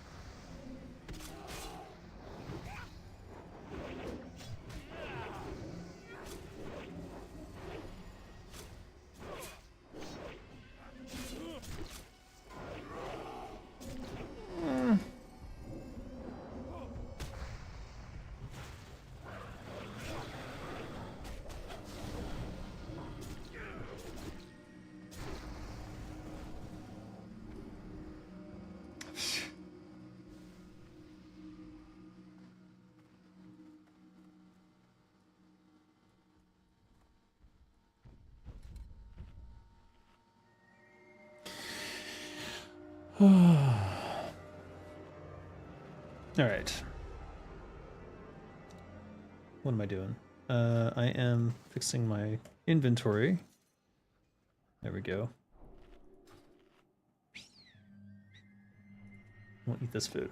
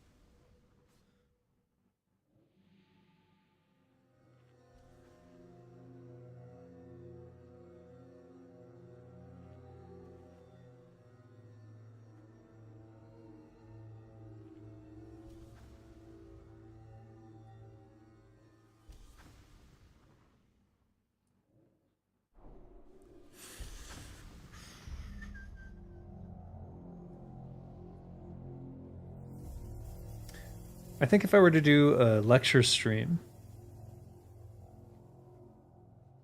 I would probably do it like with the PowerPoint. Because I really need to think these things out to think about how to present them in the easiest way to understand possible. That's why the Design 101 series was like so important. Is like I really broke it down into the game design into its simplest forms and tried to make it easy for anyone to sort of figure it out.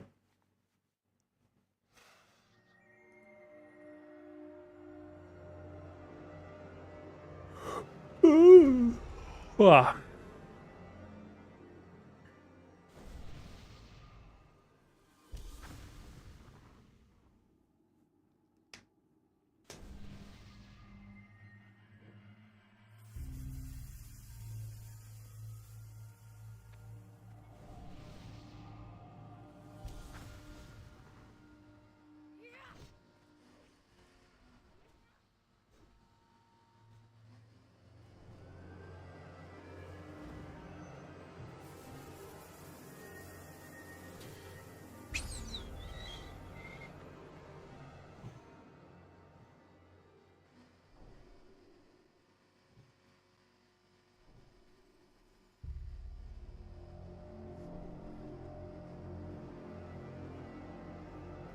You're my favorite customer.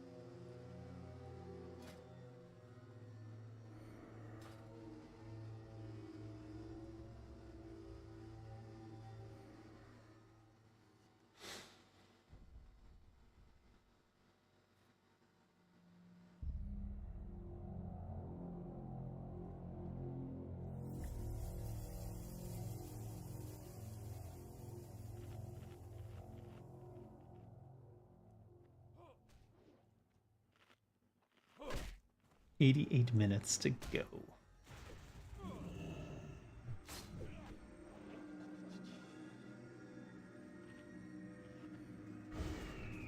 If we're looking good to go.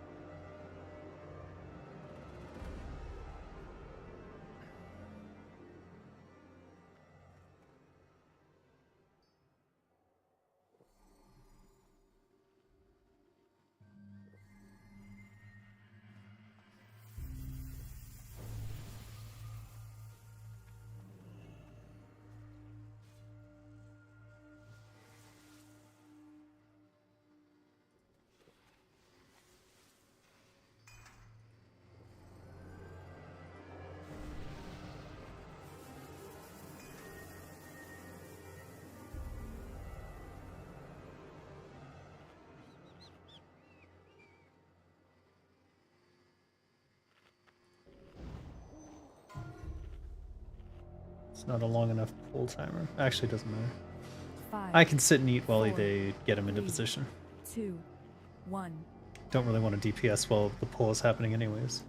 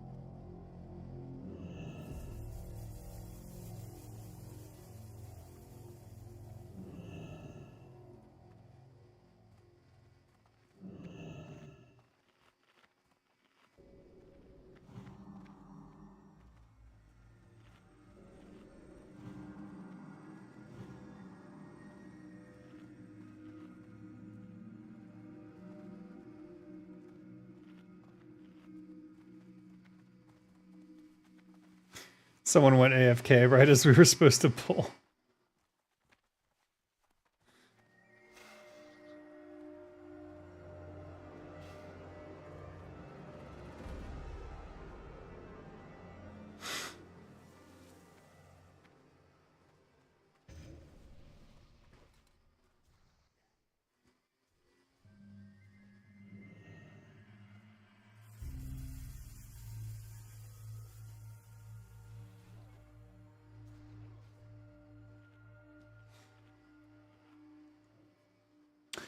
Have I seen the news on Retail WoW where they add a highlight for your rotation? Essentially, you can just spam a button and have IDL DPS. What is the game about after that point? I did see it, and they made all sorts of stipulations about how, oh, it won't be perfect, so blah blah blah blah blah. And we don't expect like raid leaders to basically tell someone to just push the button 5, whenever 4, their DPS dips or something. 2, But that's exactly 1. what's going to happen. So they basically put something in the game that's going to get abused in exactly the manner that they don't want it to do. It's absolutely bizarre.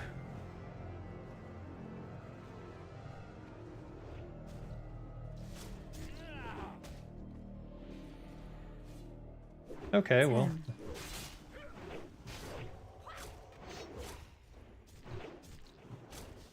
3,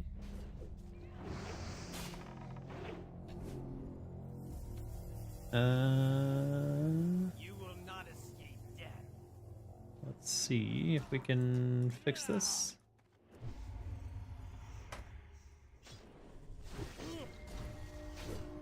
Whoops. Oh, I fucked up.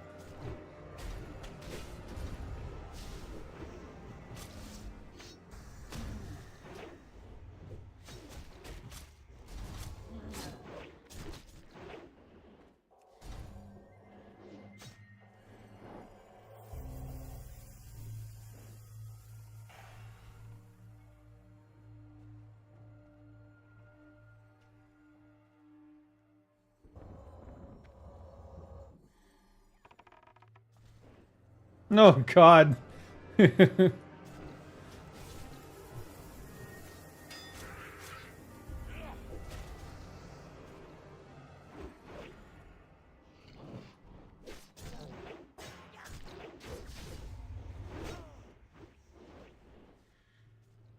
two,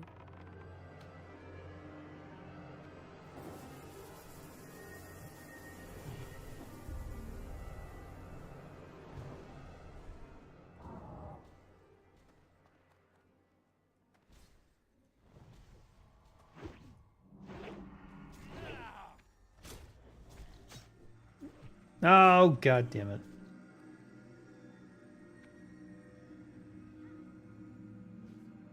ten,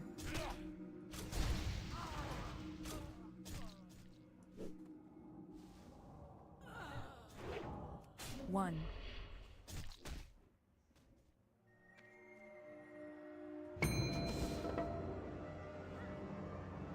I'm dead. I'm dead. Fucking Blizzard. Fucking Blizzard right on me.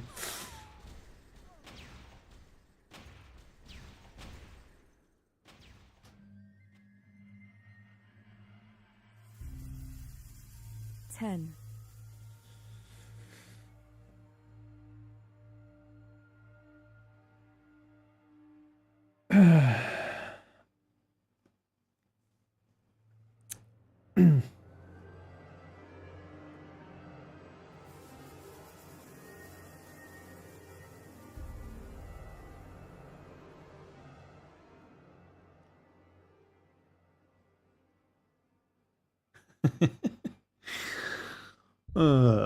So yeah, retail WoW is moving towards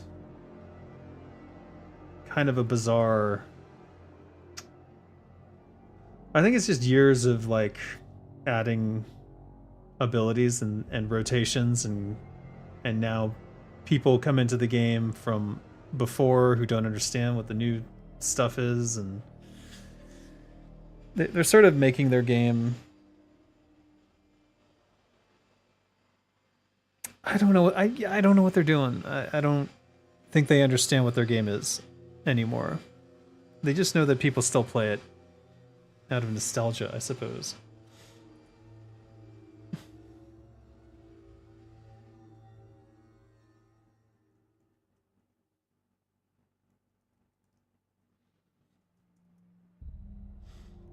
Oh, I see. He's teabagging. Teabagging IQR.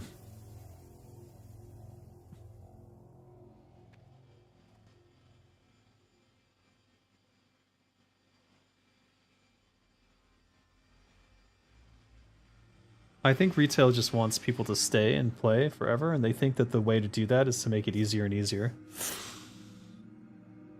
But yeah, they literally added a one button rotation thing, which is effectively what I did on my warrior with just the order of operations and on the macro. And I don't like it, actually, to be honest. In fact, I recently pulled my stun off of it so that I could decide when to use my stun.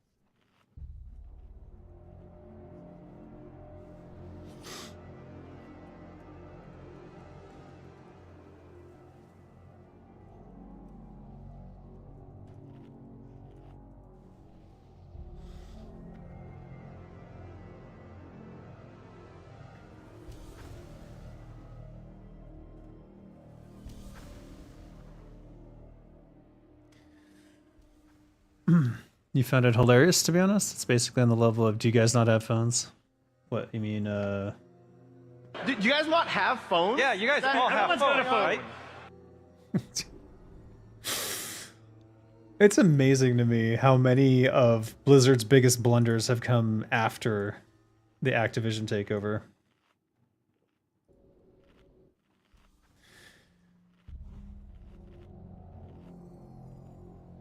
And I guess we should abandon all hope of that Microsoft will somehow fix it, which I guess we knew that it wouldn't. I knew they wouldn't fix jack shit. I should go back and look at my old videos and see how optimistic I was about Microsoft's takeover. Oops. Oh. Shit. Alright, that was a waste. Oh, well, whatever.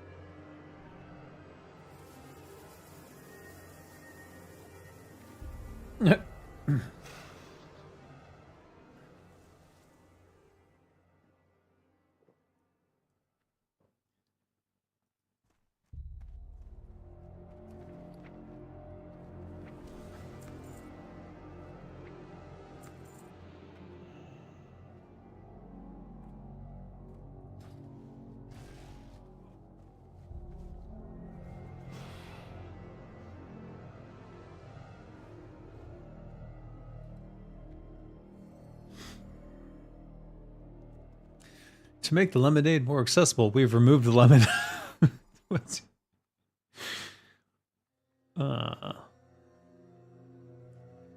No, it's more like to make the lemonade more accessible, we have filled the container with sugar.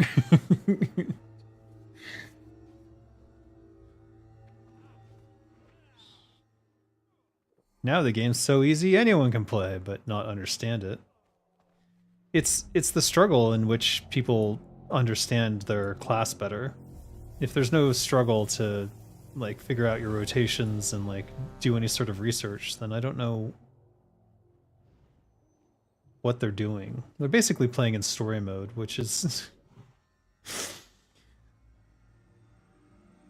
I mean, at what point do they just say, yeah, you can send your character on raids as a bot? Right? Maybe they'll have like a random roll raid drops like option for like $5.99. Actually, they'd probably charge a lot for it. They probably charge like $60, and it gives you like, it does all the raid drops, and you can like pick a couple that you want. 5, 4, 3, Like a 2, 1. Jesus Christ. I mean, at what point does it become that? I don't know. Here, just purchase this chest, and it'll have a random item from the raid. And he's got.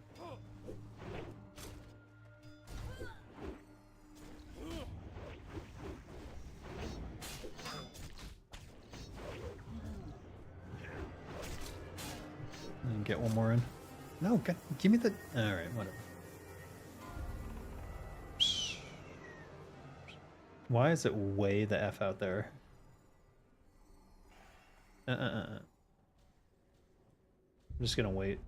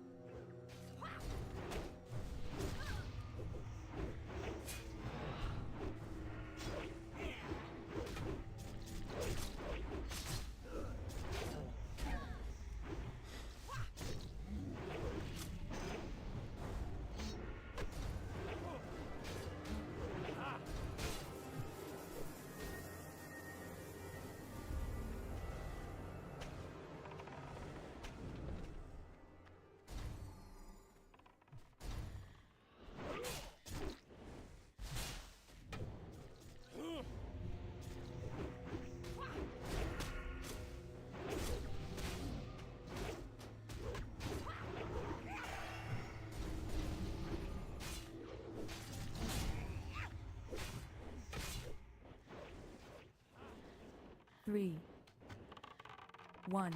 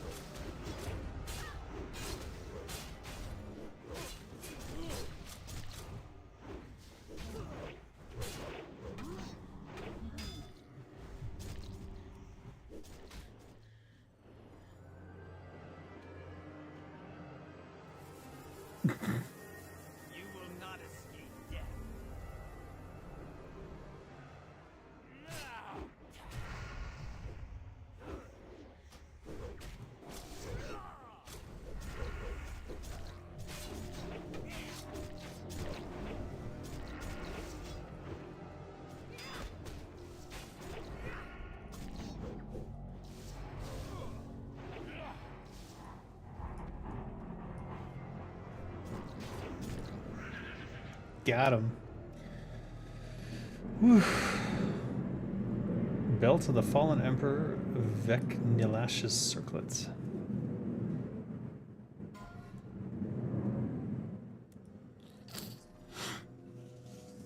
The classes are so homogenous, it doesn't even really matter what your rotation is anymore. Do you remember the garrison from WoD? Now you're a recruit from that mechanic.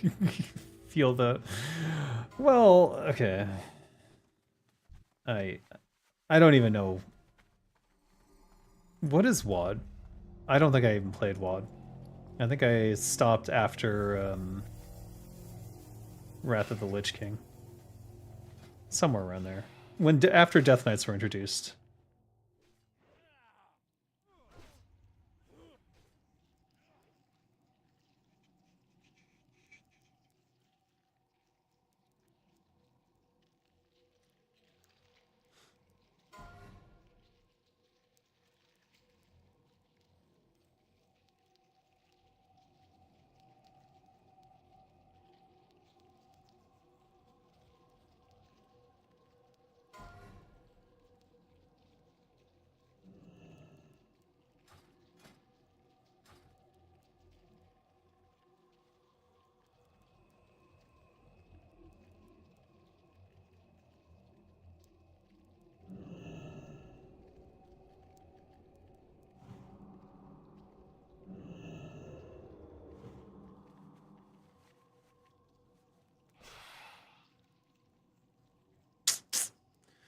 Warlords of Draenor is essentially their attempt at rekindling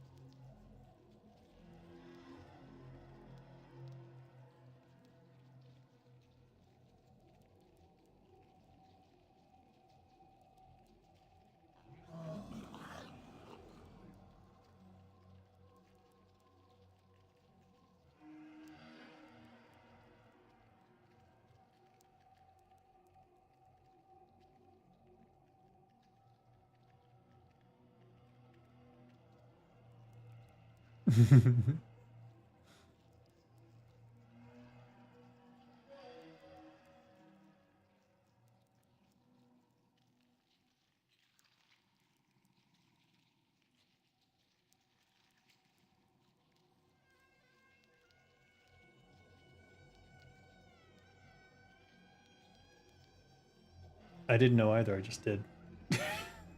Oh, no, no, no, no. Oh!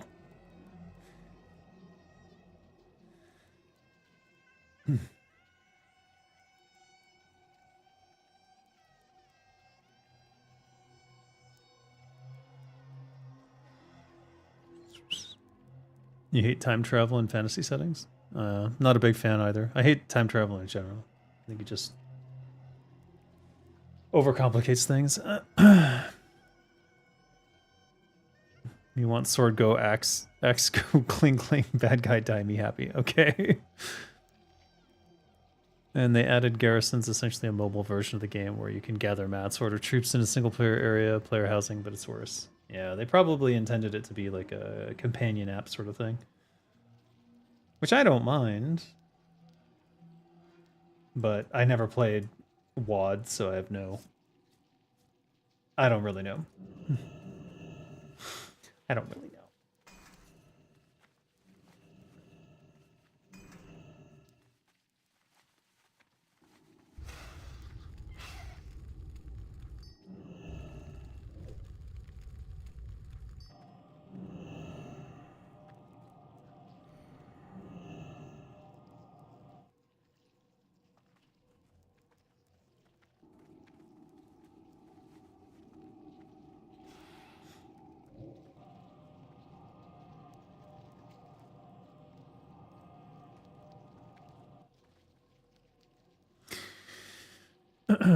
People had no incentive to leave those garrisons, so they alienated and separated players from one another even more in an MMO. Yep.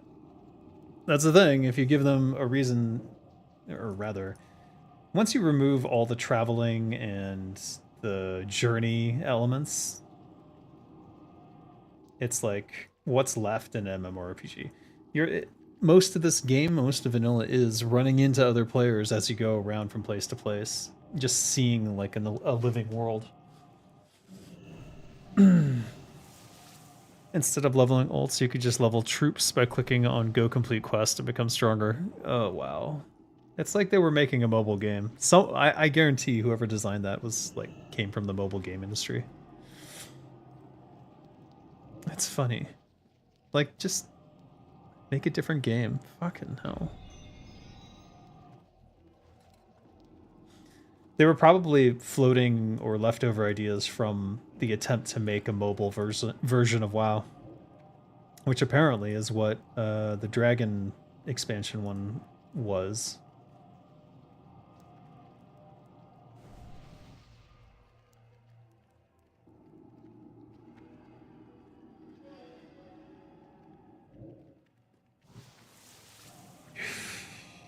Shoot.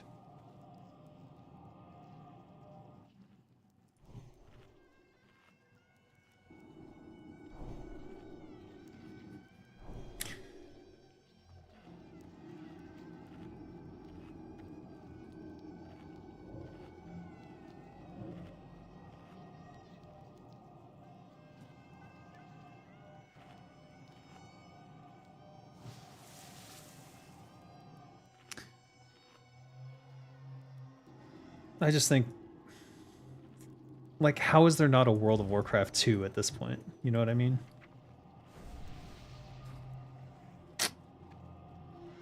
But I bet it would suck even if they did one now, because it's like totally different people. And Blizzard's main ideals are kind of dead at this point.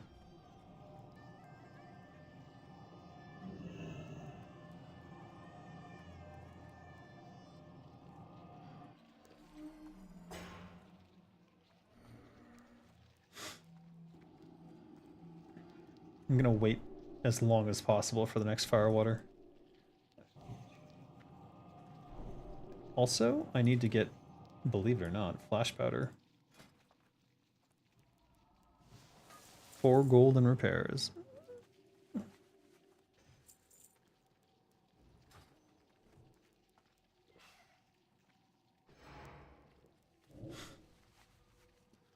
Retail WoW right now is pretty much WoW 2 and has been WoW 2 for a long time. Yeah.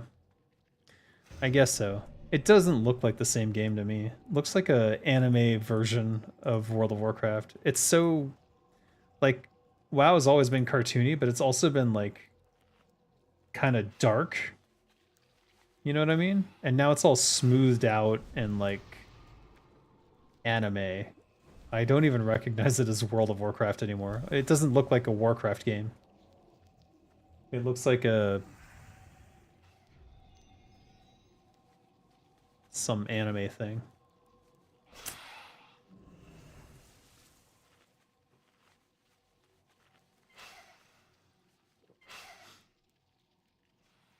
Friend showed you retail WoW right now, and yeah, it's pretty much unrecognizable. Yeah.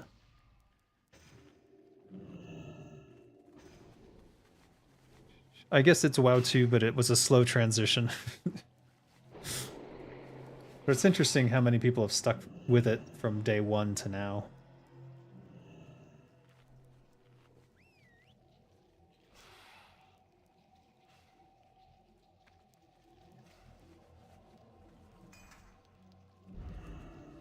Alright, let me think here. Corrosive, corrosive? I think we can go deadly corrosive. Let's go deadly corrosive here.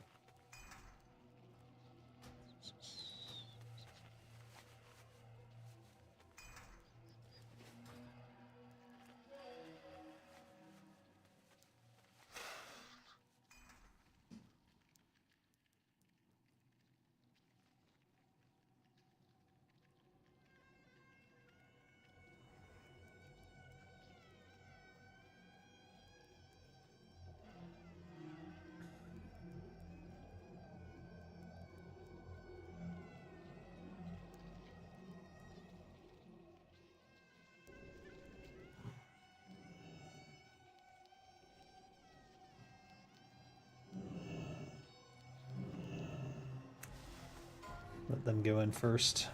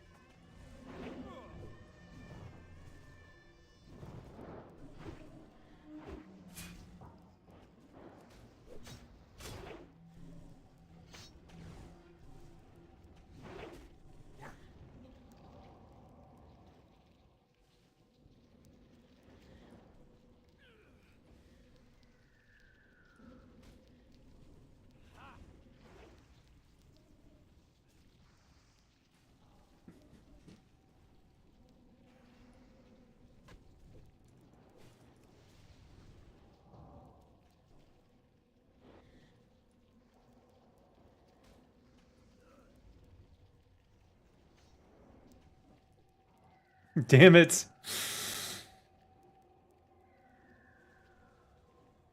I knew that was gonna happen. Alright. Oh my god.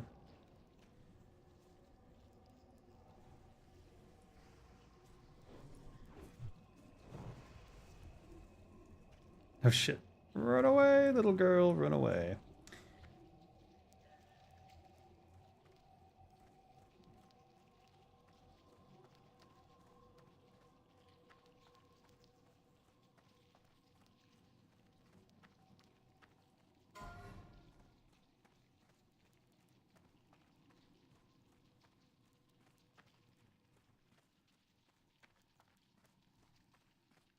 Beware.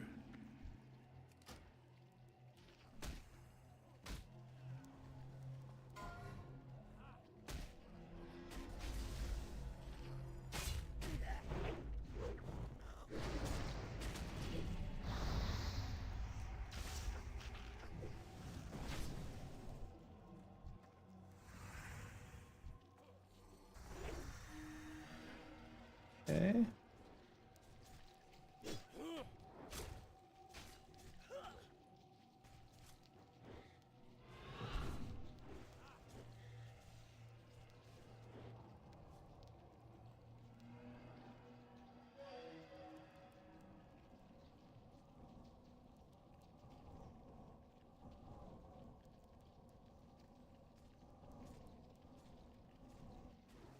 What the?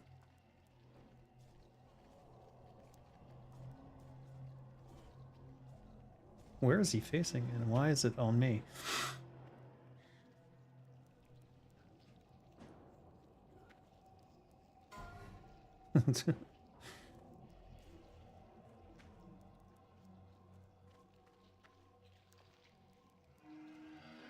Iron Maiden's Mount, Larva of the Great Worm, Uros, Skin of the Great Sandworm.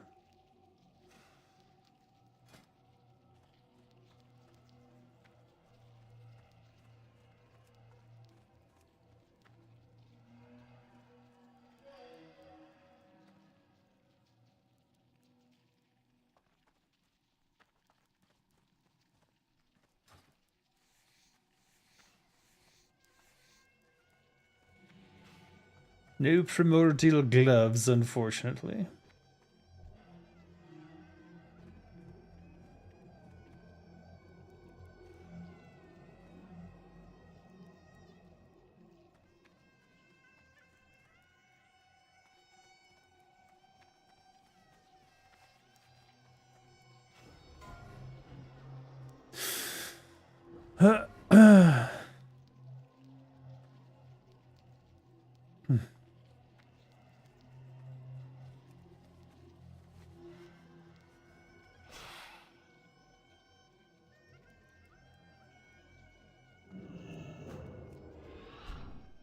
Oh fuck, fuck, fuck, fuck, fuck, fuck, fuck, fuck, fuck, fuck, fuck, fuck, fuck, fuck, shit, shit, fuck, shit.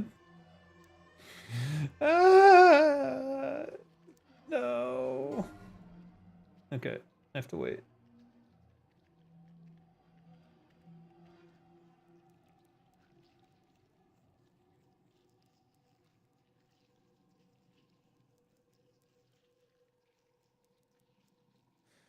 Okay.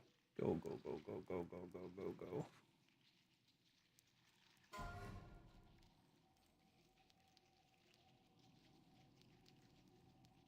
Wait, this is a T-Marg SR?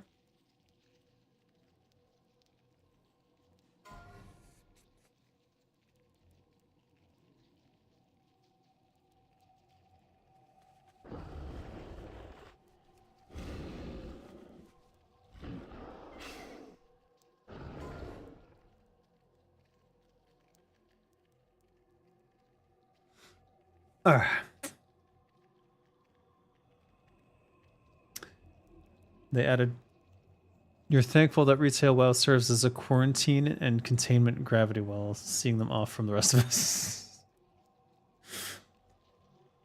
It does keep the degenerates away from other things like this.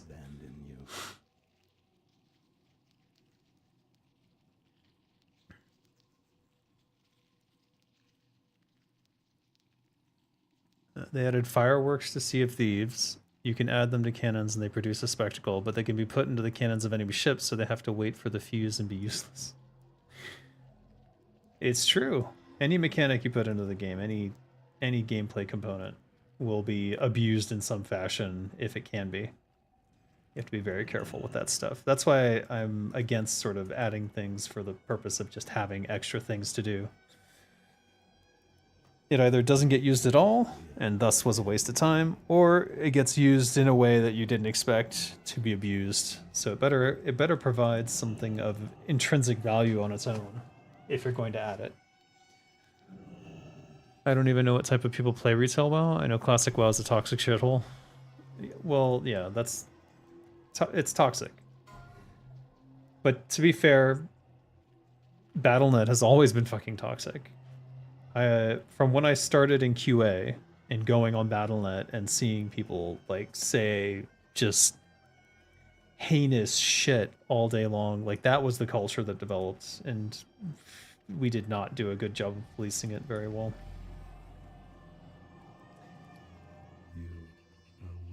We need our shadow pots. Where are they? Wow, we're almost out. Okay, no, we're not.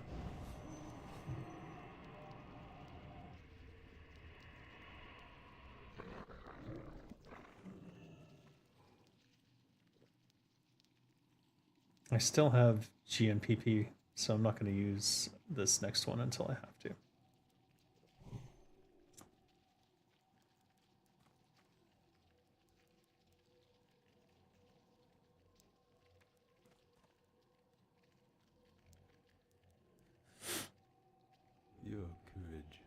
The War Within is one of their laziest expansions by far, to be fair. Well,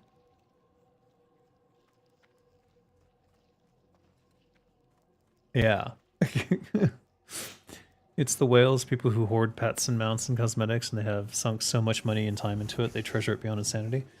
It's the library of stuff sort of paradigm. It's like you have so many, or what do you call it? Sunk cost fallacy is another one. Basically, you've invested so much time and money into retail WoW that you don't want to leave.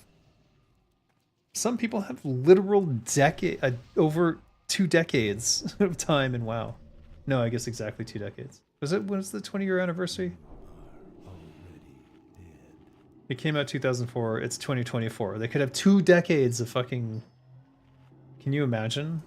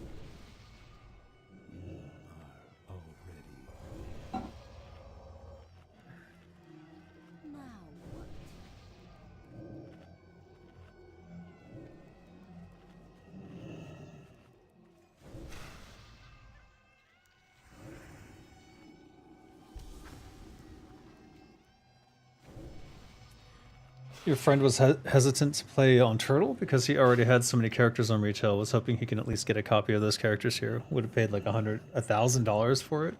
What the fuck? I don't think they want to open the door to something like that. But you know what? If you're coming to Turtle WoW, I think part of the experience is leveling your character and meeting people and like going through that. So that's the thing, like I think you lose if you just could purchase an end stage character. I think you lose out on the experience. I don't think it's healthy for Turtle WoW or the individual to do it that way. But that might just be my opinion on it, so.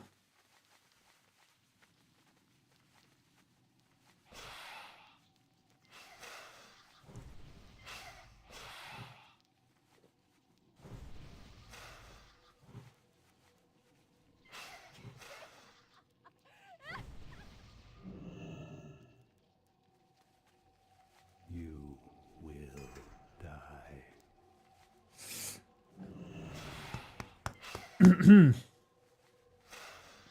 So, yeah.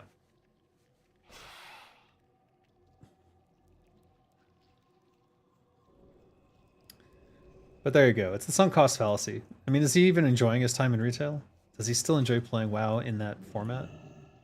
Or does he miss Classic? And like, not that Classic that they made, but like the real one. This one.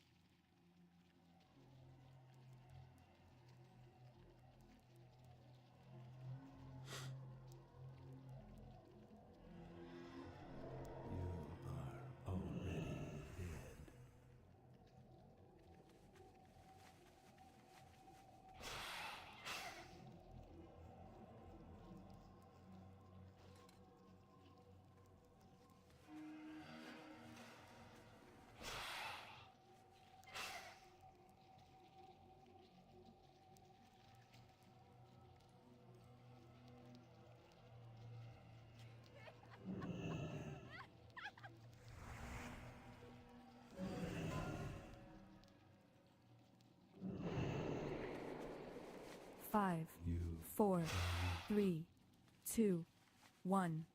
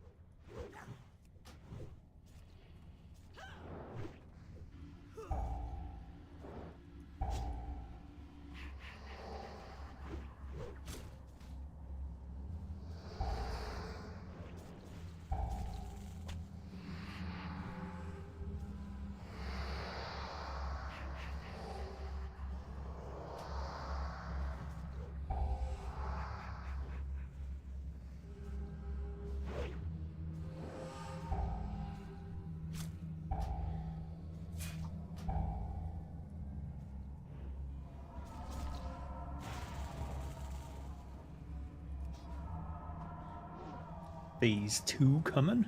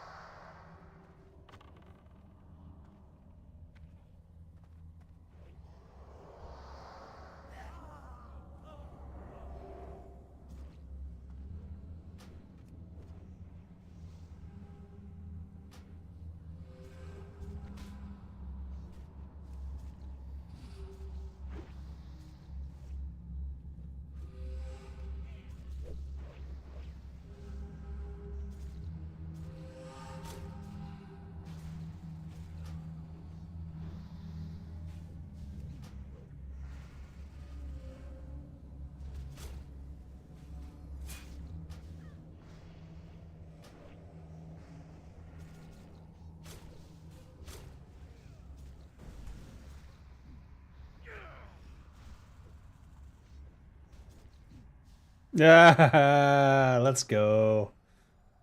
Oh, nothing for me. Boo.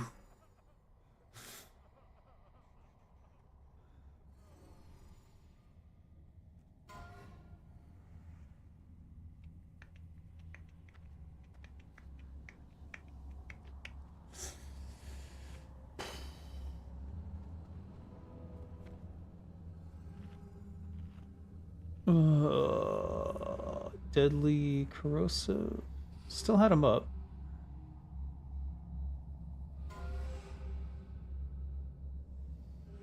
That dead space where we're just waiting around.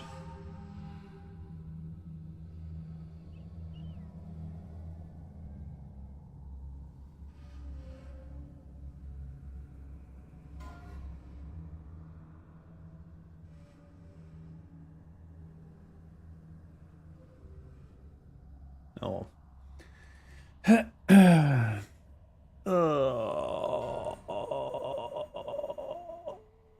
That's what you told them. Leveling is different, not just because this is vanilla plus, but because people don't min max as much and they're not as toxic. He doesn't have an active subscription, but he was just sorry to leave those behind. Yeah, but if he's not paying the monthly fee, he can't do anything with it. Just never sub again. Like, why? Don't give Microsoft money, Jesus Christ. They don't need it. They don't even appreciate it. And they'll just give it to an executive to fucking buy a boat. Brr. Bro. Emperor. Premium. What was Premium doing? Corrosive.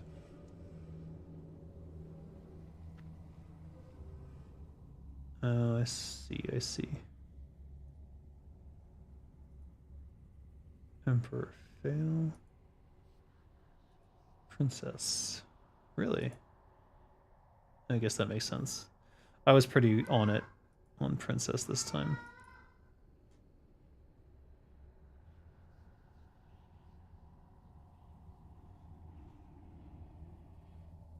Skittis. Thancris, I got destroyed. Thorium grenade. That makes sense. Though I think I used a sapper charge, so no, I didn't. All right.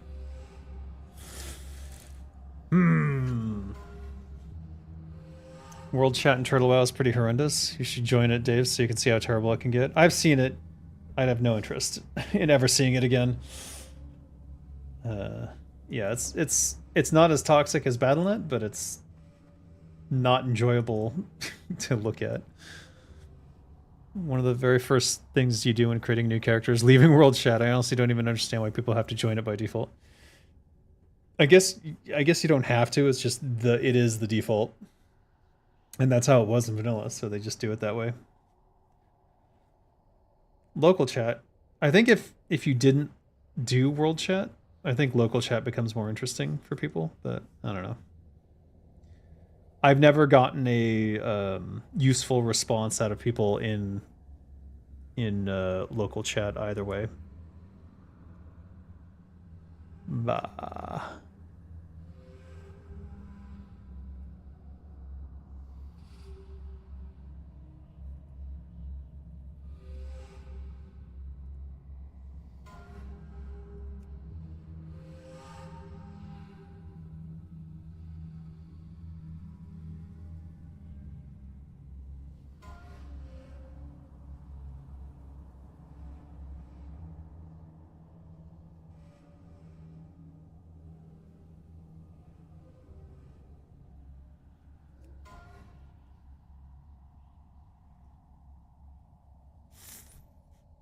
No, I ain't going to Stormwind.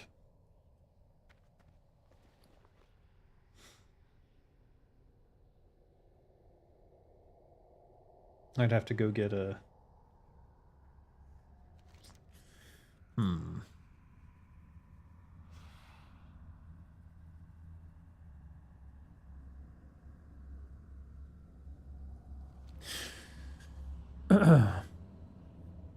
It wasn't the default in vanilla. You had the zone chat by default. You had to join the world chat to chat with everyone in every zone instance. Ah. Well, I think that Turtle probably made it the default when early on, when there was very few people playing.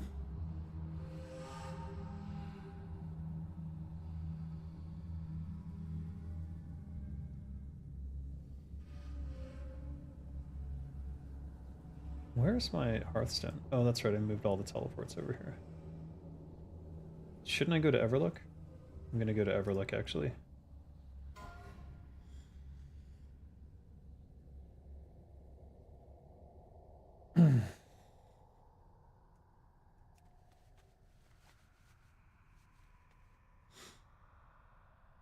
Let's swap to my PvP spec.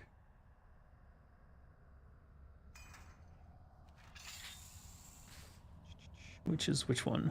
Is it this one? I think it's this one. So it lacks Blade Flurry, but makes up for it with Prep.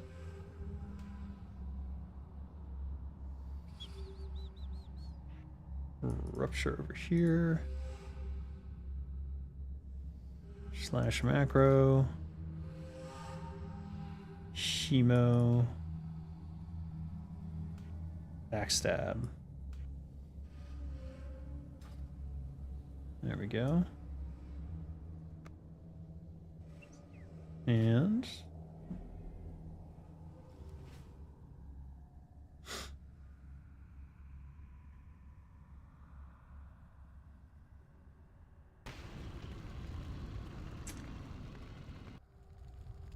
I am on fire. Let's eat some oranges. God damn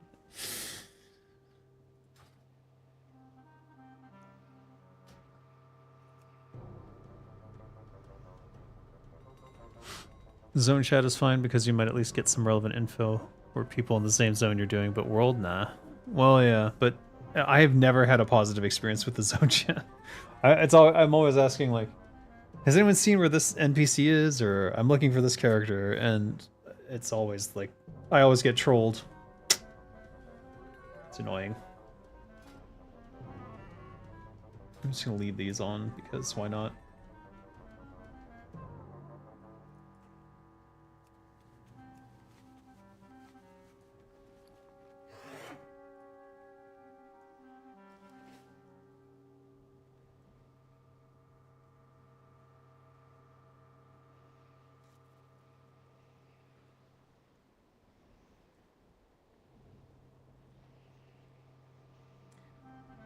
Let us go see how camped the bears are.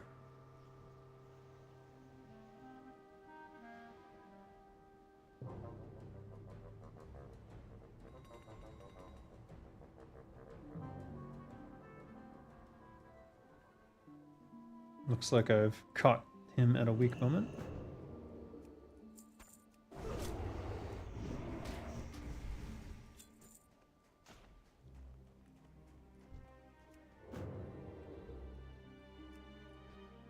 Really?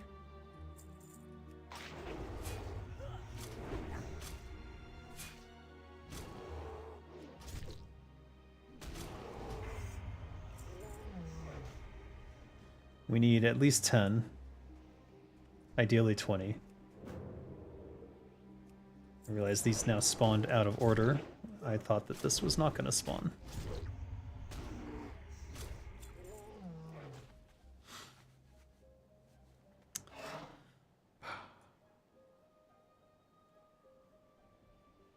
I think the purpose of the world chat is just to make people feel like they're in a living world. But I think Turtle WoW doesn't need it anymore.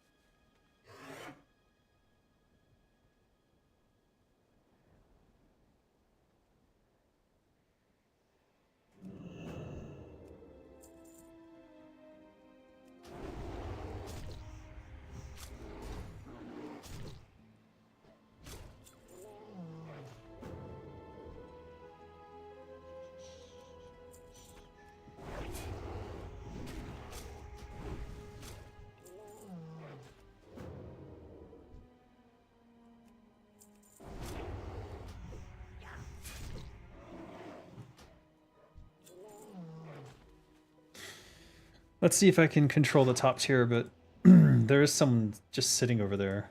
I don't know what they're doing. What is this guy doing? I can't see now because of this tree. What is he doing?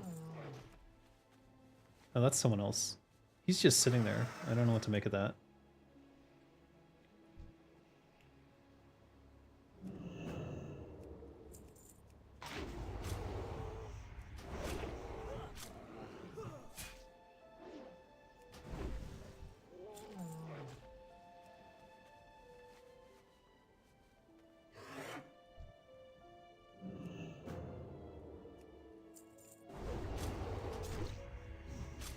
What are you doing?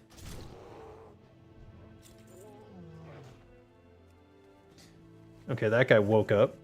I didn't... I think he was arranging his inventory space.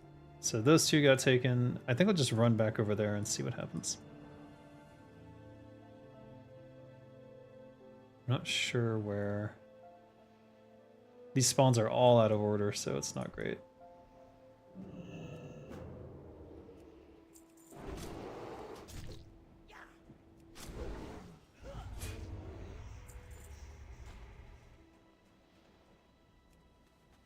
That's those four. These were... Which spawned first? Was it here or there? Okay. Now I've got the order.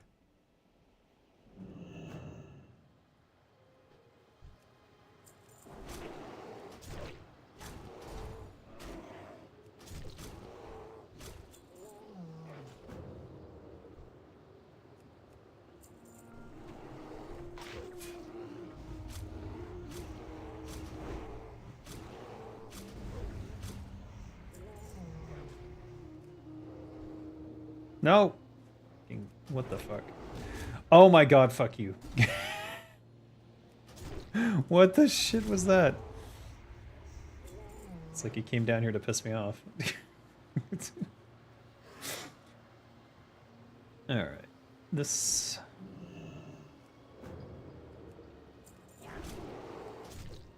Alright, these are spawned in a particular way that I'm going to miss a mob here or there, no matter what I do. But if I wait, someone's gonna come and pick them off.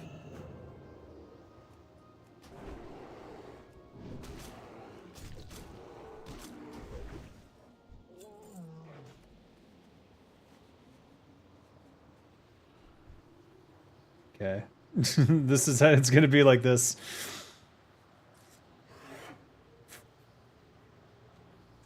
It's this one next. No, wait, it's that one. Fuck. Alright, whatever. We'll wait here.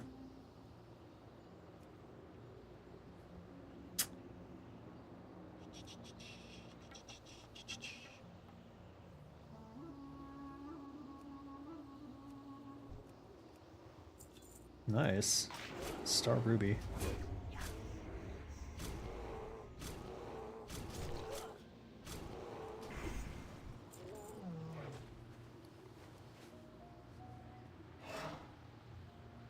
Then it's this one.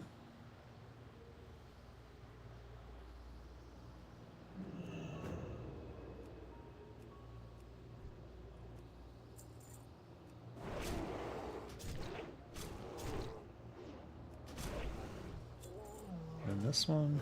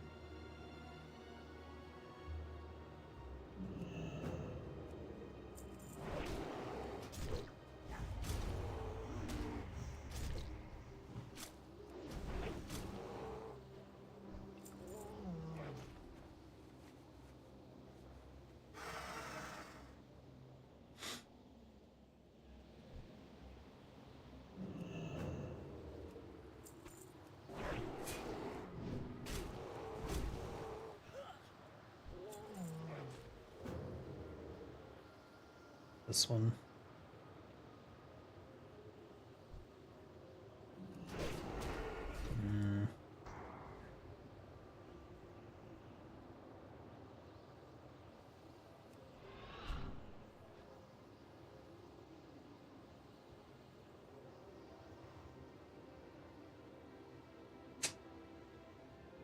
Not great, I don't have all of them, but I can share, I guess, if I have to.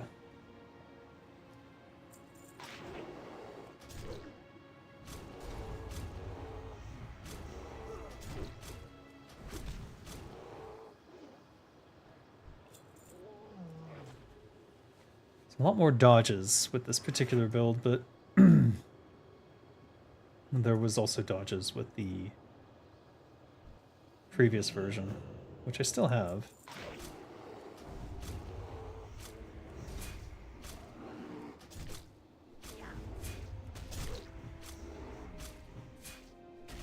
It's slow because the ambush didn't crit, which is the downside of this build.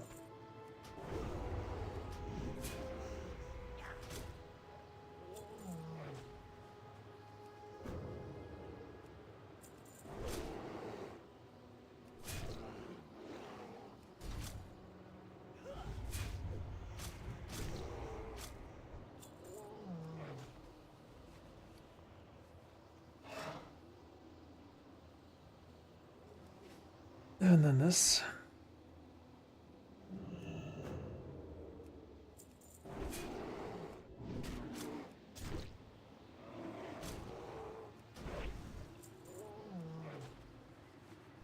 Maybe they left. If they did. Oh shit.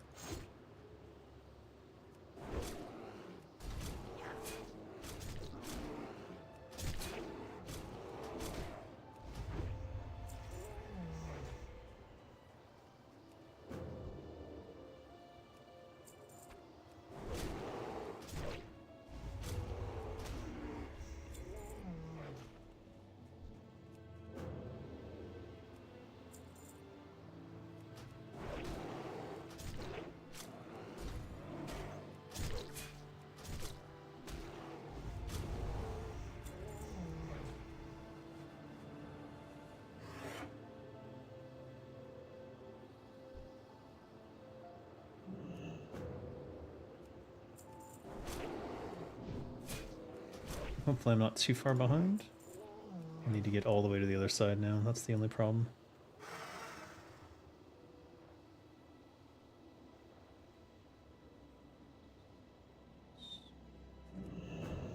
Perfect.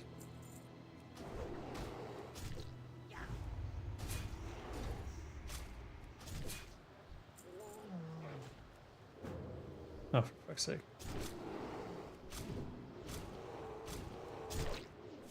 Messing my shit up here.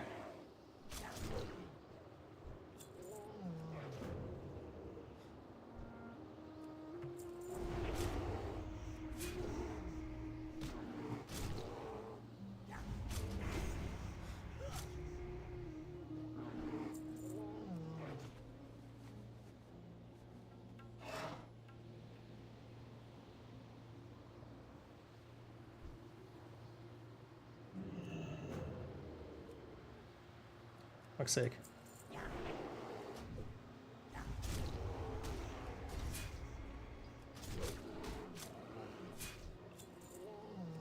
Uh-oh. Felt my inventory fill up at that moment. Boy. Shit.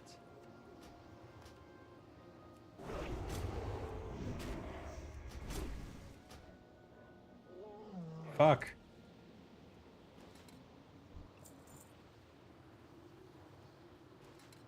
I'm panicking because everything's now out of sync.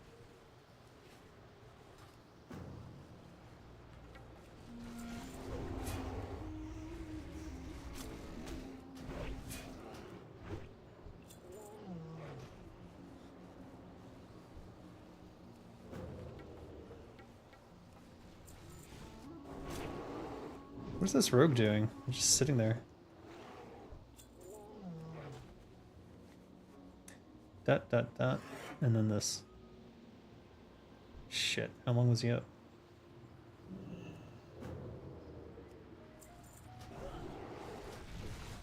Fuck. That guy's definitely gonna pick those up. Now I have to fucking fight for this whole tier again. Arg!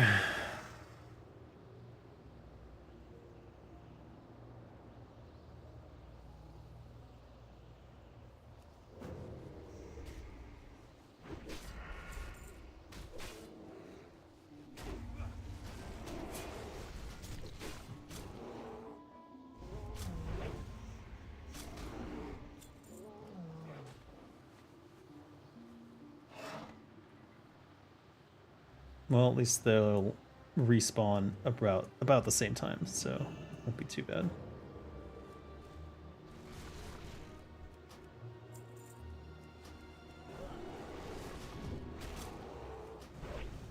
Harry. That is so annoying.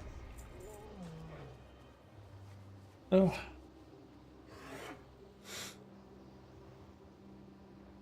You really want to fight with me for all these?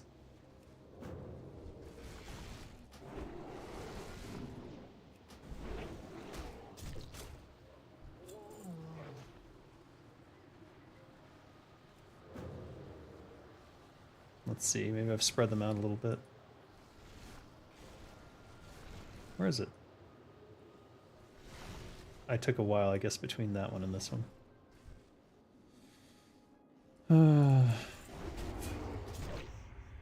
The comfort of murdering bears in the cold mountains, I know.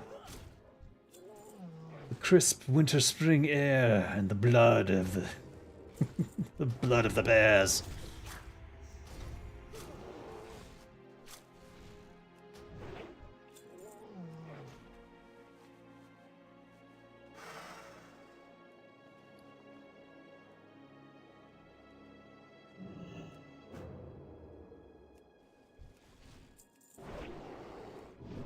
Oh, that was the worst ambush I've ever seen. What the frick?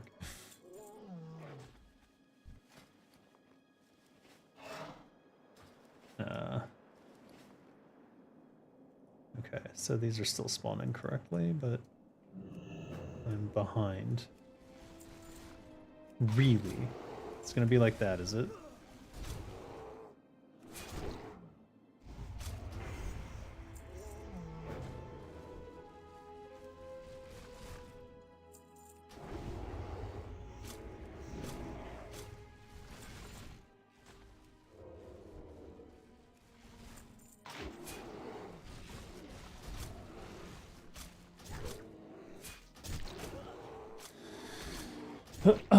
All there needs to be is a camper roaming around taking my bears. Oh, they're there. We can report you for playing a private server? You can try. Good fucking luck, it's not illegal. Who are you reporting me to? Do you think that Google gives a flying fuck? It's not my private server. What are you gonna do, report me to Blizzard? I promise you Blizzard already knows, because they've already got people in my Discord. What a little narky... That is some fascist shit, I must say. I'm gonna report you for playing on a private server. Oh my god. Go ahead, report me. See what happens.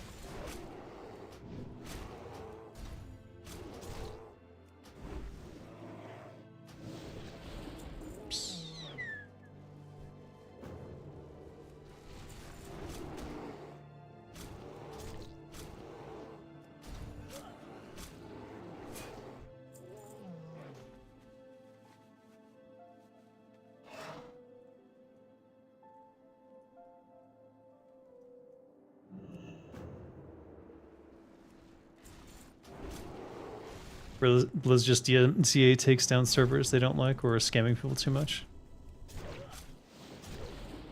How would digital they take down servers? What how do you think that works for Turtle WoW?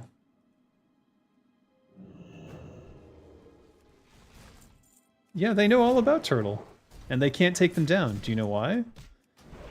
EU laws protects them.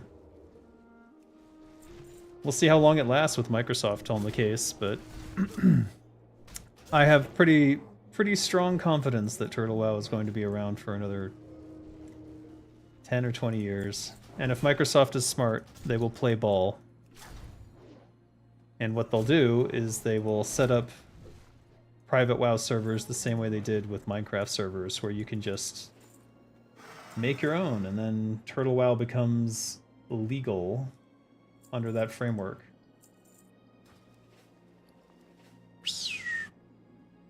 Used to be a WoW Fusion player.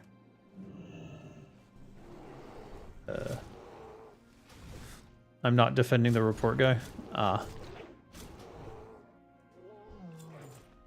Imagine going into someone's YouTube channel and being like, "Can I report you for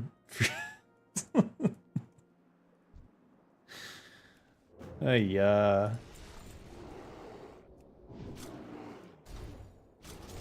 It's a new level of troll. One that deserves a lot of disdain. Very bootlicker shit. I think Microsoft fully integrating all the games HOTS WoW is going to take a few more years, at least 3. Potentially.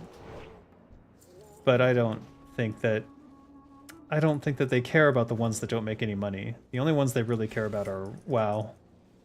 Is WoW.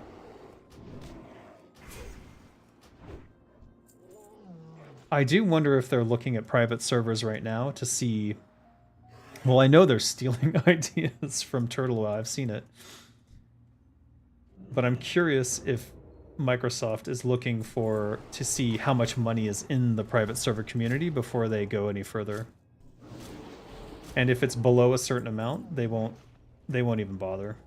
That's the truth. They don't even really care. If the money's not there, Microsoft don't care. It's like someone knocking on your door and then ask if they can kick you in the balls. It's a very American thing, because right now, like, there's that whole culture of like, I'm gonna call the cops on you, and it's like, okay, fashy McFascist. It's like those Karens who are like, what are you doing here? You're not supposed to be here. And it's like, bro, I was sitting in my car eating my burger. What the hell? You see those videos all the time.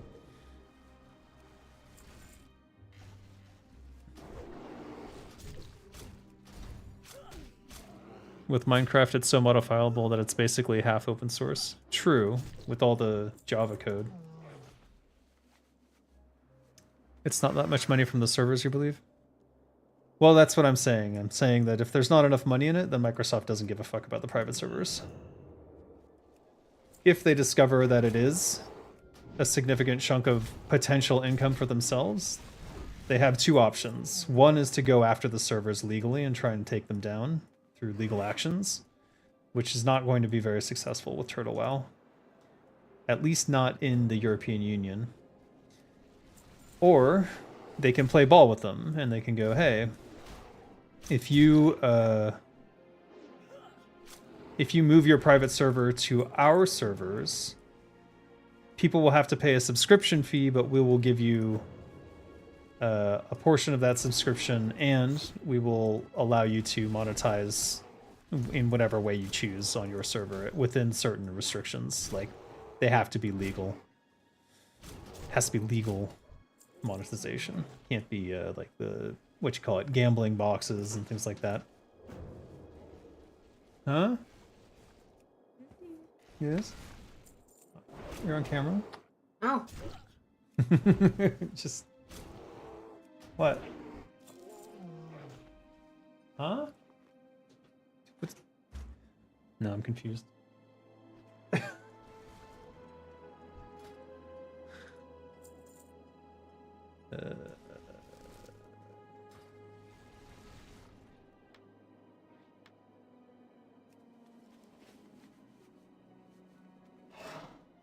You would suspect the most money is from mobile and console version and microtransactions on them.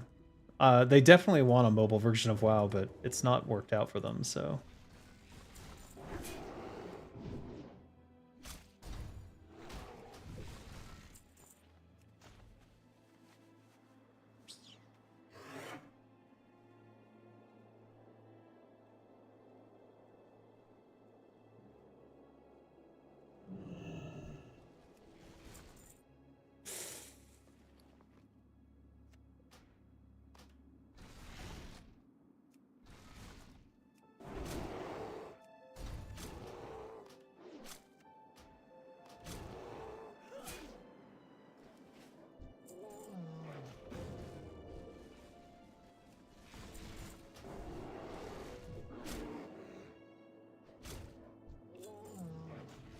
Why? Why?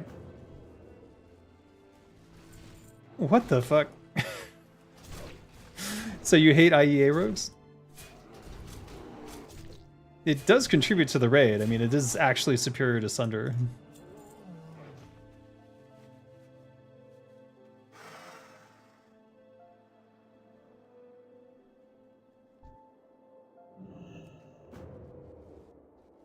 Yeah.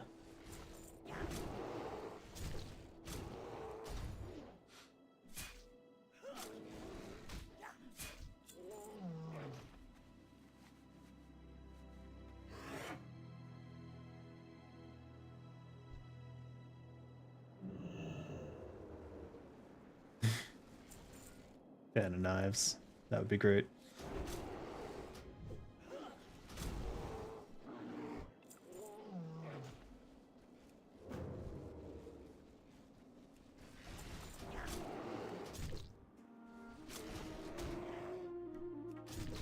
I'll play support rogue if that's what people need.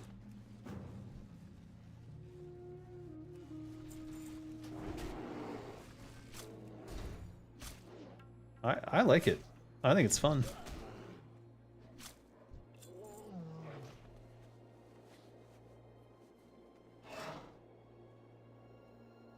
Now assassination is, but yeah.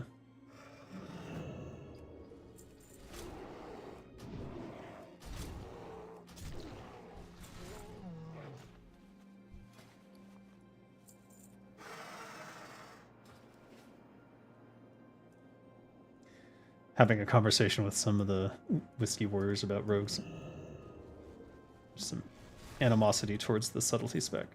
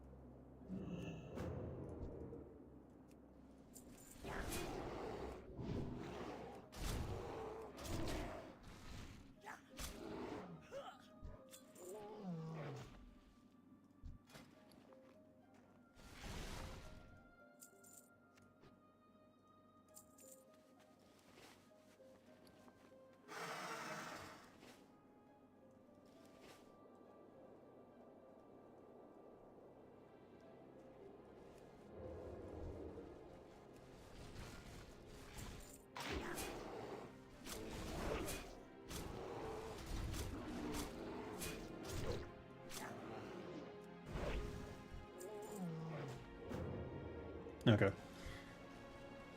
They've decided their conversation. I don't feel like I can participate in any way that's going to be useful. The actual server market is barely controllable due to accessibility. Indeed. So a lot of paid-to-win servers exist, judging by numerous vids of people sabotaging those servers. Yeah, I think one of the reasons that Turtle WoW stands out is how they've managed to survive several attempts to take them down. Not even necessarily by Blizzard, but their YouTube channel's been taken down by Blizzard twice. Which was a dick move.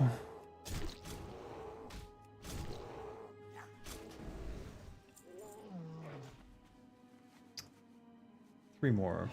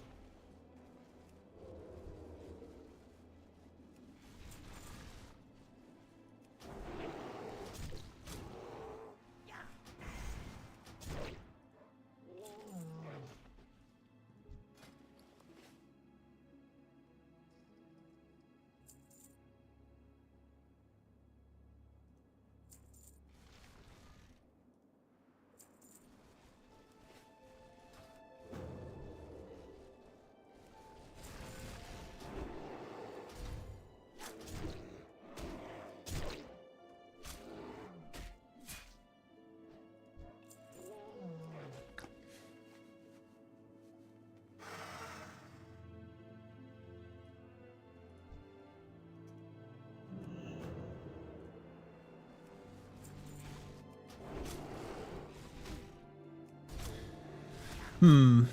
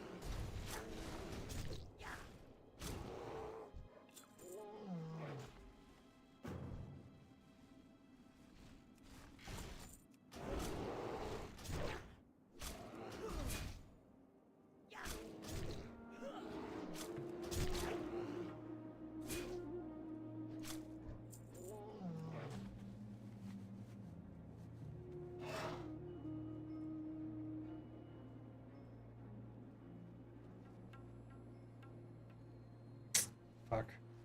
A gnome too.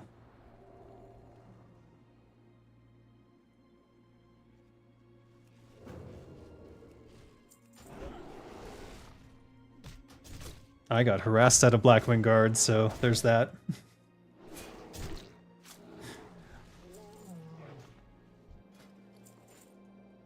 Yeah, they fucking harassed me out of there.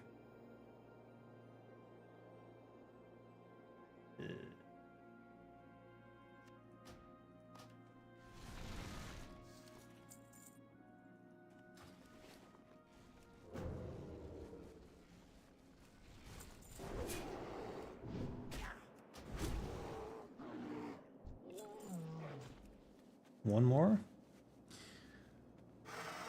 You were an avid Mists of Pandaria player, and I don't think you're going to play classic MOP. Too many tryhards. Tryhards. I think that's one of the things that Turtle WoW did a really good job with, is like removing the world buffs from raids. I think improves things like significantly.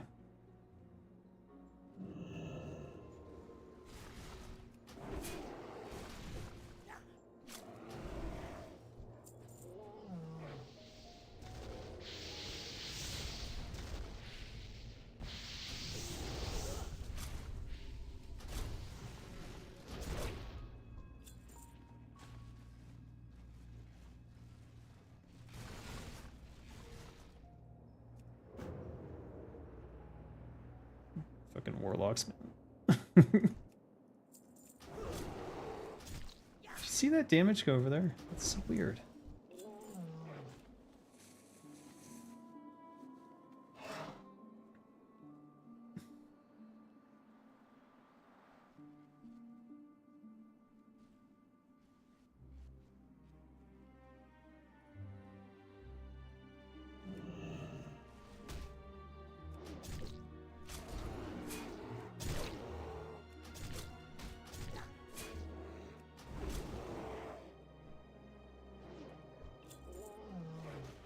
Just one more.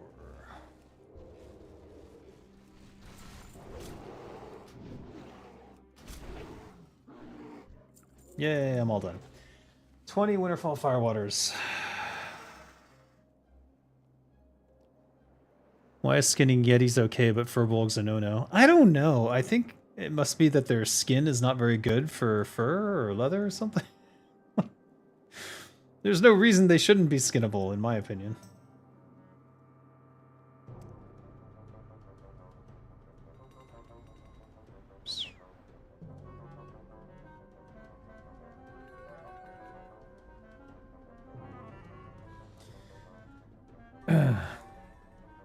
Let's open all these boxes. And let's send this stuff over to keep us.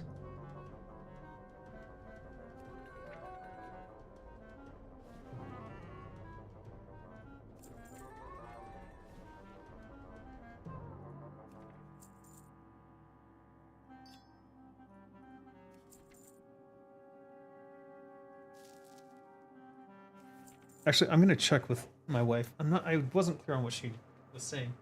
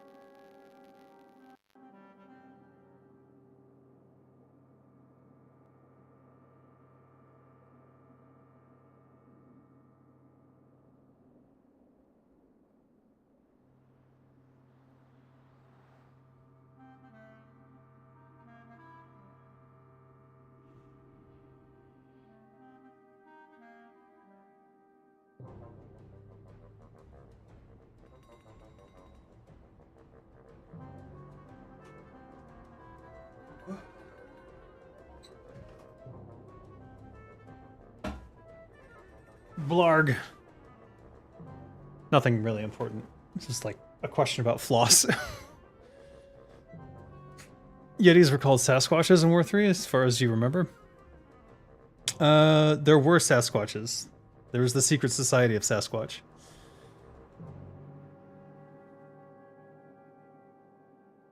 The SSS.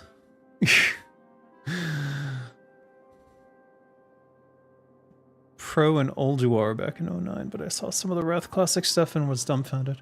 I just can't play retail anymore. It looks like a anime thing. If I wanted that, I would play, you know, fucking any one of those Korean MMORPGs.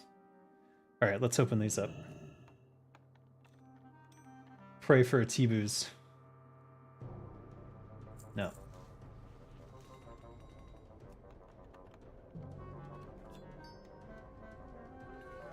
I had another. Alright, hold on. Send this off to keep us.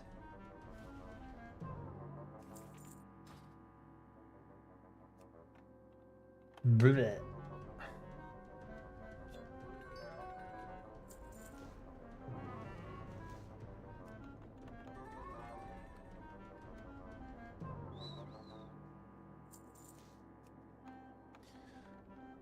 You tried to do RBGs, but surprise, surprise, Liz ruined those two with the solo queue. Right. I don't know what an RBG is. Ruth Bader Ginsburg. Ooh, a pure moonstone. All right.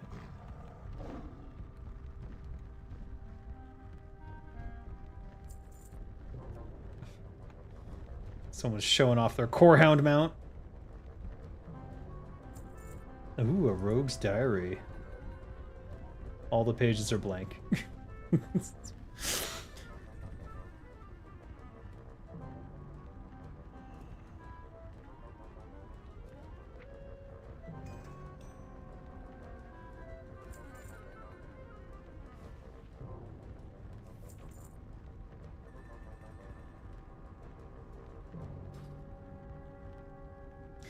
Let's top up my first aid. And then we'll send the remaining one.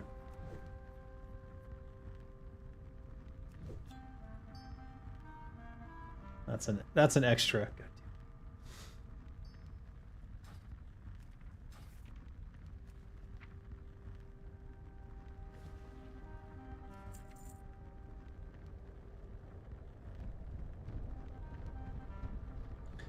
Alright, just gonna drop their Discord. Because they're doing... It sounded like they were farming something, I don't know.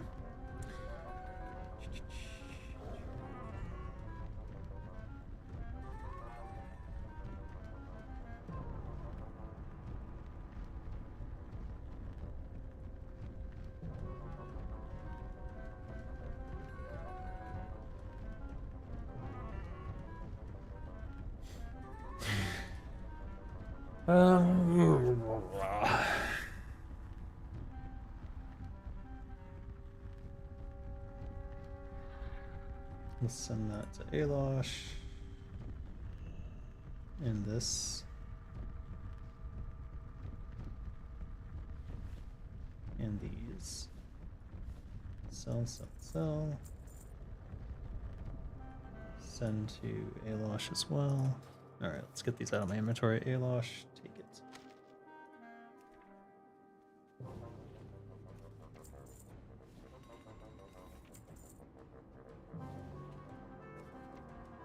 I don't know why I'm sending these to Alosh. I only need to send the... I could have just put those up in the auction house myself. Oh well.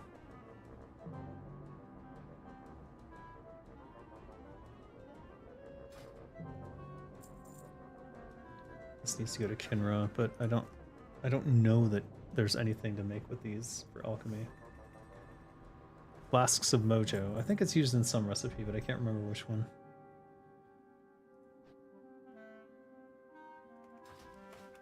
I hate how when I want to type, it's never going to the right channel.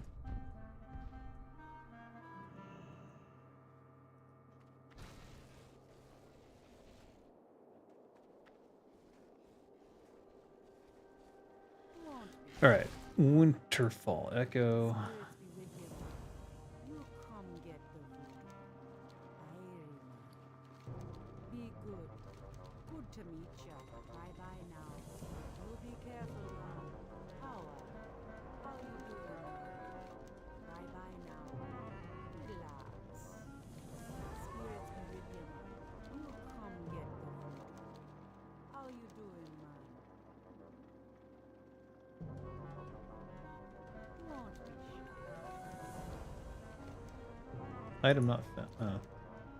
Good to meet ya. All right, got all those. We don't need anymore, but we'll keep one stack for farming purposes. Ugh.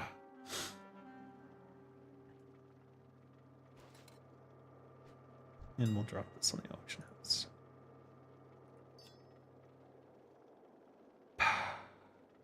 Actually, this might be a money-making opportunity. Let's check.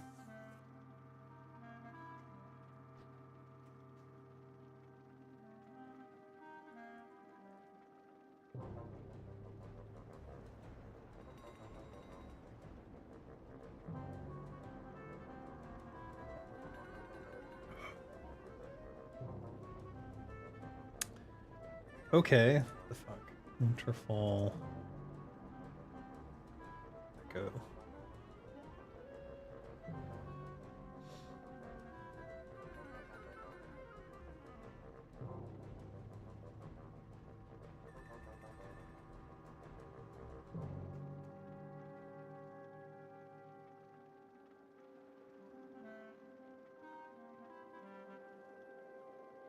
Reasonable prices.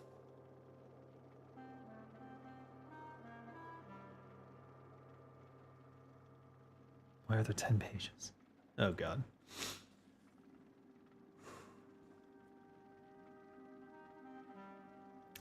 So I could make 30 silver there.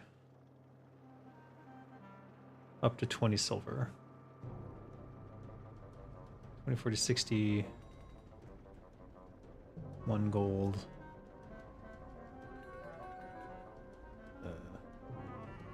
Yeah, 2 gold. 3 gold. Is it worth making 3 gold? The time it would take? Probably not.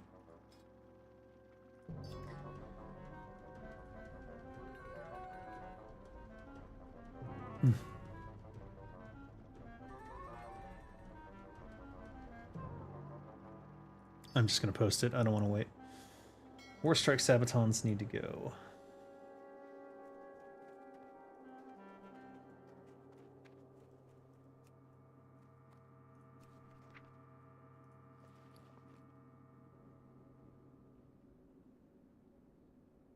Where are they? Okay, there they are. Yowza.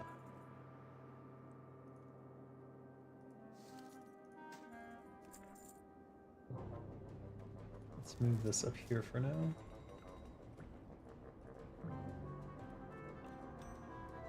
Also, how are we doing with Timbermaw?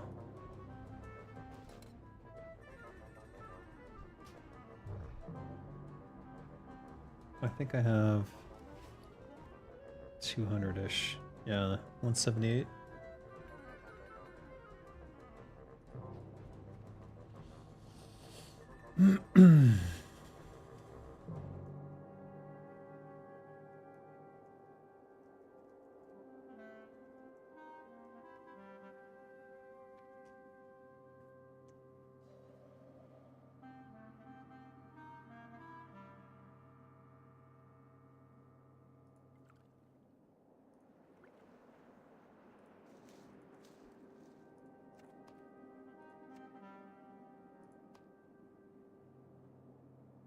Losing all these bag spaces to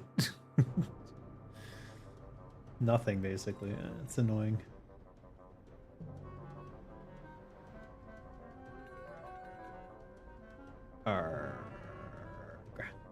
Alright, whatever. We need to go kill the Frost Sabers.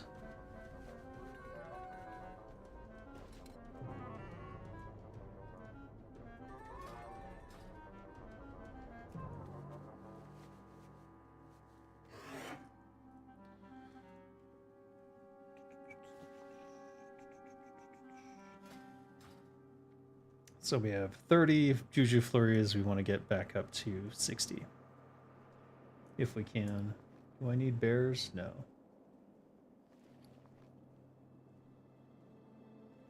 Might kill giants, but maybe not.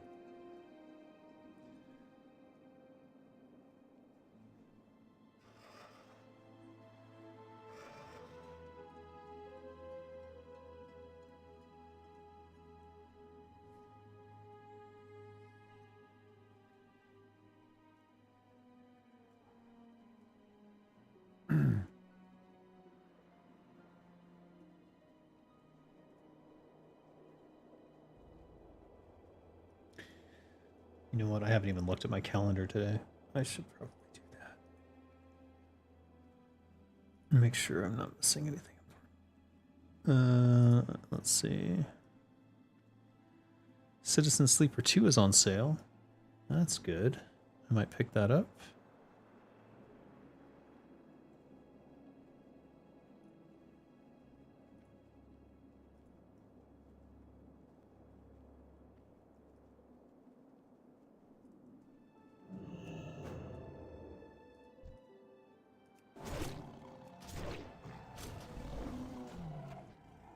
First thing he does is a rend. I hate that so much.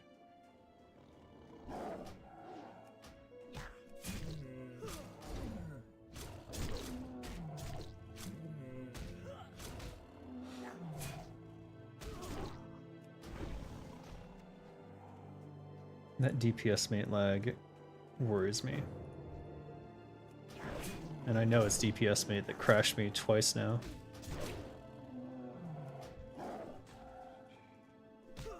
I might go back to Shagu, but I really like having the bar and the graph and like all the extra data that it gives on DPS mate.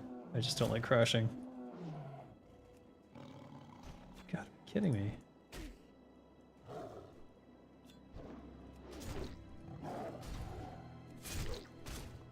Let's move these down here.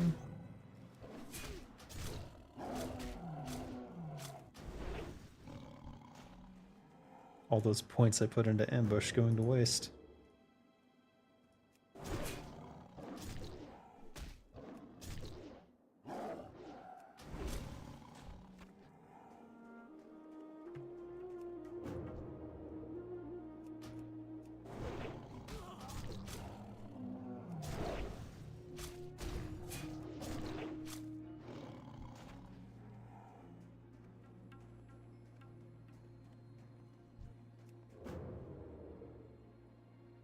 Really?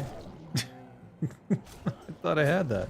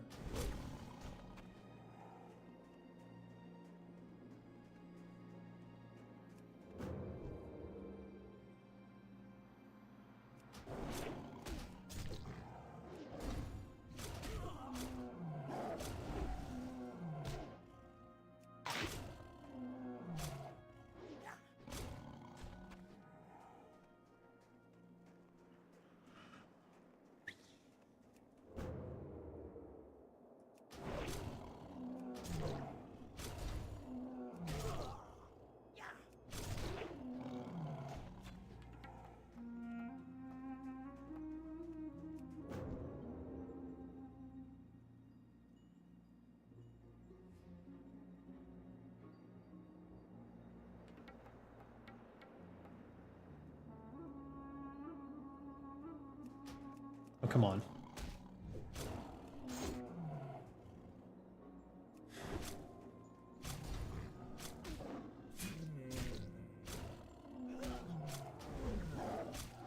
If you get unlucky like this repeatedly, the PvP spec that I'm in is obviously less optimal than the... What is going on? Less optimal than the actual farming one that I usually use.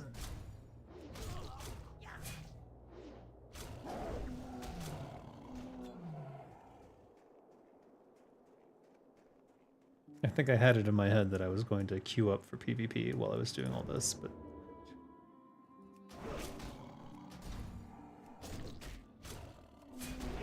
it doesn't seem to be the case.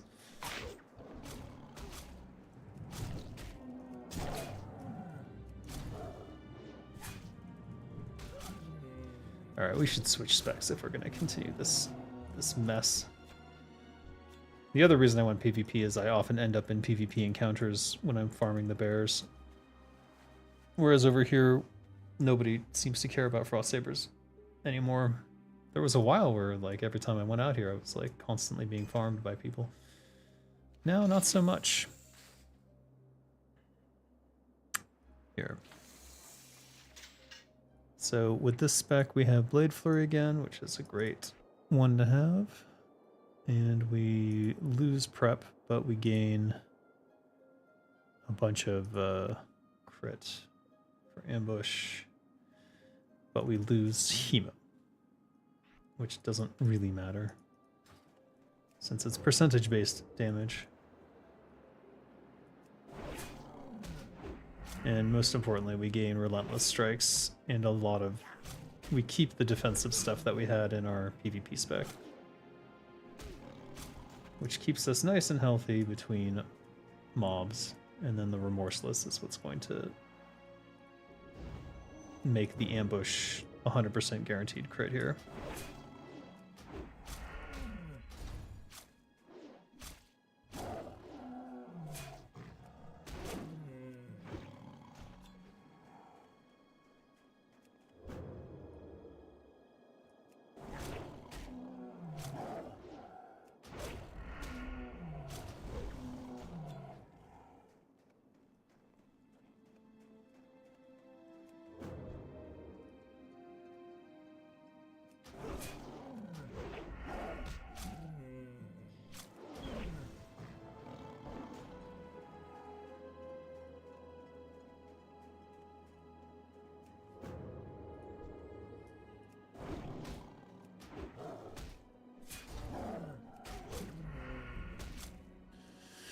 What do you think about, breaking your lurking stealth mode and saying hi, and thank you for streaming like always.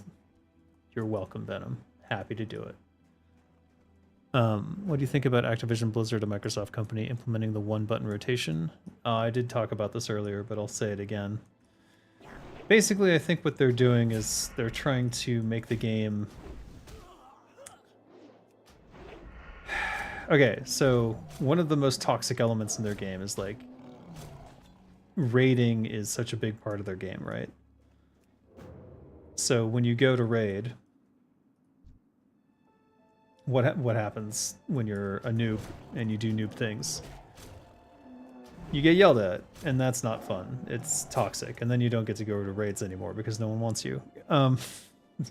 It's like, go learn your class.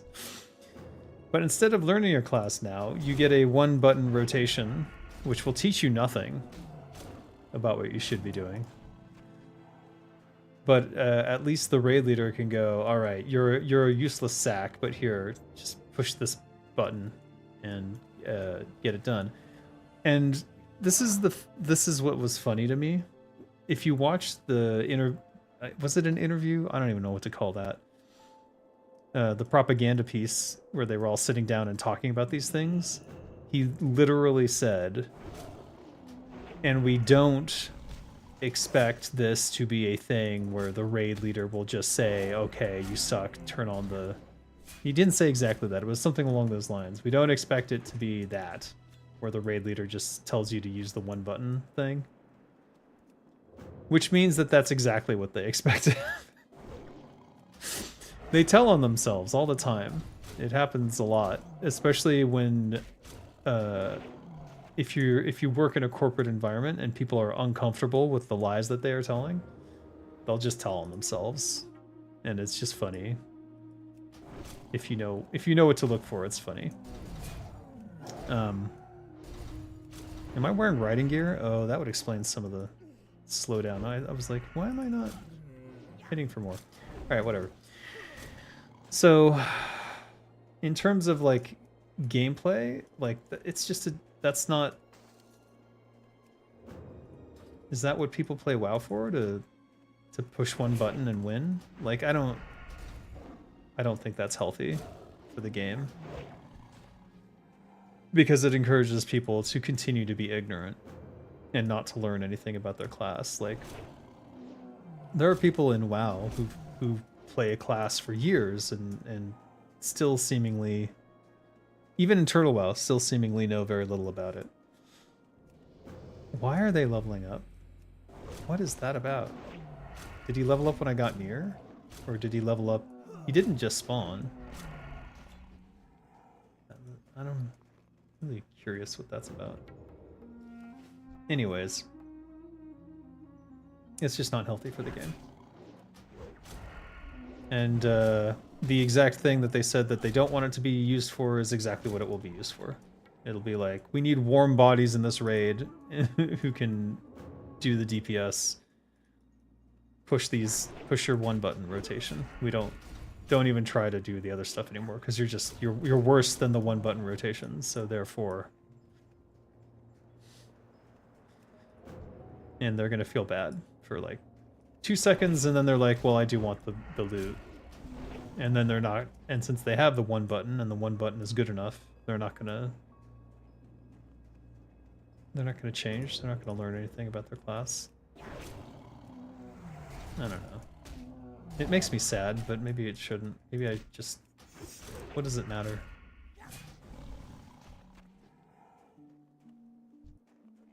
Why are you running so fast? Good. Where is it? Oh, did I'm ahead of myself. Or someone else came through here. Am I? Nope. He was there the whole time. Lurking.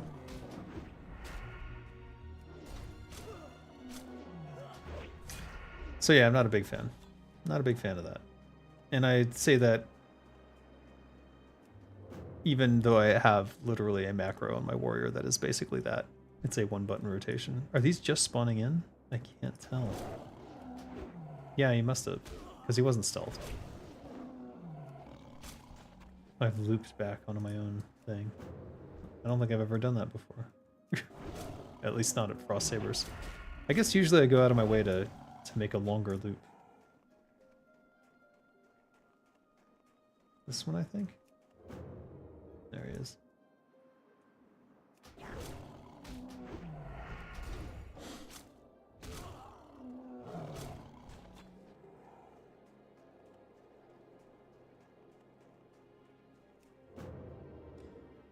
The way that they're framing it is like they're just doing what add-ons do, but they're adding it into the core experience, which is interesting. It's sort of like giving up on your core experience and like forces it onto players. Because now if you don't have that one button rotation, I think that you'll be excluded from raids in certain cases.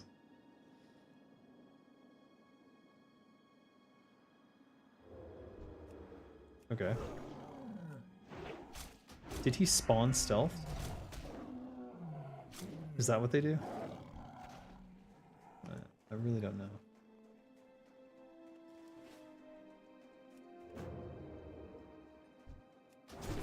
Whoa, Princess Tempestra. This frozen land shall suffice for a start. Come to me, mortals, and I shall give you a quick and painful death. Who?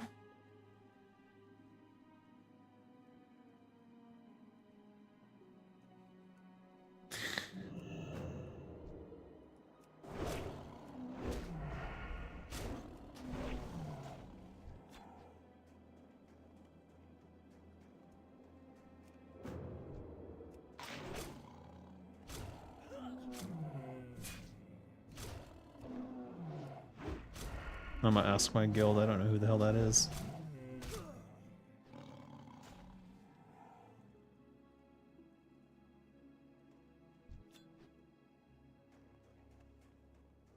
Should I know?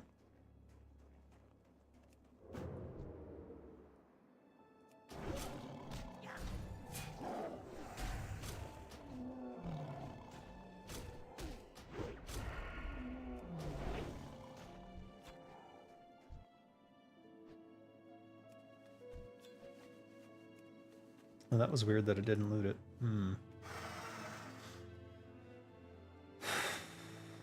Let's just continue the loop, I suppose.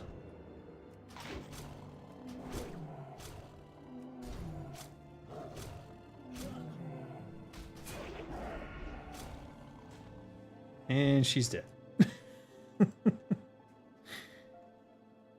And she's dead. What the fuck?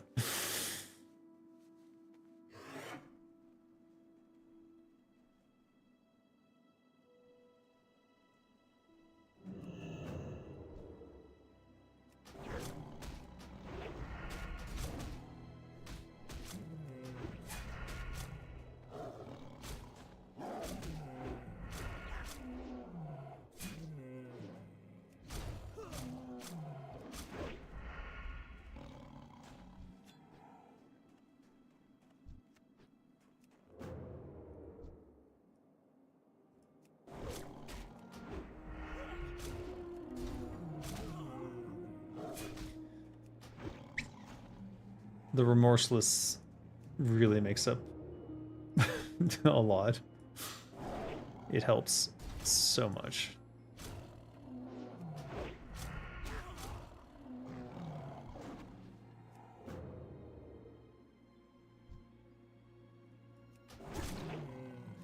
What is this damage that appears over the dead enemy? I'm not sure what's going on there. Is it actually there, or yeah, I don't think it is. I think it's like tricked into going there.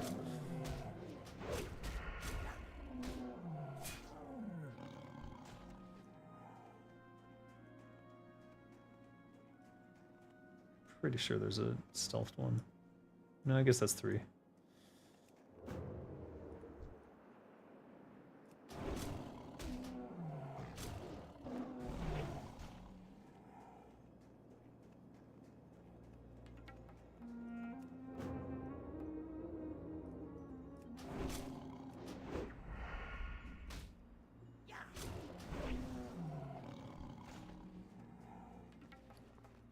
$26.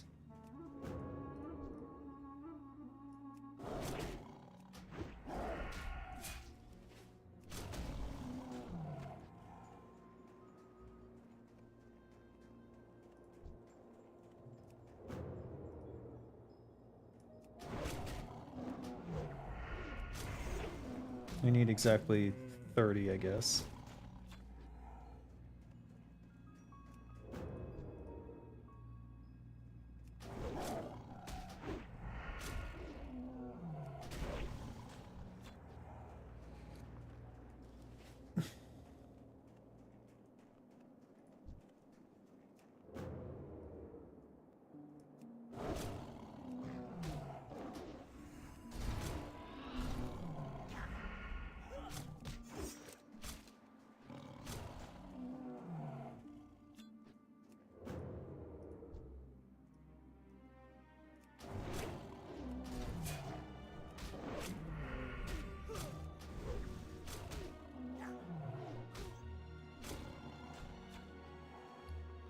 There we go.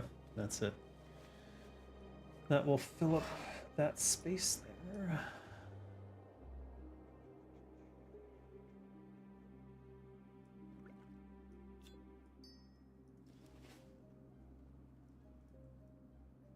Oh, it's those feathers from that one quest. We really don't need bears. We don't need chill. What do we need? Oh, shit. What the hell?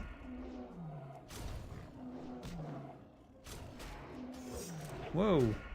Okay.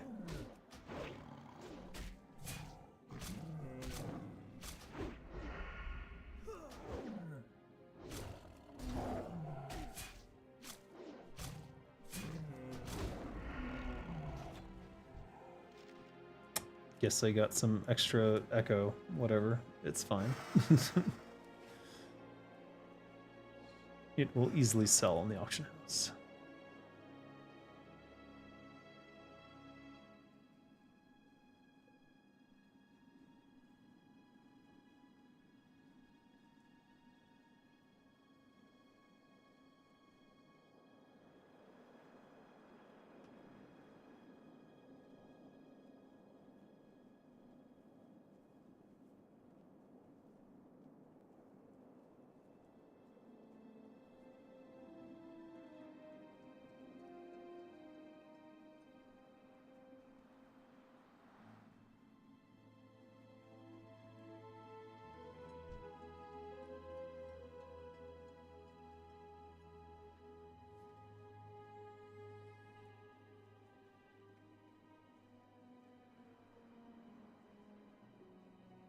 Fire water there.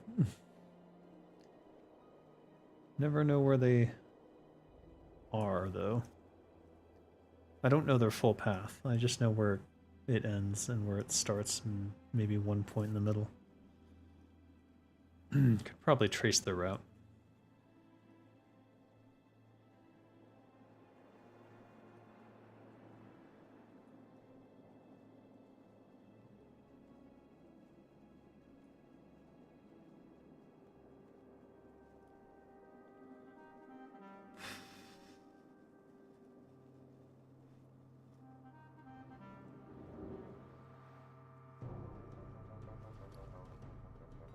turn-ins first.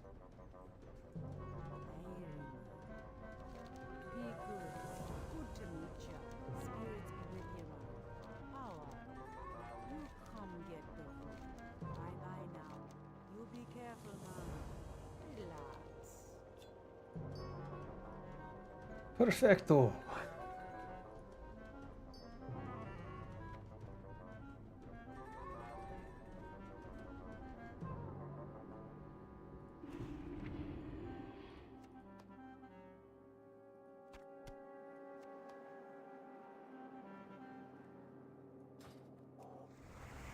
What?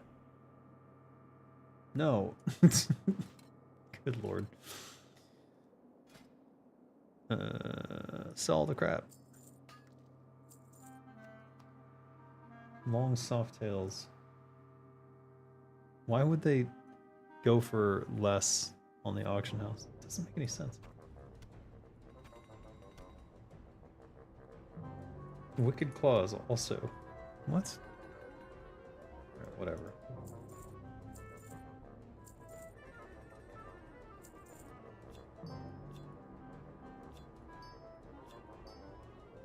Those can be sold, and we will.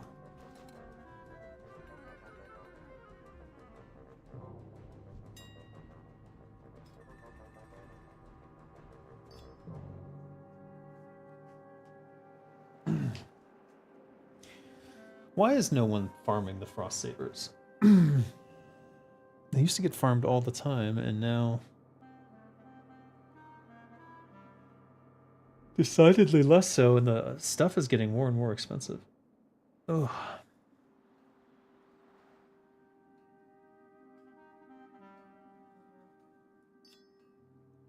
I guess if I needed gold, that would be a great way to do it, since it's a weird dichotomy of being needed and no one doing it.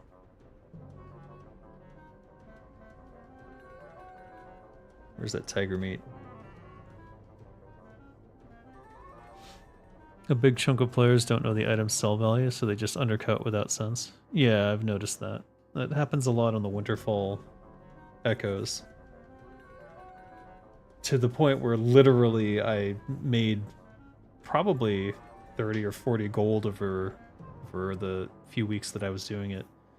Just buying all the Winterfall echoes and turning them into Juju powers and selling them. Because there was a point where it was like a gap of like 60 or more silver between a stack of 20 and what they were being sold for on the auction house. So I'd just buy them all. Let's see here. Each silver. Okay. Per item, 2 silver. I see.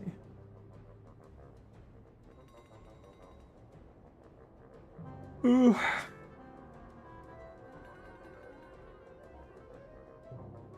Let's go here. Actually, let's go here. I don't want to go below the median price.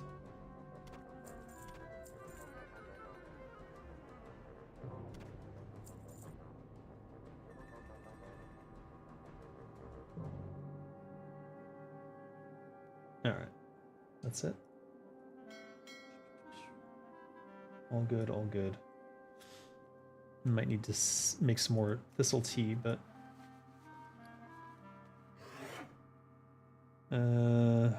potentially blasted lands. This I can't turn in, this monogram sash quest, because it's in Djibouti Bay. South Sea Sandbar.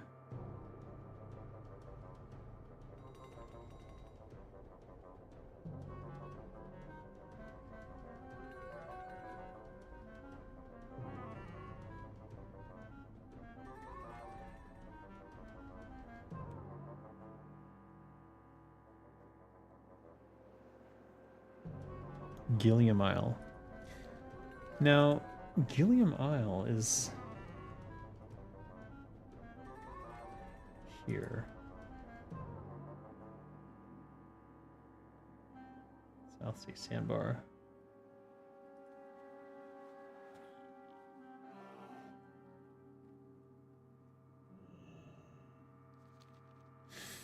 I guess I would go to Orgrimmar and then I would go Grumgall.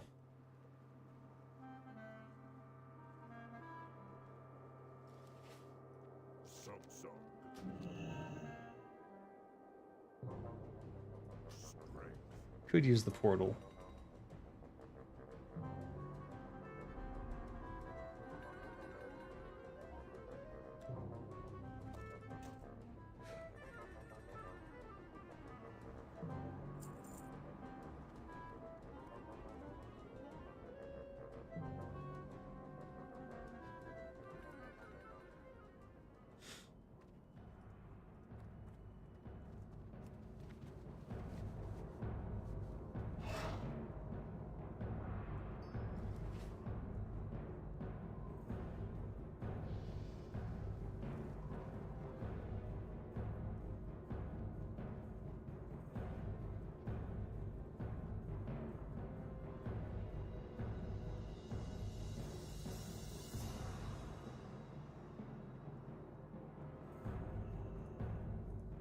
I feel like I missed part of a conversation.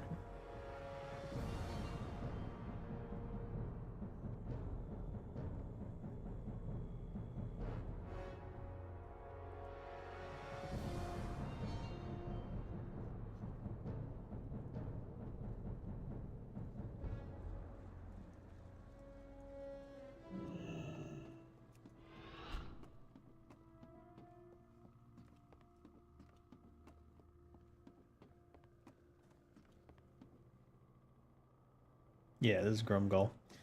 You can tell by the plant decorations.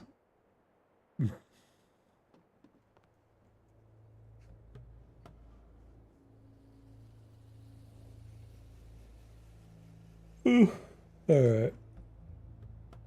What's going on over here?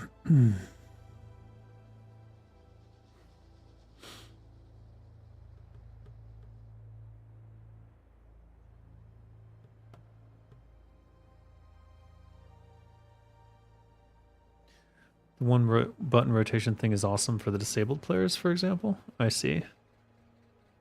Very much depends on how good the one button rotation will be. If it'll only do 50% of your potential. They mentioned specifically it having a 2-second global cooldown within it. But what does that mean? Really? And how are they going to determine optimal things for all the classes? So, I mean, I'm skeptical it'll even do what they're saying it will do. But in terms of intent, I don't know what the point is, other than to make it something that is also going to be used to make people feel like shit. You're not even better than the one button rotation. What's wrong with you? You know, it's gonna happen. I guess it could be a good thing for disabled players, though I don't know that it should be the norm. I guess it being there is fine, but I don't know. What game are you even making at that point? What is the point of your game at that point? Alright, let's get to Gilliam Lyle. Definitely not a play on Gilligan.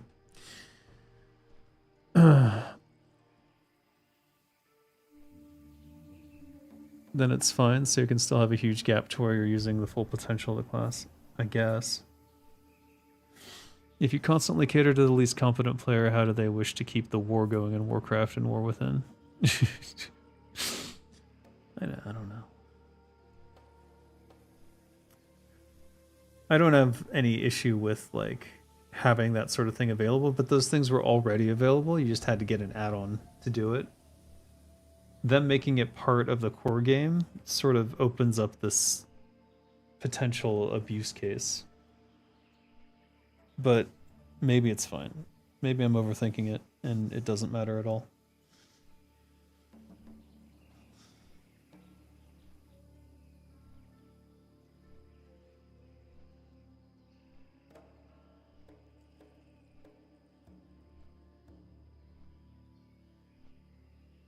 I love that I've just got this hostile.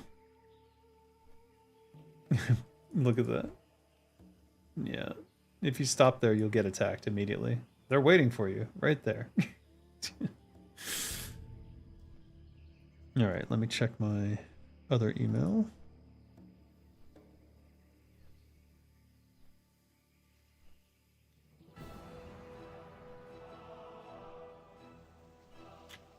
Nothing there, all good.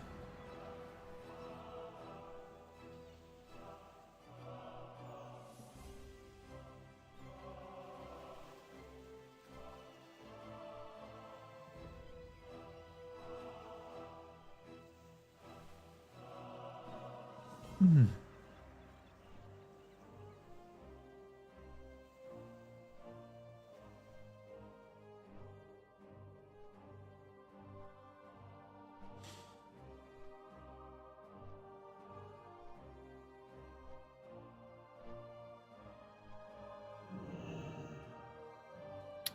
Nothing special today.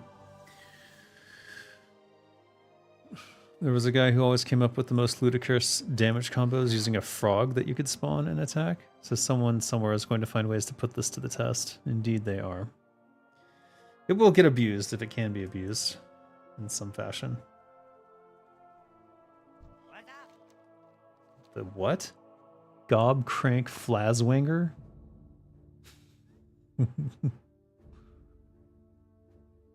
Malog Post to the southwest. Keep it real. Stupid quest log.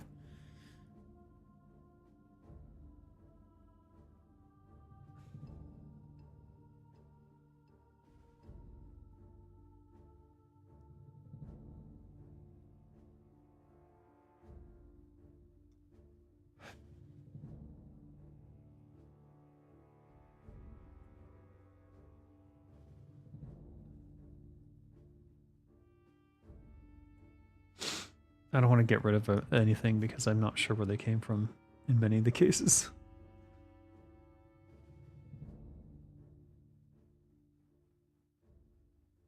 That's just a bridge quest, but you never know when they might be part of a larger quest series.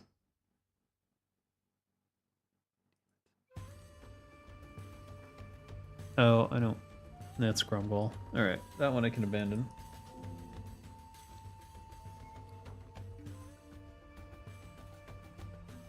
Alright, we're here for Gilliam's Isle anyways. Oh. But since we're here, Hey, how you doing? let's pick this up.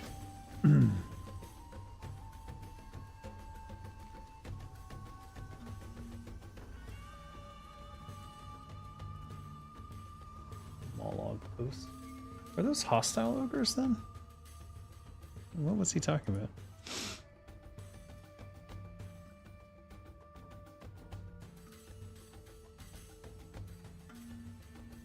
Malog post to the southwest. No, he's talking about there. Weird.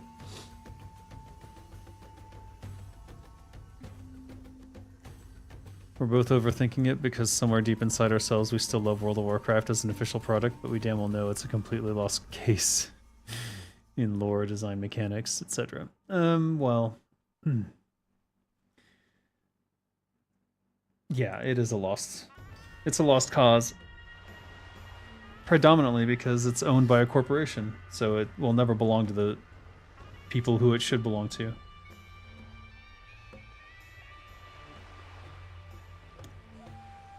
Warcraft is now an IP owned by Microsoft, and it will be used to make money. Oh, I see.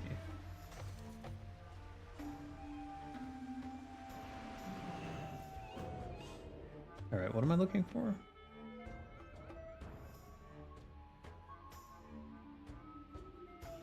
Okay. What are you doing?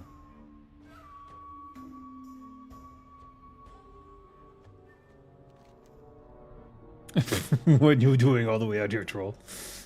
I was gonna ask you the same thing.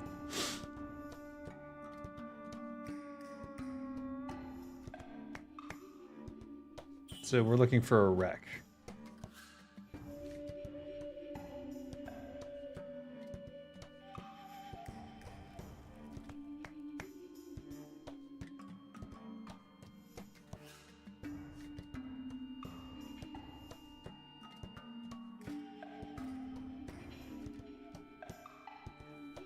Have you heard about Xbox raising prices of games and consoles? Yep, I heard.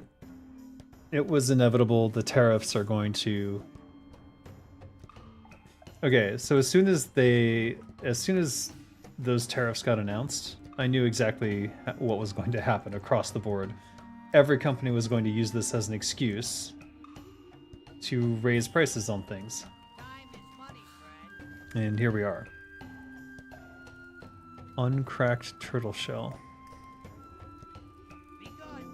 See, that's an excuse to have it be a rare drop. This is the crash site, is it not?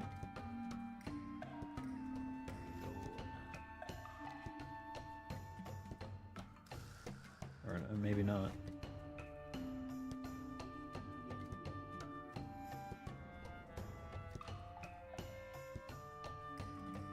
Alright, am I at the Mollog outpost? No, it's down there. Alright, what the frick?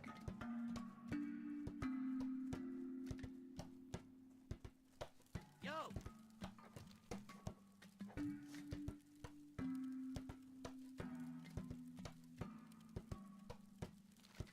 Have a good one.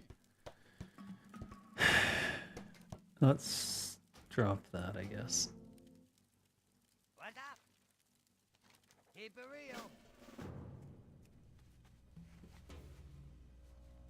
What are your thoughts on Metzen's work since his return? Can you point me to anything that is Metzen's work? Because I don't know what is. I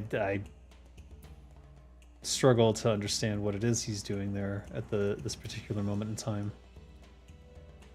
I imagine he's pretty much doing figurehead stuff and just, hey, I'm here, therefore everything's okay.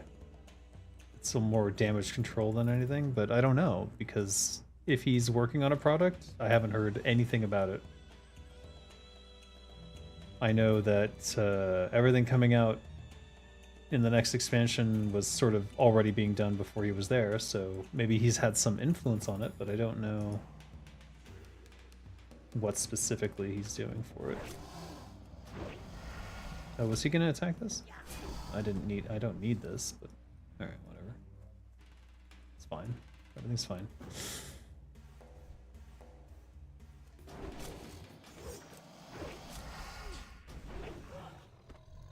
At some point, increasing prices doesn't make any sense. They struggled to sell hardware as it is. Now they're charging $730 for a 2 terabyte Series X.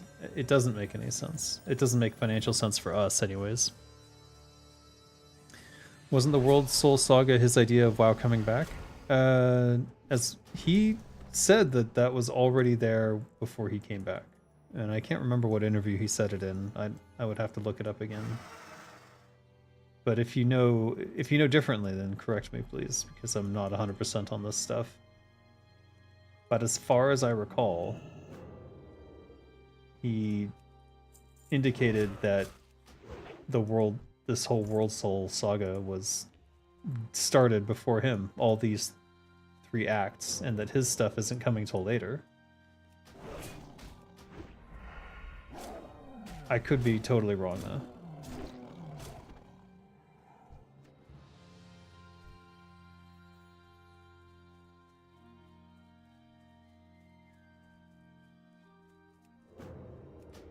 Oh, okay. No, that was a backstab. What a slamming sentence. Point me to one thing that Metzen did.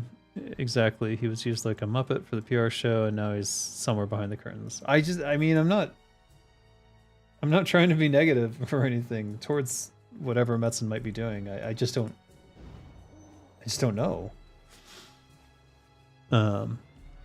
Don't take that as a dig towards him, please.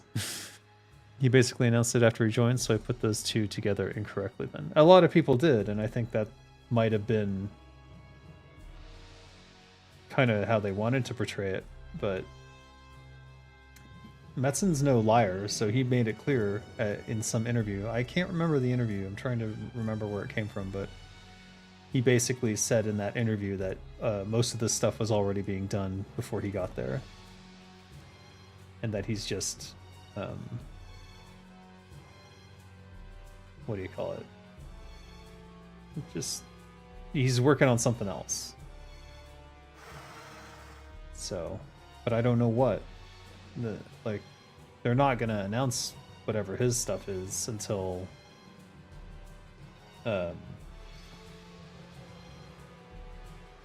this is done. So I don't know what it is.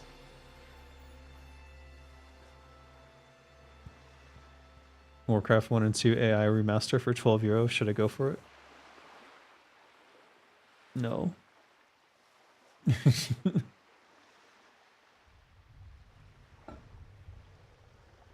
Unless you're really jonesing to play Warcraft 1 and 2 again, I don't know.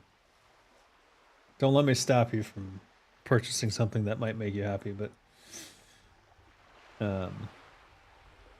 I own it on GOG, so I see no reason to purchase it again. Is that Stone Scan? It is.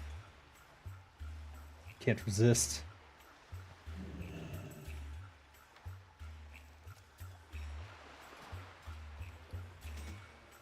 I has bucket.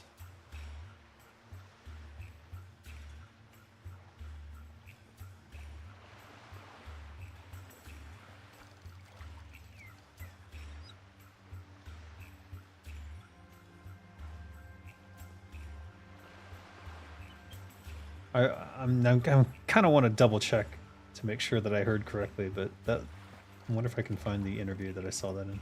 Yeah.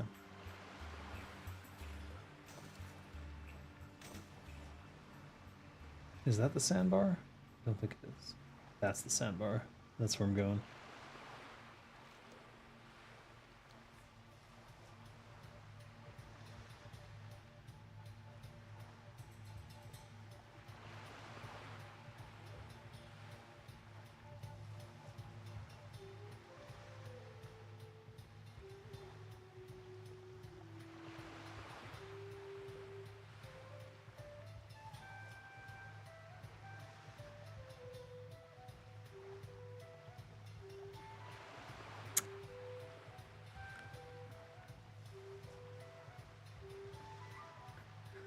So, Bellular has a YouTube on it. This is from 7 months ago. What Chris Metzen actually did on The War Within is the title of the thing. I'll link it here.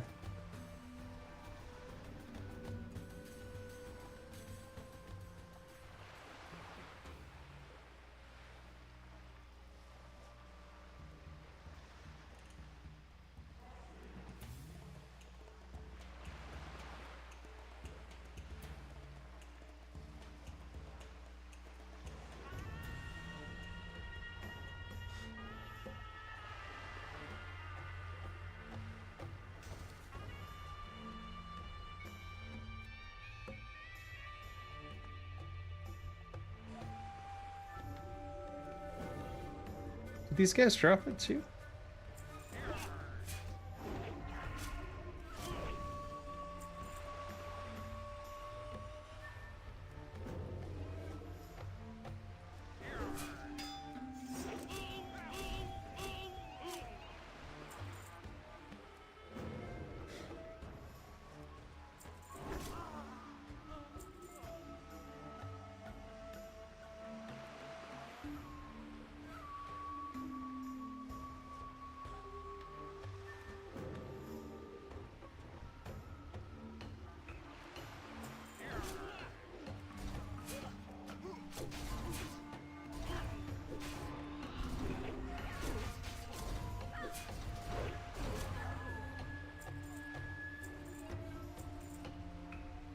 So he showed up after War Within was in development for 10 months. Is the War Within... That's not even this one. This is the next one, right?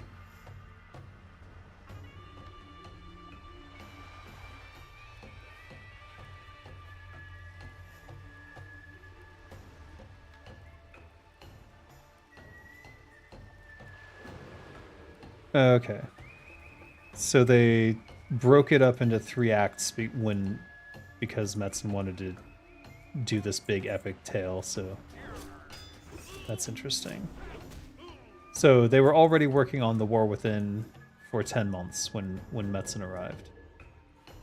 And then he wanted to add in a bunch of his old characters, and that's his contribution, is like bringing back Illidan and stuff. I guess.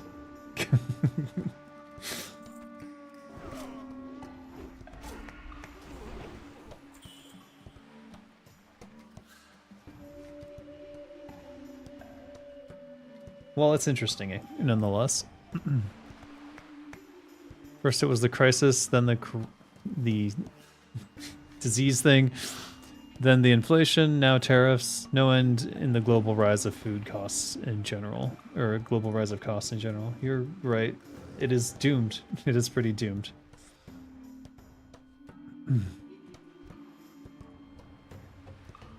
I don't see it getting better anytime soon.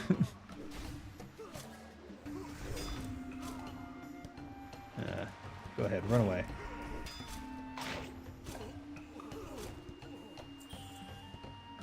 Am I gonna be able to loot this before you get back here and annoy me? You suck.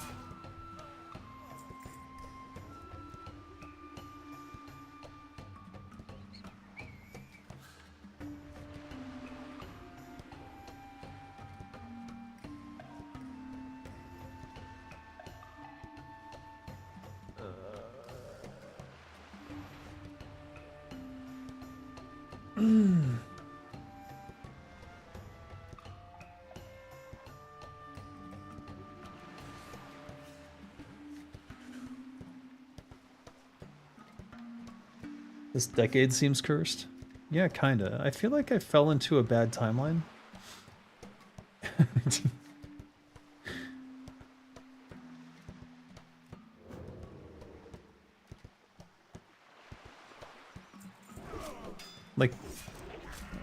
Like you couldn't even imagine this stuff like 10 years ago, and let alone 20 years ago.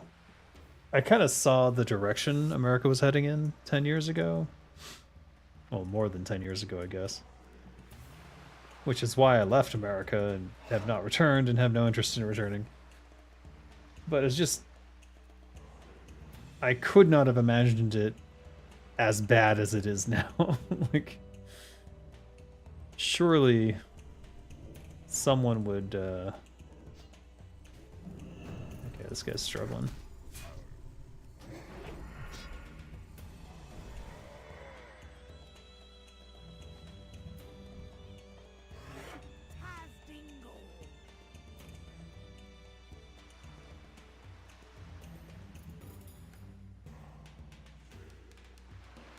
Purple Lotus.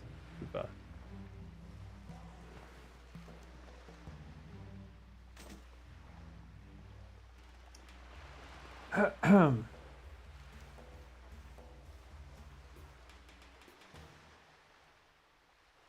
This is all part of Stranglethorn Vale. Oh no, that's the return point. Bloodsail Compound.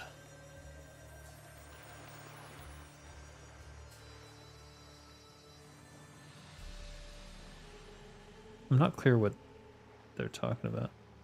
Oh, I can abandon that. So why did Nintendo do it first? Tariffs as well? Yep, tariffs.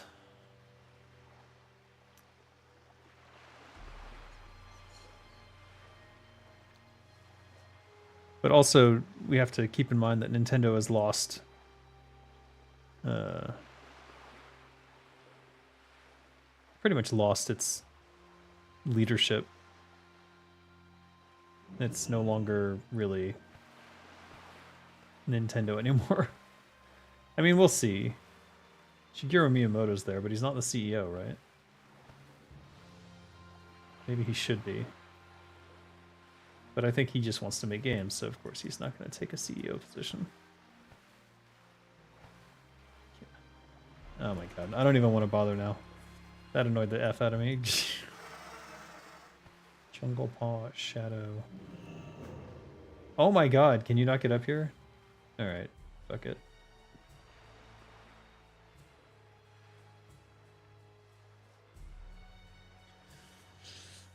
It's not tariffs because it's the same in many European countries as well. Here in Croatia, it's like 520 euro for the Switch 2. Yeah, because of the tariffs. Well, I mean, what are you saying?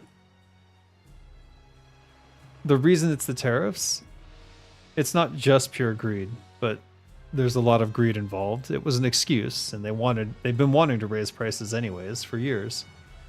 But in addition to that, it is actually the tariffs because everyone started like throwing tariffs around, and so they had to move parts around. And keep in mind that no matter what you do, manufacturing is global now. So there's going to be parts from China, there's going to be parts from the EU, there's going to be parts from everywhere except America, basically, because everyone does manufacturing except America at this stage. And so you throw out one tariff and it's going to impact pretty much every product. Simply because of that. Like, if you look at the parts for a console like the Switch, I guarantee that many parts of it come from other countries. And then you have to ship the final product somewhere, so then there's that cost. Why am I killing these guys? Do they have anything to do with anything I'm doing? I don't think so.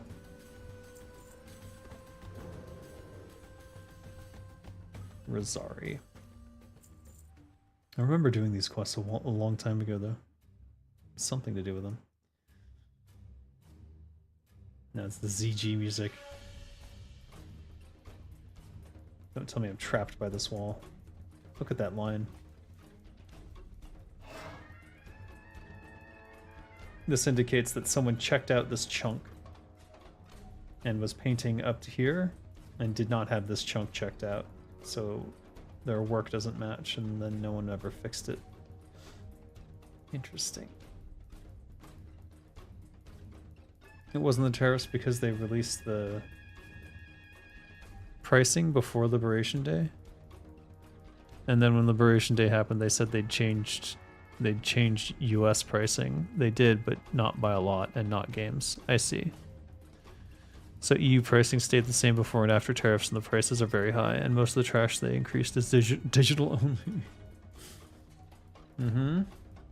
They've always wanted to raise the prices on making games anyways. Tangle Moss. Oh, is that? Hold up. Did I drop that quest? I might have done it. Crap. No, wait. No, Deep Strider Tumor, Mire Lord Fungus, Shadow Panther Heart.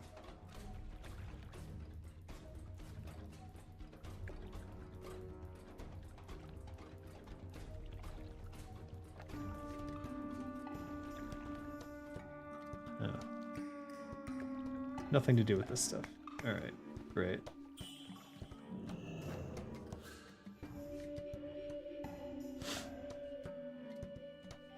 Where the hell am I? I'm on the wrong side of this island.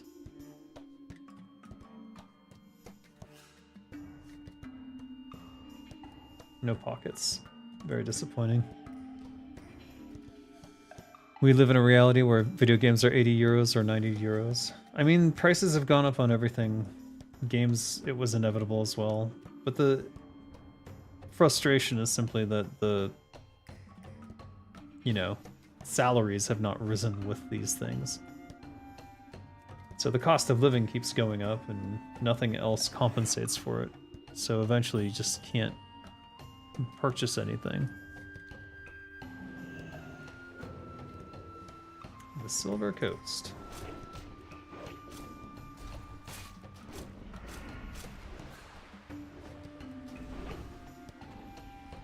Albino Snapjaw. Do I have this one? Oh, I already know it.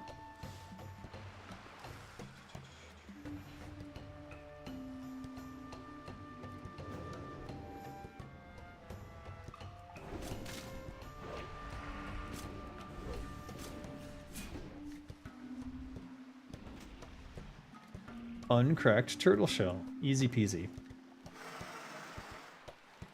Ba ba ba ba ba. Alright. Mall Og Post is what they said, so somewhere around there. I guess we'll go swimming for it.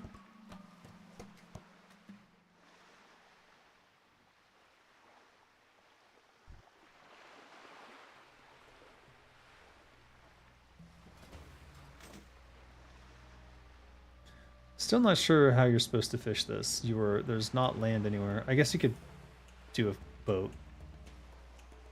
I'm tempted to get it with a boat, actually, just to do it.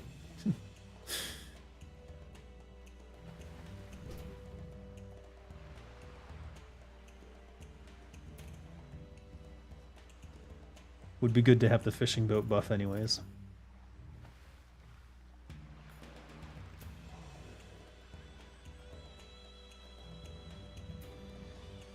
Bread and circuses are getting expensive. I know. At some point, everyone's gonna just need to revolt. Good morning, Hectic. That's why indie games are the future. The triple, quadruple A slop is usually buggy copy paste and goes for €90 for standard edition. Meanwhile, you can get much better indie games for like 30. Yep. What I've noticed is that the trend towards remasters. The remasters are often better than the new games that they're making. We'll see how the Elder Scrolls 6, is it? Does. But after Starfield, I completely don't have no faith. I have no faith.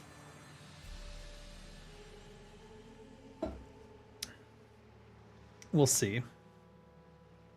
Maybe Elder Scrolls 6 will revitalize my interest. No, it won't. It's gonna suck.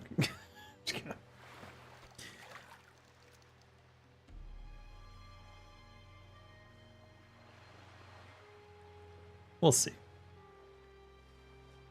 I haven't even played the Oblivion remaster yet. I don't know.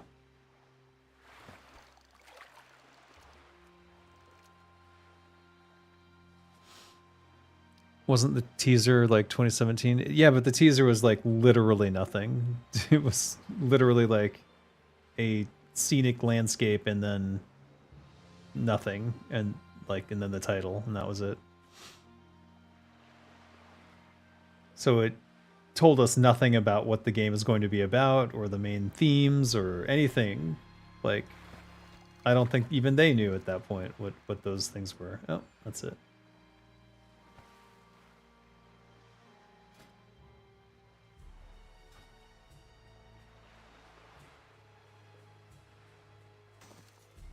I question why they even showed it, other than to stir up some interest for something. I don't know.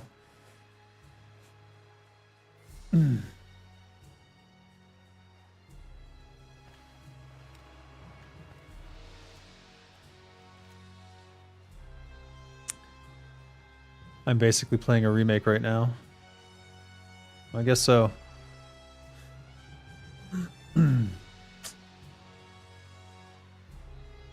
I mean, it's not just a remake. It's... I mean, when I play it in Unreal, I suppose it will be.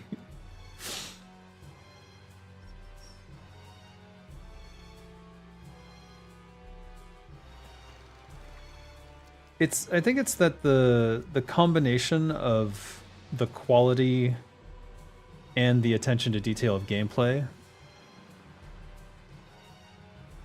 is... It can't be done in a corporate environment anymore, because you sort of need individuals who step up and provide that vision. And in a corporate environment, like at EA, any game's going to be ruined by an executive producer coming in and like shitting on things and saying stupid shit and forcing whatever nephew they have to get a writing job there. Like, that stuff just ruins those games.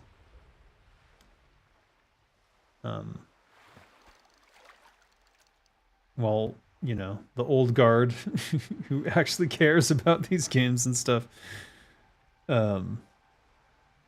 we get retired because we get too expensive.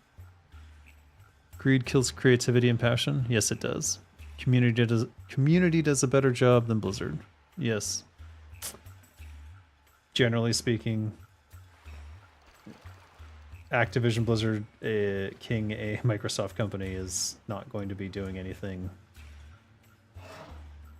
super positive for Warcraft.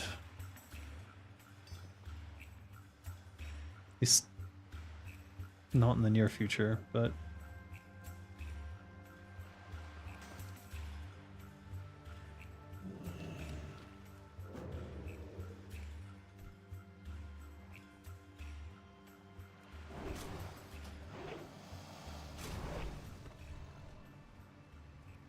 where's the...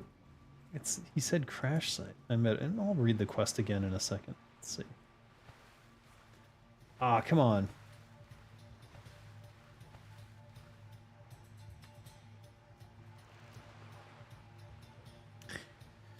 Just finished Oblivion Remaster yesterday. Well worth the €45 you paid.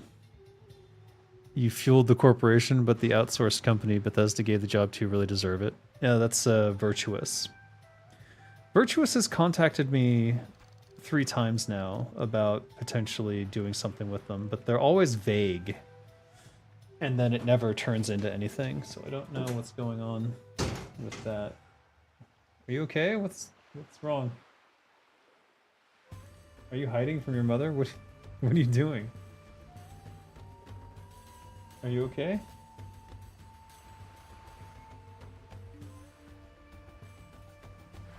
Hi. What? You cannot. This is my game.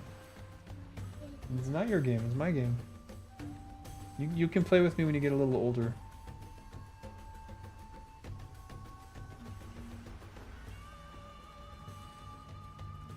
Don't mess with those headphones. Yeah? You want to watch TV? Okay. Yeah. Don't do that. You're gonna break the green screen. Then watch the TV. What is that? Throw that away. That was on the floor? Did you bring that? Ew.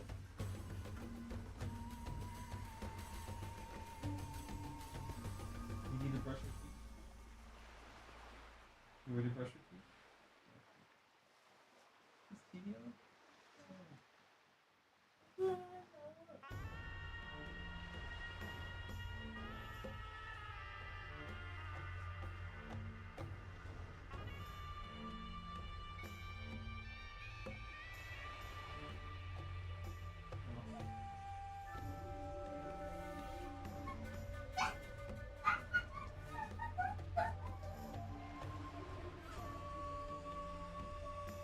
do you want?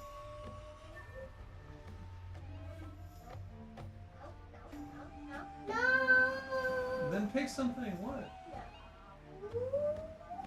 Okay. Stop pulling on the green screen. What do you want?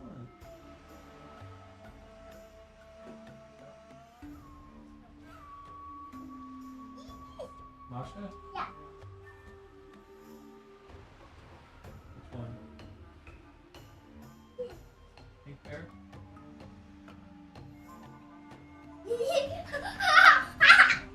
Oh my god. Huh? Go to the bathroom. Vitamin C? Yeah, we already gave you vitamin C. What happened to that?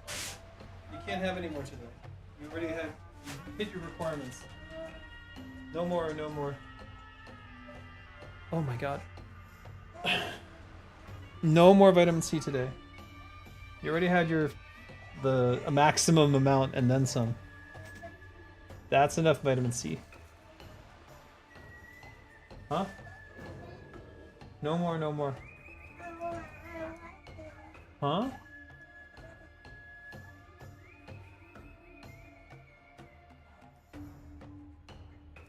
No more vitamin C, sorry. You had your maximum. You had like 7. That's too many. Sit down.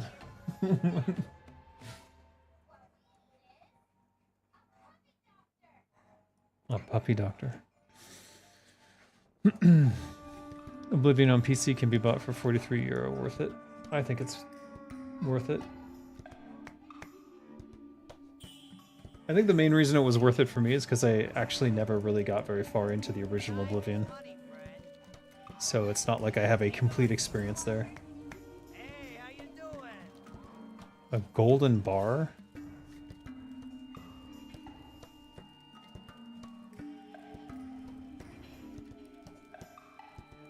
Have a good one. Do I have any on me? Oh, I know. What? Hey, don't hit that. No, you almost broke that last time. Bring it here. Bring it to me. Oi.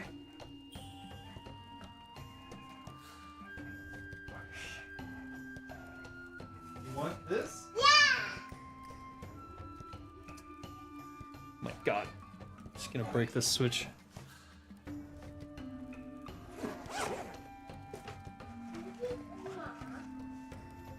You actually gonna play this time, or are you just gonna...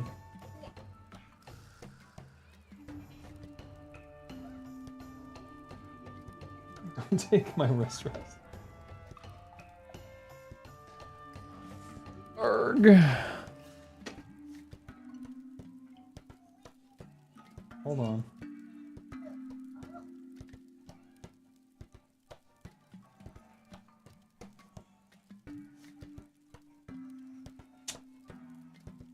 I think I know why the Switch tries to get you to go into sleep mode rather than turning it off. The sleep mode uses power, so I've not been very happy with it. Whereas turning it off basically keep a full bar.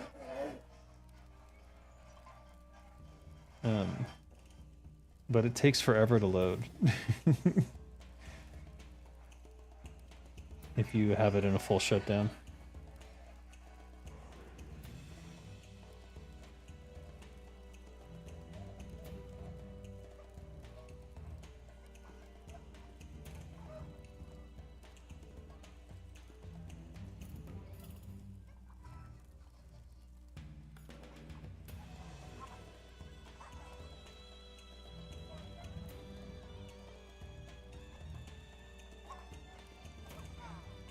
No! Oh my God, I fell.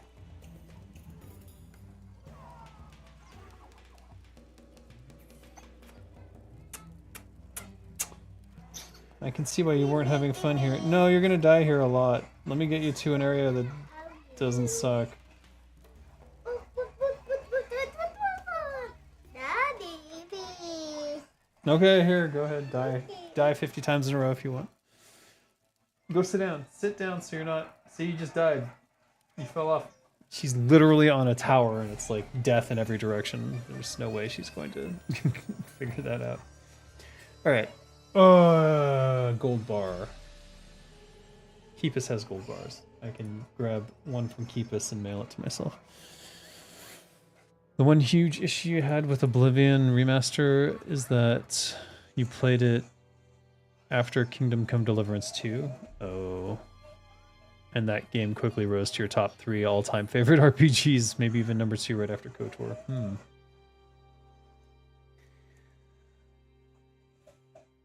KCD2 is just the RPG perfection, and going back to Oblivion really showed the huge difference in quality we have now from passionate companies like Warhorse. Yeah. For me, it's like Baldur's Gate 3. It's if there's not deep, compelling story and characters throughout the whole thing, it's tough to get into it for me now. Dad mode activated. Yeah, kind of.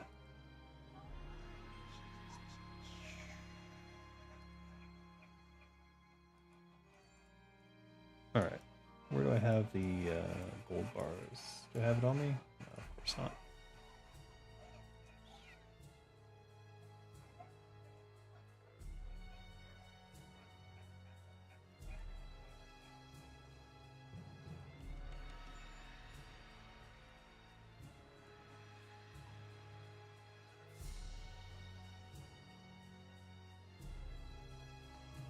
Send to Zen.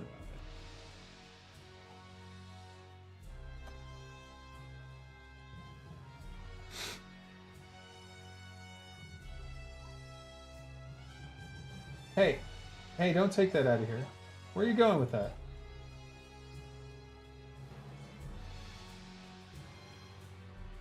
She's gonna break that switch. I'm so sure of it. I did literally just buy it for the kids though, so it's fine. I have my own behind the TV there.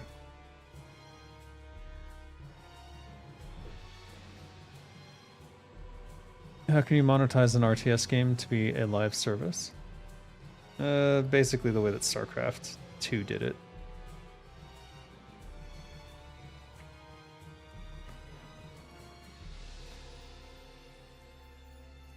Oh, it didn't sell. Not surprising, actually.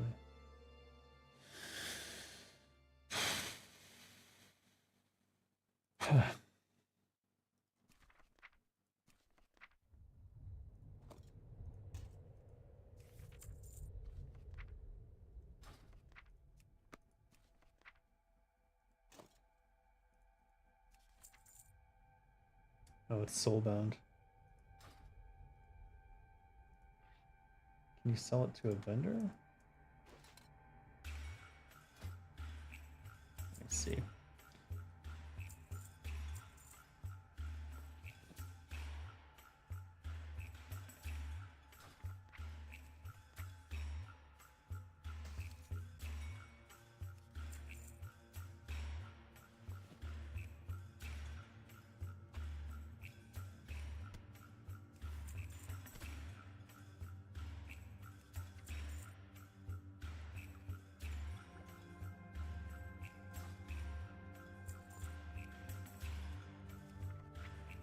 There's the gold bar.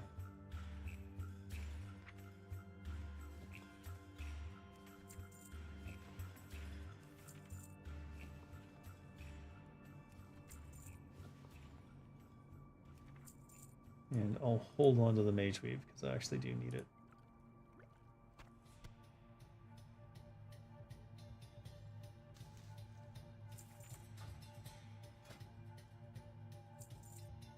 Actually, don't do that.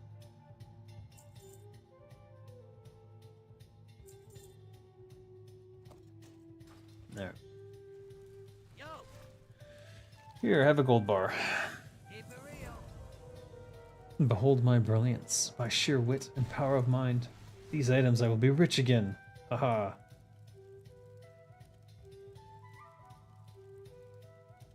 Huh. Maybe it's supposed to take a while. I'll think of a new method to make this work. Thanks again. What? Time is money, friend. Be good.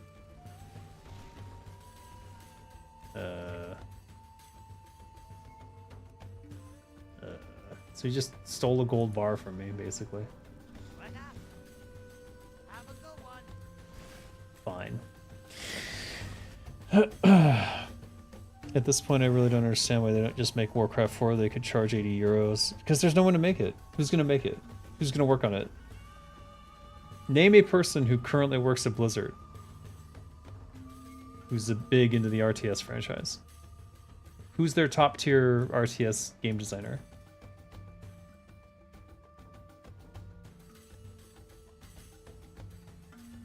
Can you name anyone who's at Blizzard now who worked on an RTS? I can, but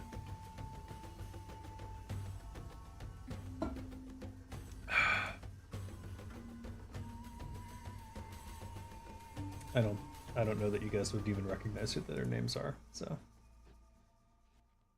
Alright, did that finish my quest? I don't even understand what just happened there. I turned in that to that guy, and then what? No, I never got this. What is this? Find and bring the Gobcrank Lazwanger. That's what I'm looking for.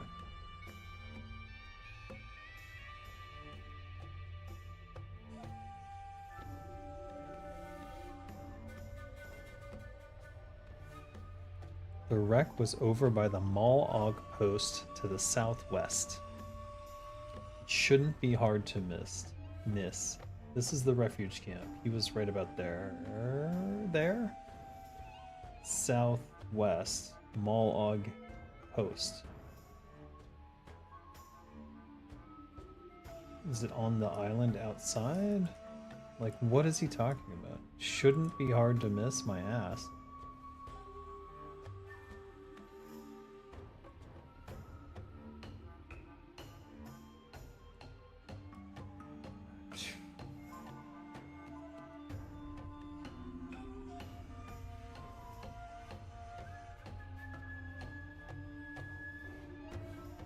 It's not like a battle turtle, was it? No. It was a Zeppelin crash.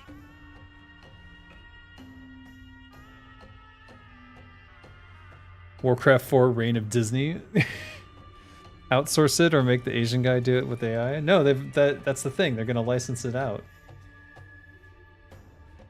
Just like they just did with StarCraft. The only reason I think they haven't done it already is because they're using the Warcraft license because they're still running World of Warcraft. Oh. So they don't necessarily want to potentially water down the brand, but StarCraft is an ancient license by all modern standards. Therefore, selling it to the highest bidder was probably the best way to make money off of it. And that's exactly what they did. And now, is it Nexon? Who got the contract? Someone bought the license. So they're going to use that IP any way they want, really. What am I looking for? Something got wrecked. You can't miss it. I'm certainly missing it. So I don't know what the frick that guy was talking about. Let's check the islands. Stone scale. Alright.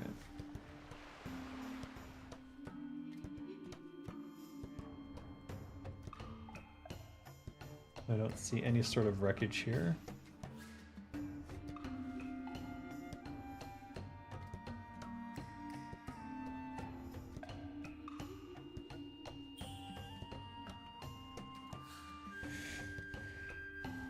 They mostly outsourced Warcraft 3 Reforged. Indeed.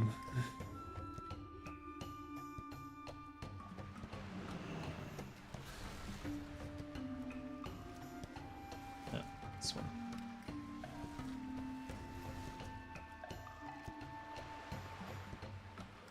one. They can always just, I don't know, hire new people. Really? Who are they going to hire? You're going to make Warcraft 4. Who do you hire?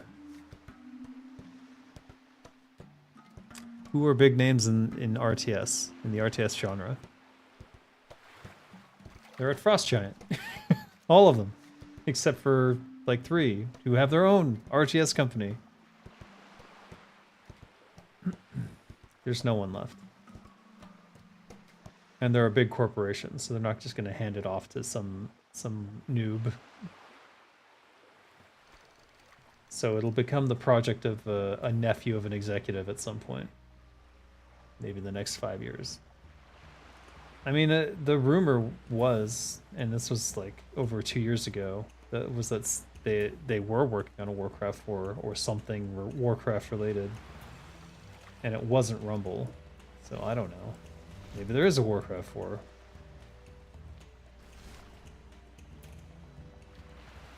I sure as hell haven't heard anything about it, but again, people are very tight-lipped around me, so it's not really surprising.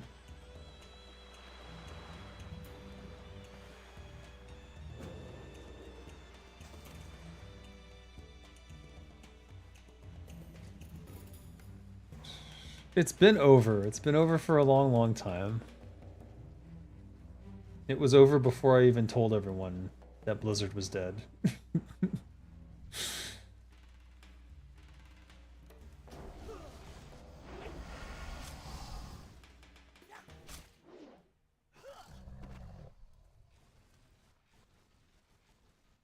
It's just not that company anymore. It's something else. Something else entirely. Something I don't particularly like.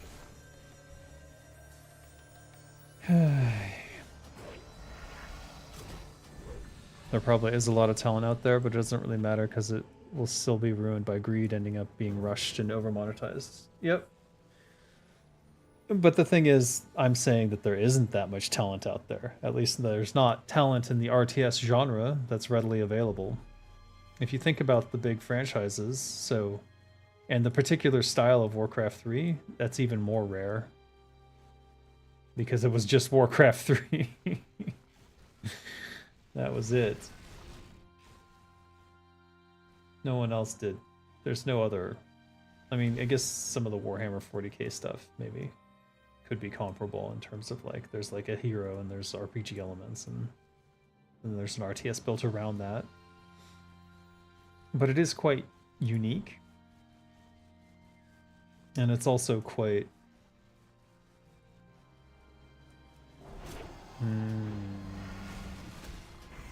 Just the RTS genre in general, you're going to be hard. It's going to be very difficult to find people for. I'm your safe haven, surrounded by same thinkers, even when some of my IRL friends are still retail enjoyers. Oh no, we've got to get you out of there. You have to escape. You got to find new friends.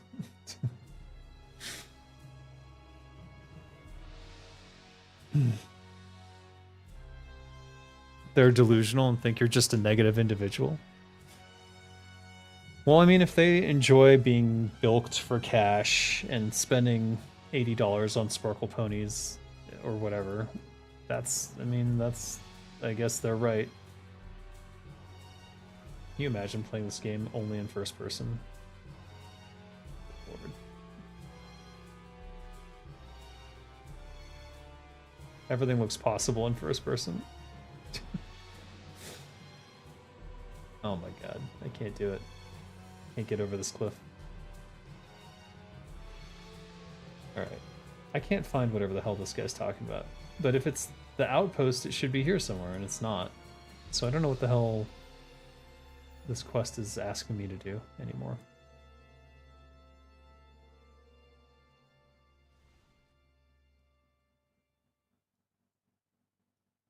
What am I missing? There, that's like a crashed Zeppelin, right? That's like part of a crashed Zeppelin. Am I crazy?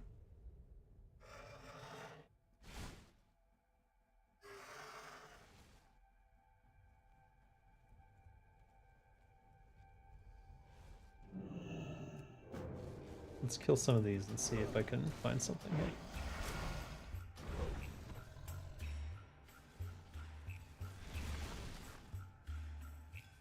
Am I supposed to climb this tree?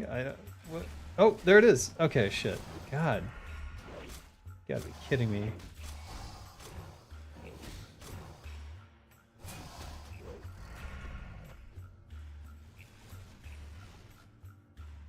Communism greater than wild corporate capitalism. Yeah. It's not easy when your retail friends stamp you as a communist for playing Turtle WoW. I would accept that with pride. I'd be like, yeah, based. I know, thank you. It's incompetent capitalism, I suppose. I mean, but capitalism itself is incompetent because it's about short-term gain over long-term. Whatever is most profitable right now is what you should do under capitalism, because greed is good, profit is always the best motivator, right? Ergo, if you can bilk your audience for millions of dollars in cash that year, then great, do it, because next year you can figure out something else. That's capitalism. It literally rewards that, and it works. Because people will pay it. And then next year they'll pay again. That's what these remasters really are. It's just bilking the audience for the same product over and over again. People are brainwashed so badly that they would gladly give all their last pennies to their corporate overlords, and they do. And then they'll be like, oh, you know, that guy's rich because he deserves it. Because he, like... No one earns $1 billion without exploiting the working class. I think that much should be obvious. And yet, people will still defend billionaires. I think the happiest I've been is seeing the billionaire class fight amongst each other because Trump is such a megalomaniac. How would I define communism? I'd probably turn to the dictionary definition if I had to.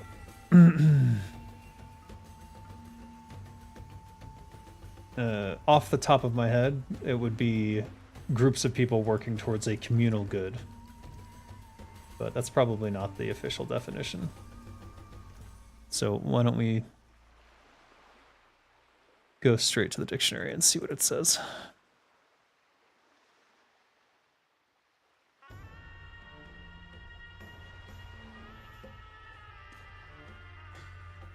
A theory or system of social organization based on the holding of all property in common, actual ownership being ascribed to the community as a whole or to the state. There you go. Basically, the workers own the means of production. That's where that phrase comes from.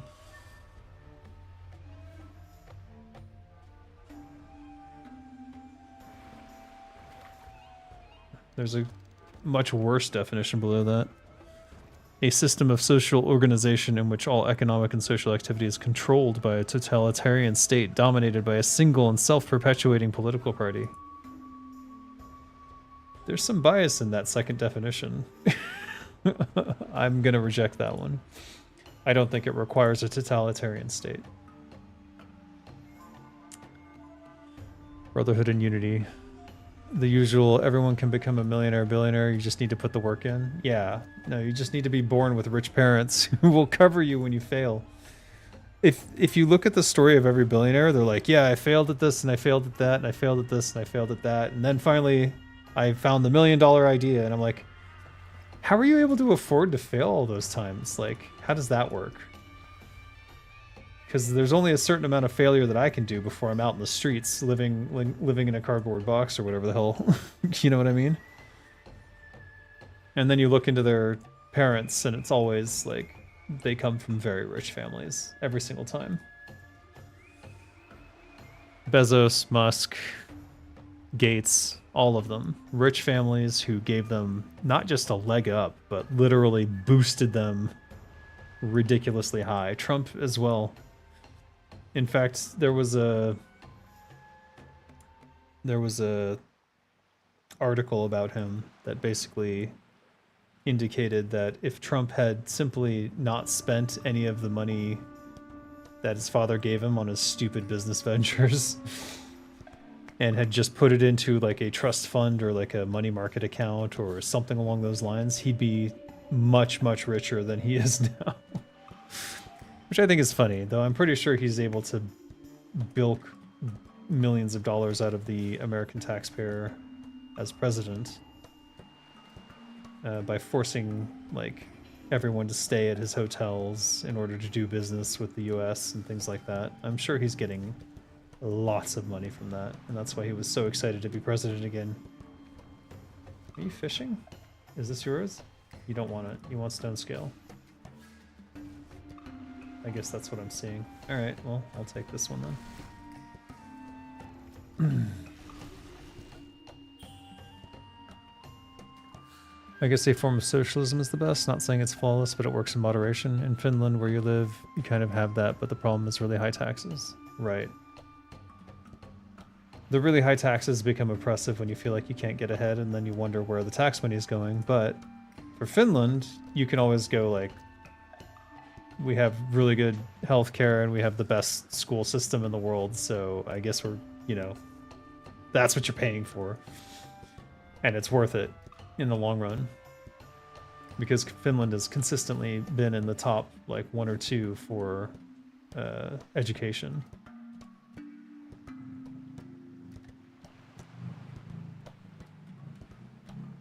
It's also very high on the happiness index. So... which is interesting, but is also kind of just like it's a Finnish culture thing to not really complain. You're laughing at Ubisoft going under with their capitalist worship? Oh, yeah. But that's always been a Nepo empire. Yves Guillemot built that stupid studio, putting all his friends into positions of power and people who didn't know what the fuck they were doing and were kind of monsters, generally speaking. We've got the trial of Serge Hasquet coming up in June. So we'll have to have a viewing for that. Assuming that I couldn't find anything for the first court trial, which was basically just delaying it to the next one. So I'm wondering if they don't post them if nothing happens really. High taxes and other fees make starting a business really hard. Otherwise it's quite nice. Cheap free healthcare, education, decent, yeah, basically what I was talking about. So starting a business is difficult in Finland. Interesting.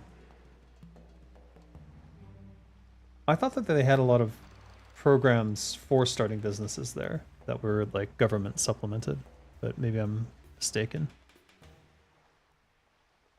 In Hungary, the taxes are just stolen and given to the oligarchy to support an oppressive party and help them stay in power.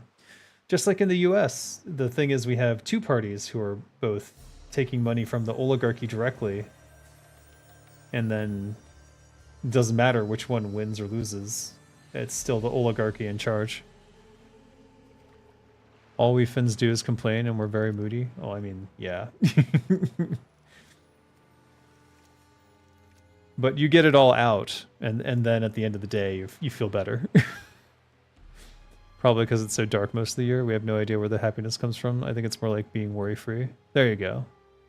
But being worry-free, I mean, if you look at the happiness index, I think I watched a podcast about it.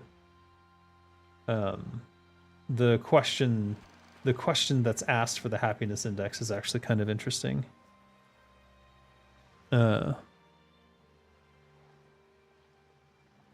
Let me see if I can find it.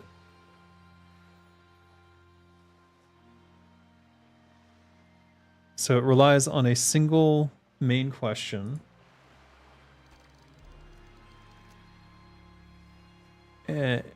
Asking respondents to rate their overall life satisfaction on a scale of 0 to 10. So they're not even asking about happiness per se. The question asks individuals to imagine a ladder where 10 represents the best possible life and 0 represents the worst, and then rate their own current life on that scale. So that's the happiness index question, the Cantril ladder.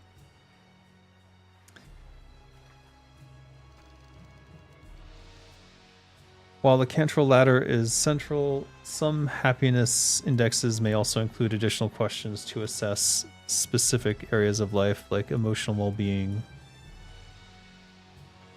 and other things. But generally, the main question is that. It's the Cantril ladder, which is interesting. But I can see why people in Finland would probably rate themselves pretty decently on the ladder. You had a Trump before the... Oh. Thanks. Please. Please.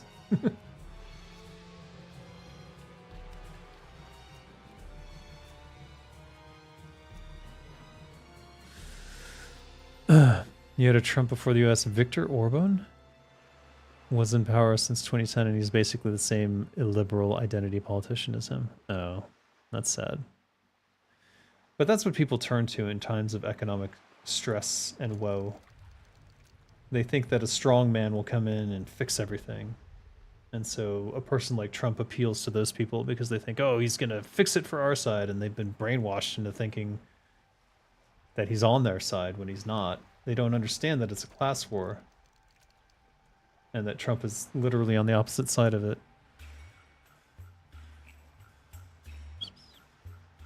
Around in town by patch 17, playing WoW will just be paying $15. No game, no Azeroth, but you get to tell people you play. You pay for the rights to claim. Oh, if they could get away with that, they would. They certainly would, wouldn't they?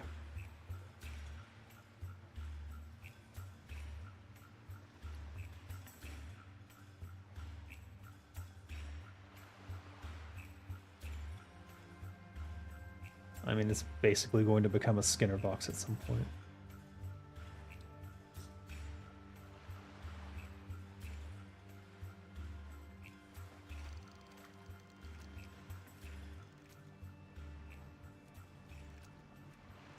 Come on.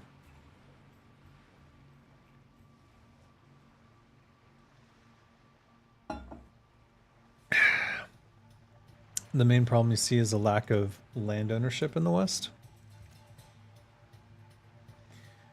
Well, the problem with land ownership is that as time goes on, there's less and less developed land to grab. Most of the land is owned by a handful of people. Yeah, and they keep sweeping and clearing to... I'm bleeding. Why? They keep sweeping and clearing people out of their homes. The 2008 financial crisis in the US was actually extremely beneficial for the banks and the oligarchy because they cleared a bunch of people out of their homes and were able to grab them for cheap or free. They loved that. They're gonna do it again. They're probably planning on doing it again very, very soon. Trump wants a third term, but if he takes some Area 51 stem cell immortality pill, I don't know if he'll survive long enough to do it.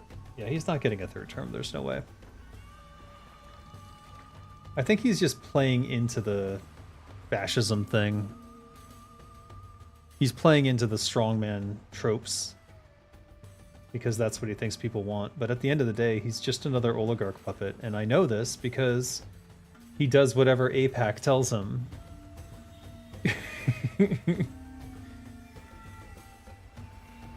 He's like, oh, he's gonna be an anti-war president. And what is he doing? Yeah, no. Bomb Iran? No.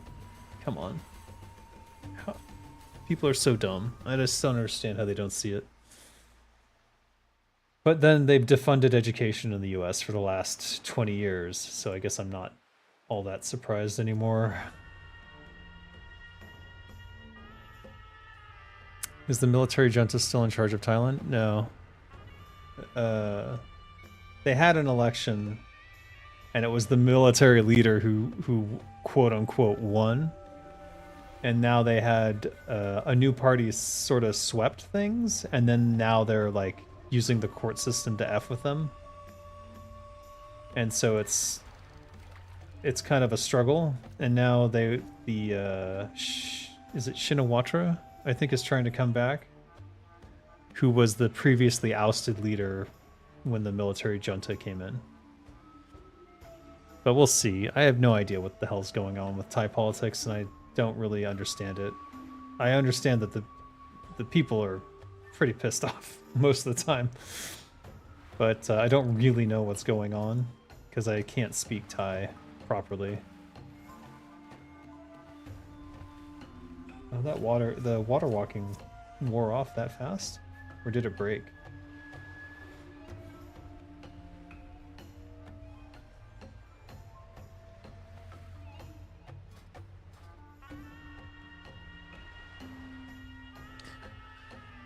Orban put a man in charge of the equivalent of the Federal Reserve, and he basically pulled the biggest heist ever recorded on his final day, stealing like $1 billion. Shocker. I'm sure Trump's going to do something very, very similar. I already feel like he's been stealing a lot of taxpayer dollars by funneling everything through his corporations and his hotels and so forth. But other people don't see it that way. And then they'll even defend it. They'll be like, "Oh, well, that's a smart business move." And like, what the fuck?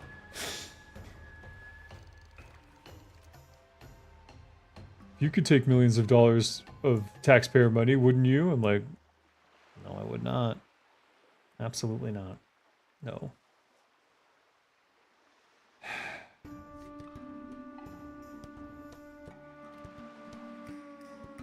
We still haven't seen his taxes either, so I'm curious about what those are going to finally show if they ever come to light. The way that he seems to deal with it is to keep it in the courts, bouncing around.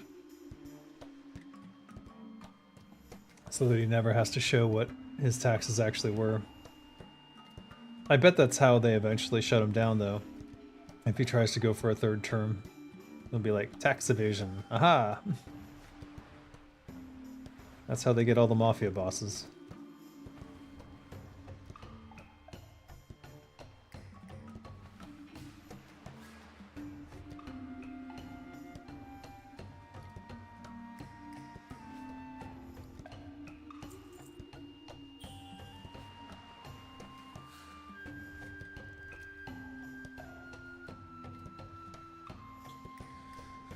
It's like when the Pentagon said they can't track $1 trillion worth of transactions, and the next day 9/11 happened and destroyed that part of the building. What a coincidence! Yeah.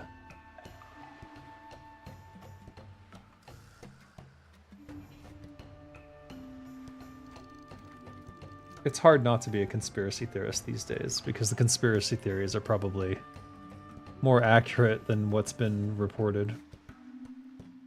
Google says Thailand was a military junta from 2014 to 2019. That's interesting. Yeah, they had an election in 2019. And but the guy who got elected was the leader of the military junta, so what really changed? But anyways, they hated him so much they kind of forced another election, and then a new party, I think it's called the Forward Movement Party. They kind of took over, but then they kind of made it so that they couldn't take over somehow. I don't know.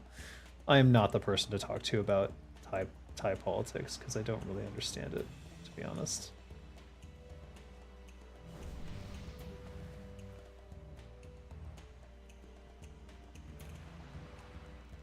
This guy just running around? What's he doing? What is he looking for? He will be at the podium looking like Mitch McConnell during the third term. Oh, what, Trump? No, he's not going to get a third term. They like to talk in hyperbole about this kind of thing, but he's just doing what every other previous president has done. Like, he's not doing anything particularly absurd, arresting judges and things like that. Not out of the ordinary. Probably not even his direct decision. What would be a conspiracy theory 30 years ago that's just an average Tuesday afternoon now? Oh, that's a good question, actually. 30 years ago. Oh, that the JFK assassination. That it was that there was CIA involvement. Or FBI. Who was it? Crap. Basically the idea that the state killed him. That's no longer a theory. No one has really done anything about that. Trump said he would be the new pope. Yeah, but he's like a narcissist and a compulsive liar. He just says whatever the bullshit comes to his head that sounds good to him. Like, he can't even help himself. He has no impulse control when it comes to that. Yes, he was joking, I'm sure, but he also wasn't really joking. The same way that if Trump had said 20 years ago that he would be president, people would have said he was joking. And here we are.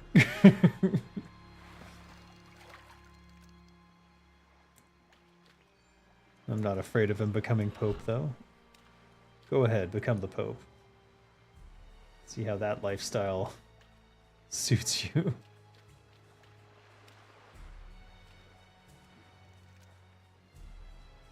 Oh, it's just that it's a 10-minute cooldown, so it goes very fast.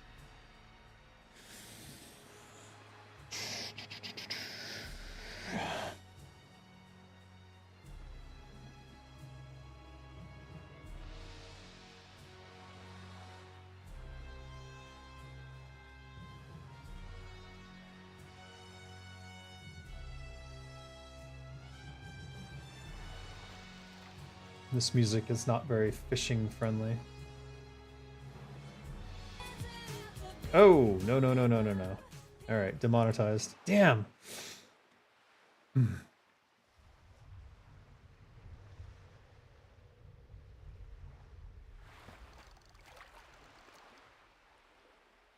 Yeah.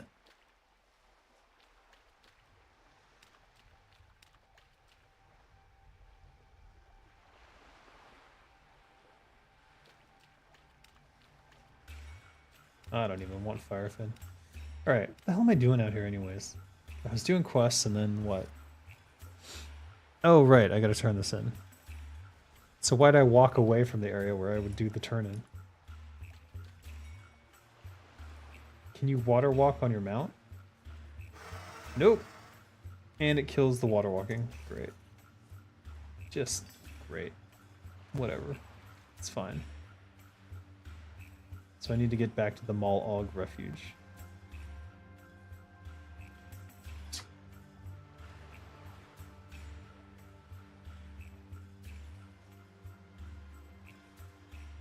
How much is Blackmouth now? 25 silver? Last I checked it was going up. It was around 25, 26 silver, yeah.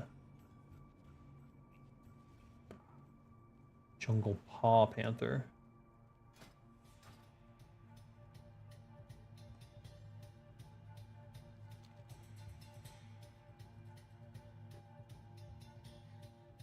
But I just send them to Kinra and make free action potions out of them, so. And then stockpile them for use.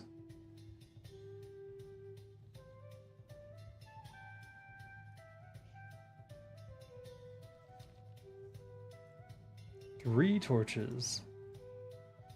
3 torches. 2 torches. 3 torches. What does it mean? Hey, how you doing? I got your gob crank. Be good. Yo, That's it? Oh, hey, yeah. wonderful. Boomer shooters? What's that? Oh, Turok? No, I'm not really into that.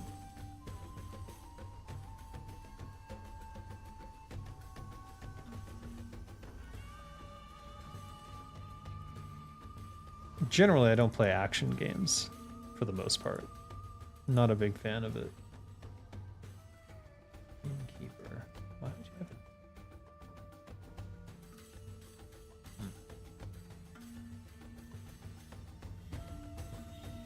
it? Alright, where's the flight point? Oh, hello. Go deep into Zulrazar. Speaker Ujuwa. -8 strength, plus 27 agility.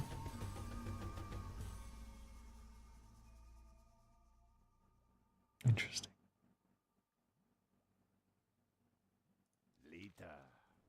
I'm not gonna do it.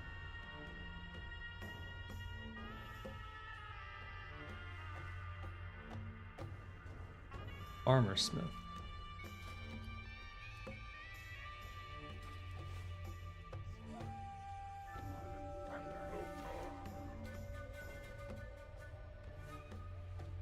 Oh, You help us kill our enemies?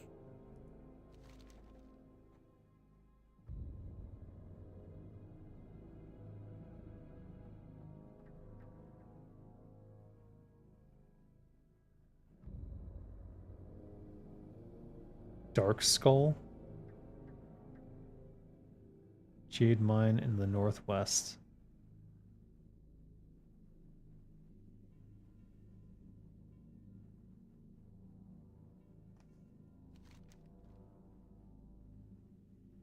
Northwest. Zulrazar. Calcor Point.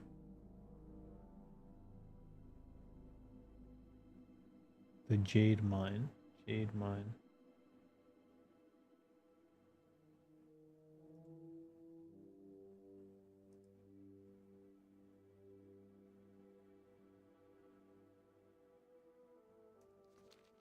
No idea. I'm gonna decline for now. I know I shouldn't, because I'm gonna forget this whole frickin' island exists. If you were to emulate a game to stream, what would it be? Emulate? I don't know.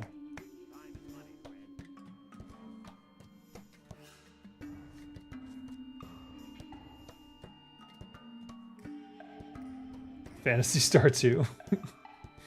No, I'm kidding. It's so old. I love WoW Classic. That's the guild name? Interesting. Alright, let's go to Gromgal.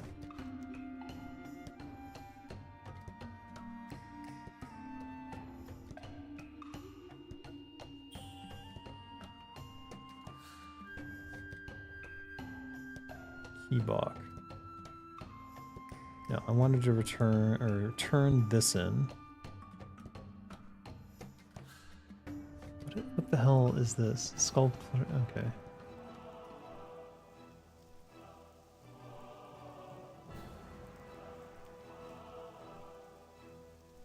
Where's Keybock? Don't tell me he's in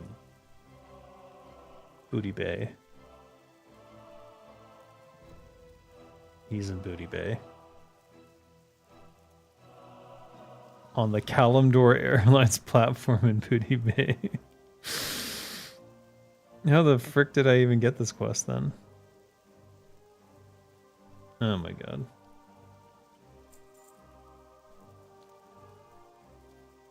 When you reach level 60, you do quests for fun, money, or what? For fun. I like seeing what quests are out there. I don't know. If I were to end up writing any quests, I kind of wanted to make sure that I have a grasp on what's currently in there. What sort of story threads are new to the game and so forth. Though this probably isn't the best way to do it. Because, you know, I'm missing a lot, having only a single character perspective. But at least I have the mindset of what the quests look and feel like. And how I would write better ones, I suppose. I don't use PF Quest. No, I don't use any of the quest helpers. I'm not running through the quests to complete them. I'm running through the quests to experience them, if that makes sense. Though I understand that a lot of people experience quests through something like PF Quest. Is there any guide on what to do once you hit level 60? Like what dungeons, what attunements, etc., turtle-added content? I mean, whatever feels good is what you should do. Once you hit 60, basically you're going to run the end dungeons. So you can just look in the group finder. And anything in the orange and red areas you would run over and over again. You'll get good gear out of them. Stormwind Vault and Black Morass in particular. They have some unique drops for Turtle WoW that are quite good. In fact, I still run Black Morass hoping to get the Time Worn Bow, which is a bow range slot that has haste. And then otherwise it's Skolo and Stratholme and Karazhan Crypt and Stratholme Undead and get you all the items and stuff you need for what you calls it's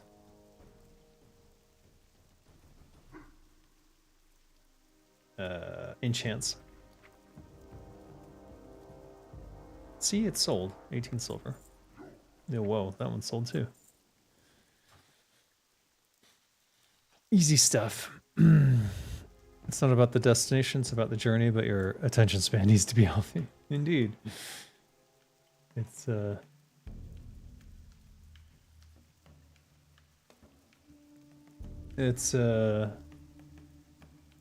if it doesn't keep your interest, then I do wonder if it could be better done. But if it doesn't keep, if it's just you, then it's just you.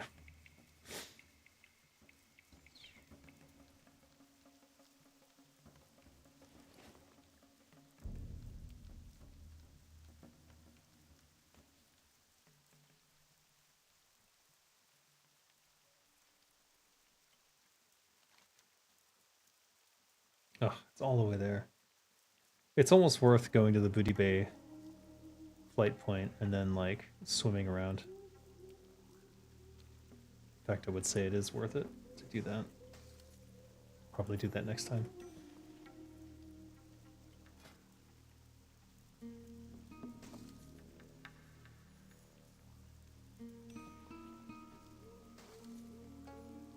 Outfitter, what the hell is going on? Come on.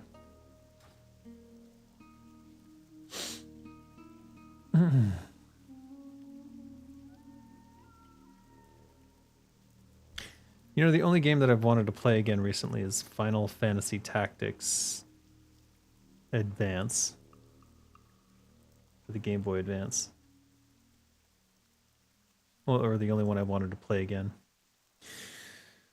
But I'm sort of getting the strategic element of that from Balatro, which is basically it's a, what do you call it? Like solitaire meets poker. And I've been enjoying playing that on my phone. But Balatro is also on Steam, so you can play it there as well. Probably need to start reading quest text too after almost 20 years of playing WoW. You haven't done it. I've learned so much from those lore snippets they do on Turtle WoW Radio. Right, and that's just us reading the books that are in the game. All of those lore snippets come from there for the most part. What are you doing? I hear you yelling.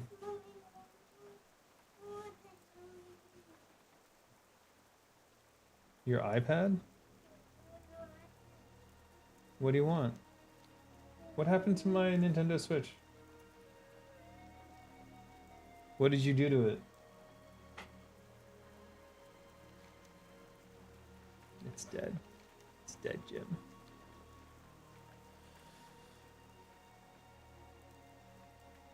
And now you have a completely new perspective on so many factions and characters. You didn't know that? Yeah, they're the books in the game. I wrote up like a thing and I said that it would be really cool if when you open those books, it would read the lore. It would read it to you. Because, you know, not everyone wants to... there's something interesting in the performance of it, you know? What are you doing? Don't break your art. Huh? Mommy's mad at you because you did something. Alright, give me a couple minutes and I'll shut down and I'll come. I know, but I need like 5 minutes. Can you wait 5 minutes? Don't break your art. Why are you... It's your art. You can break it if you want to, but why would you do that? I will. Just give me a couple more minutes, okay? And then I'll come with you, okay? Can you wait? I'm just gonna turn in a quest. Alright guys, I gotta go. Another day of labor. Oh, I didn't have another follow-up. Damn. Alright, well. We'll camp out here at the Bloodsail camp, where I belong. Thanks for joining me on this adventure. It was a long adventure, starting with Naxx and ending with Bloodsail. And we did the AQ40. So, hopefully that'll continue. Alright guys, I gotta go. PB alert. The long-awaited moment has come. In universal agreement with the High Goblin Council of Traders, we are shorting shell coin. That's right. Get your shorts in now and dump tomorrow at 3 p.m. The scam's in. The shell coin's been bought. And now the rug rolling out are just rewards. Yeah. Just rewards for the goblins. Gobbling up that shell coin gold. Gobble, gobble, gobble that shell coin gold. Yeah. This has been the Goblin APB Alert. We now return you to your regularly scheduled programming.